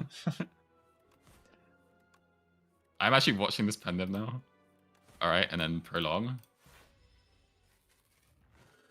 You can't just prolong this turn and wait till next turn when it's not intangible to attack you. Or to attack. Yeah. What do you mean? This is perfect content. Like you could also just kill it with the intangible. Yeah. You so how's the weather over there? Yeah. It's alright. It's alright. We're in the middle of Tornado Alley now, so that's not great. Oh no. But Tornado Alley is actually moving over here, so there's gonna be more tornadoes every year where I live. Oh really? In the Midwest. So the weather's not been fantastic. Oh wait, it's just sorry, I've just been like, yeah, it's just this. Wow. It's dead. So this is kind of why I said in the DMs, like I was like, I want to focus mostly on Act 1. Like this game, if you play properly, oftentimes like you just get really strong after Act 1, and like the problems kind of go away as long as you play Act 1 well. Yeah. And obviously this run was a high roll in a lot of ways, but the 600 gold played a lot. Playing the appropriate Act 1 lines to not die was a big deal because you actually make it out of the act with all the value. And then eventually you just get this ridiculous deck once you see the cooking relic. Yeah. I think there has been so much that you have, so much wisdom actually that you've imparted here. Because I mean, it's taken you obviously you've spent a lot of time in the game to accrue like all of this knowledge, and honestly, like from the map choices in Act 1 on the overdocks into like your thoughts on like how you would approach it, like and why you would approach it in certain ways has been really eye-opening, and it's been really helpful. So I genuinely do really appreciate you taking time, even if it has gone into such a crazy like infinite like this. It's just kind of bound to happen. There's a lot of crazy combos in this game that you can do. Keeping an eye out for them is important though. Like seeing the cooking relic and being like, oh, I can do this thing where I can like I don't even have to fight elites. I can just get strong by going to fires. And that's important in itself as well, right? Is to be able to identify like when a position like that can come about. Yeah. Also, Prism is OP. That's a great. But yeah, I mean this took about as long as I thought. Someone said to me in chat, they were like, oh, so what are you doing, 3 or 4 runs? And I was like, no. That's I think we spent most of the time in the Act 1. Like the Act 1 was just like a lot of yapping. Yeah, I mean that's where the most important part is. So I mean, it's the most important part of every run by a lot. Like it's very important to play Act 1 correctly. The way that you were talking as well about like, I think is a really important thing to sort of note for people who are also like wanting to improve and get better, is to find solutions to problems, like especially with like the elites and such, like always being able to identify and like what you have and if you can take on these and how you can approach them. But I think the biggest advice that you've given, which I think is probably the most helpful for everybody, is to always check your draw pile. Yeah, always look at your draw pile. That's the key to success. Very important. Well, perfect. I don't know if there's anything more you want to like say or like No, I hope the advice, especially in Act 1, like there was a lot of things I've been thinking about over the past, like, we planned this around a week ago or something like that. Mhm. And I was like thinking about how I wanted to approach the Act 1 specifically, because there's just so many ideas that matter in Act 1, like so much to, like with the Skulking Colony and the Eels and how everything plays into each other, and like taking the Mangle, taking certain cards to solve certain problems, like what your potions do to your drafting, like having those 2 potions making the 1 card, whatever the card was. I think it was 2 floors before that. It wasn't Mangle. It was like before the Elite. Yeah, making the Blood Wall better than the other card, the Breakthrough. Like the fact that our potions created the situation where Blood Wall was better than Breakthrough. That's like a very key thing that people should be keeping in mind. Very instructive. Glad we got that situation, because I mean, I feel like this early game was pretty instructive. It was like and there was a lot of different like things that for me personally as well, which was really, really helpful to like discuss. In particular for me, it was literally 3 things that I wrote down on Notepad, which was, I want to talk to you about Silver Crucible, Alchemize, and Spoils Map, and we got all 3 of these things in one run, and it's just perfect. I mean, you can see how powerful the Spoils Map is. Like as soon as we hit that shop in Act 3, like the run just felt like it was so strong after that. I mean, it was kind of strong before that, but like as soon as the shop was hit, like yeah, we got like there's no stopping us really. Like we just had so much damage and that extra gold for the next act. We just have so much stuff to snowball with. But it is definitely debatable. Did you consider the prolong this early on? I know without the or was the, I remember your words were, I think it's just a good option to have, like a good option to with our deck. Prolong is a card that can like it can like really pop off if you get like the incredibly powerful deck that can play it all the time. That just doesn't happen. Like that's not really what I'm concerned about. Like this run could have won in a million ways. We had like so many options and so many ways to win. The prolong way was the best way for the deck to win as it was, but like with the machine learning value engine that we could have built if we got a worse boss, or like say we take Psy there and then we just build like a value engine without prolong, that's going to work totally fine. But the prolong can play it is a loop card. If you play it over and over again, like multiple times a turn and play it every turn, it does just win every run, like win every fight if you can do that. That is worth keeping in mind. It's just not like the key to like it's not at the front of my mind when I'm buying the card. When we're buying the card here, it's just like it's good on draw. It's worth the gold, like barely. And if it pops off, then that's great. But it probably won't. It did end up popping off, but definitely wasn't a huge consideration in the spot. Yeah, hopefully that was helpful for you. It really was, and I do want to just once again say that I really appreciate this. This has been really fun for me. I hope it hasn't been like too boring for you or anything, like because it's been. No, I had a good time. That was good. Good. And yeah, thanks again for coming on. I do think the run turned more into a co-op towards the end. Like we weren't really like it was less coaching than it was co-op. Like the Act 1 was like heavy coaching. We were just co-oping to the point of like. Like you saw this and you were just like, right, Brad, just let me cook. Yeah, we just got literally.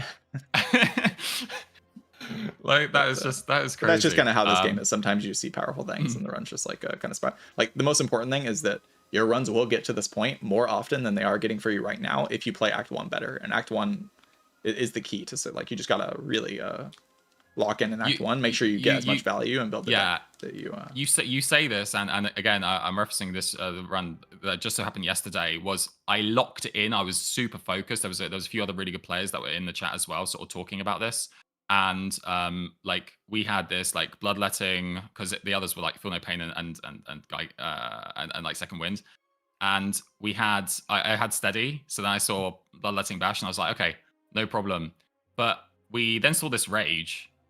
And I don't know what happened here, but everything was upgraded because we got Whetstone plus Warpaint plus like four rest sites. And this looks very powerful to me. Very, very powerful. it was euphoric. Like we had this like the Blood Wall, and then we had I do think on the floor 1 it is worth considering an underdogs to take Second Wind over the Bloodletting. It's like the only thing I'd say about that. And it would have paid off pretty well because you get the Steady Enchantment, and Steady Enchantment on Second One would have been incredible. Obviously, Bloodletting, with how this deck played out, is incredibly strong. Like, as soon as you see like the Pommel Strikes and stuff, but I do think it's worth considering a Second Wind over that spot. Could definitely see that being better. But. Yeah. Well, I don't want to take up any more of your time because I know we have been here for a while, and I appreciate that, and yeah, just thanks once again. I hope that both chats found this entertaining and also maybe learnt something as well. Um, and Yeah, yeah, have I'll a be excited to check out the video when it comes out, like whatever video you're gonna make with the Yeah, fantastic. I will stuff. actually probably reach out to you to do like just maybe one little thing, like a little like voice like thing, like an intro or something. Maybe if I need to redo the intro or something like that, like Okay, yeah. that would be super helpful. But yeah, I'll Just reach let me out know. to you and yeah, we'll do. All right. Goodbye. Cool. See you later. Talk to you later. Yeah, bye.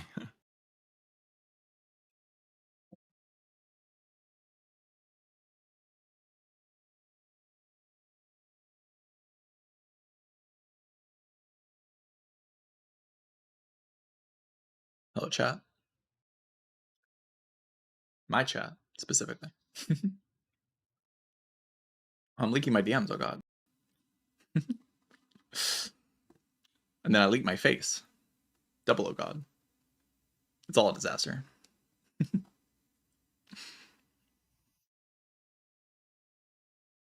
leaked everything. I leaked everything. It's over. My life is over.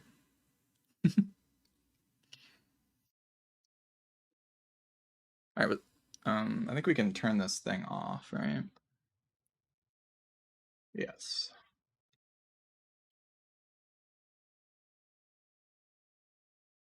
So I should only be seeing my chat now, right? Okay.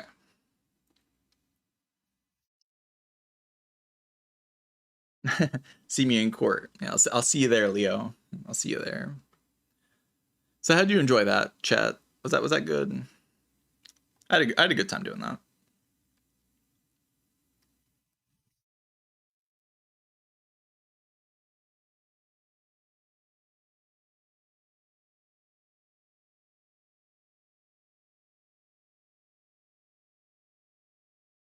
Play the music.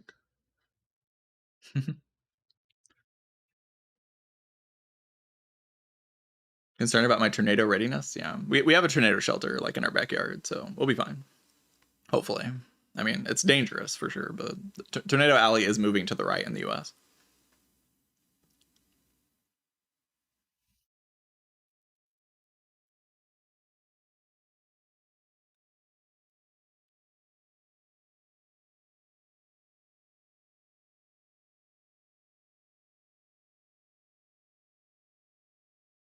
Is it actually moving? Yeah, because of climate change. Like, there's more warm air blowing in from the Gulf of Mexico, so like the warm air and the cold air is meeting in a different location. So Tornado Alley is like the unstable like atmosphere is happening further to the right in the country, which is pretty bad because there's a lot of densely populated areas where it's moving, and there's less densely populated areas in Tornado Alley because less people want to live there. But you know, it's one of the consequences that was predicted from climate change. Did into a weather deck stream? No. Craig Autonomy, thank you for the 200 bits. Appreciate that. Yeah, I try my best. I did try to focus mostly on Act 1 because I figured Act 1 was like the most important part of the run to like really get into and describe like exactly the thought process with Clad in Act 1. There was a lot to go over, so that's what I try to spend most of my energy on. And then like after Act 1 it was kind of just like, okay, we can just go through the motions, do our thing. Like the run's pretty easy to win from here. That's pretty often the case in Spire 1. Like as soon as you, or Spire 2, as soon as you see the boss relic, it's just like you kind of roll over the whole game most of the time. Sometimes you don't, but oftentimes you do. He did say at one point that I'm like the best player. I'm not the best player. Someone should clarify with him I'm not the best player. I'm good at the game, but I'm not the best player in the world. That's just kind of a, what's the word for that? Misnomer? Yeah, unapplicable word or something. Yeah.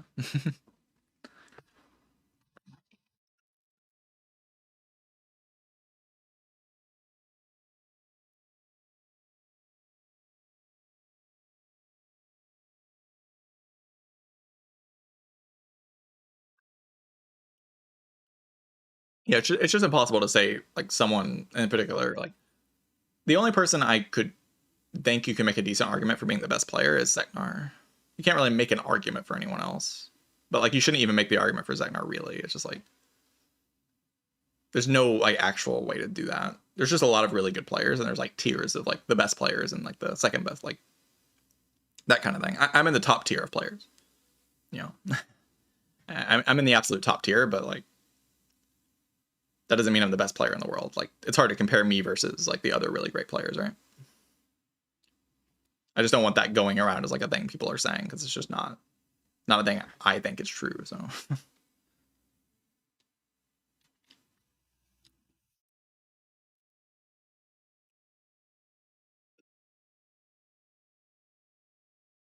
you know, there's like bookshelf tier, and then there's like me, Zeknar, and like Opum and Kuro and Baylor and all them, and then there's like a tier below that, and there's the breadline, and there's Jason. Naturally.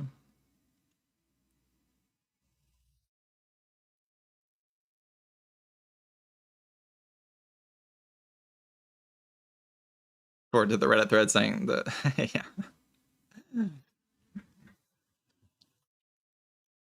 Yeah, that was fun. I'm taking these like my voice has been struggling a lot, like with long talking sessions. I think the way I use my vocal cords is just tough to use for a long time, and I've been streaming a lot. So I'm using these like ginger things. Ginger is like this natural anti-inflammatory like thing.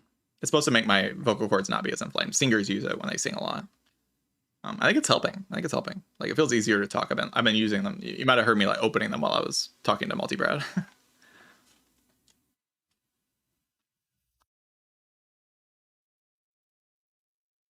But it has been very helpful, I think. So hopefully my voice is a bit better.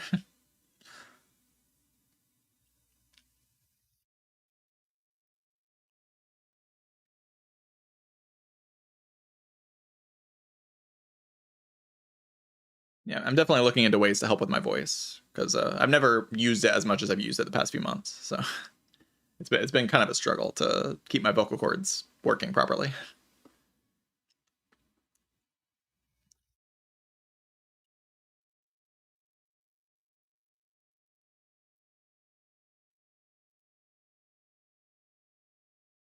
Streaming truly the hardest job ever. Yeah, it's so hard. Brutal. It's brutal.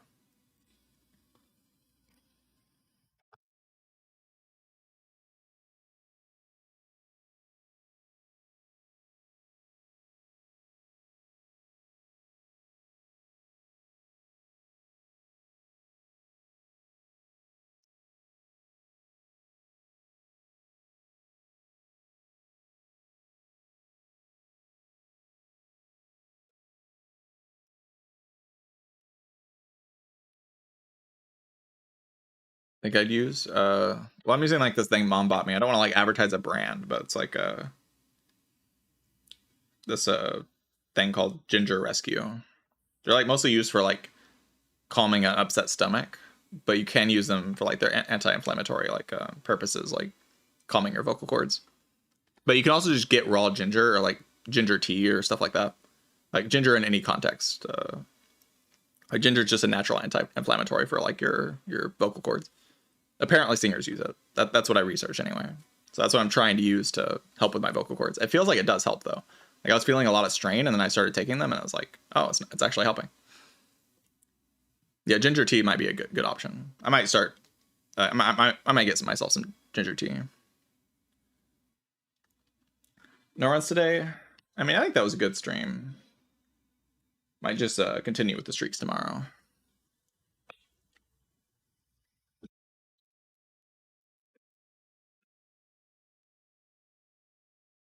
Tea or coffee? Tea clears coffee effortlessly. Clears it. I don't even know why they get compared, really. I mean, I guess they're both caffeinated sometimes, but they're pretty different from each other. Coffee is like, I like the smell and taste of coffee, but it makes me feel bad. Like, drinking coffee just makes me feel icky. Like, if I drink coffee in the morning or something, like, I just don't, I feel bad all day. No, it's different from other people, but for me, it makes me feel bad. It makes me feel like bloated and stuff. Like I don't like it. Tea does not do that, so I like tea a lot more. But in terms of like flavor and stuff, coffee definitely has like a. I mean, it smells nice. I like the smell of coffee.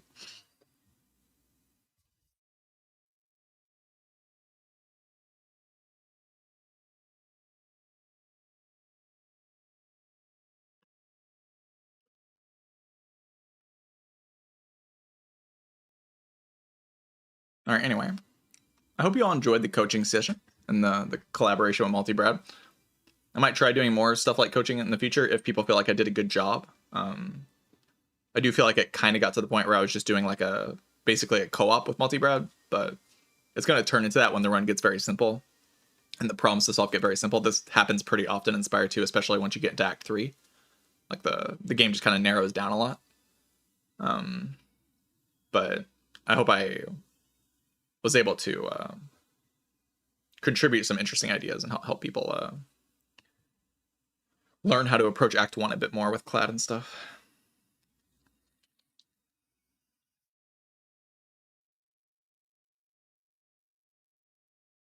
Just replaying Act 1 multiple times. Yeah, it's something I was thinking about before we did before we even started the coaching session, was just like, should we just play Act 1? Like, should I just play Act 1 and say, hey, let's reset the run and play Act 1 again?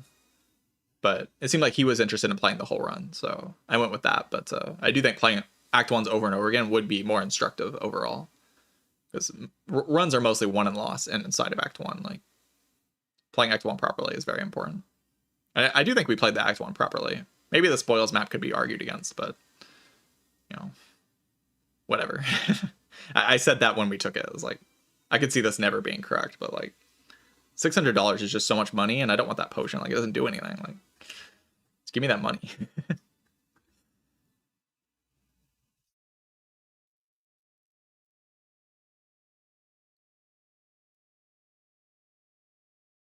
But I do think there's like a gap in knowledge for some people of like not seeing the infinites, or like the way you can cycle your deck really quickly with something like the prolong in that run with the cooking.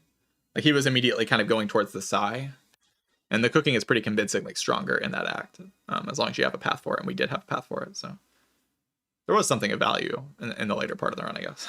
At least that can matter sometimes.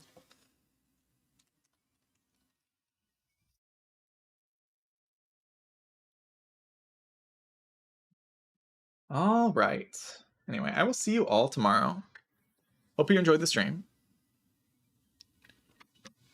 And yeah, I'm on like a 10 streak or a 9 streak or something. Continue that next time.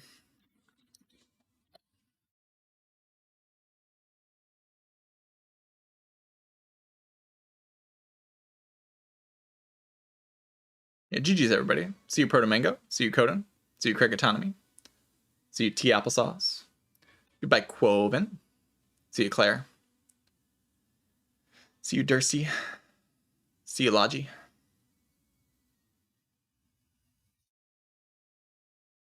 Hope you have a good rest of your day. And GG's everybody, and goodbye.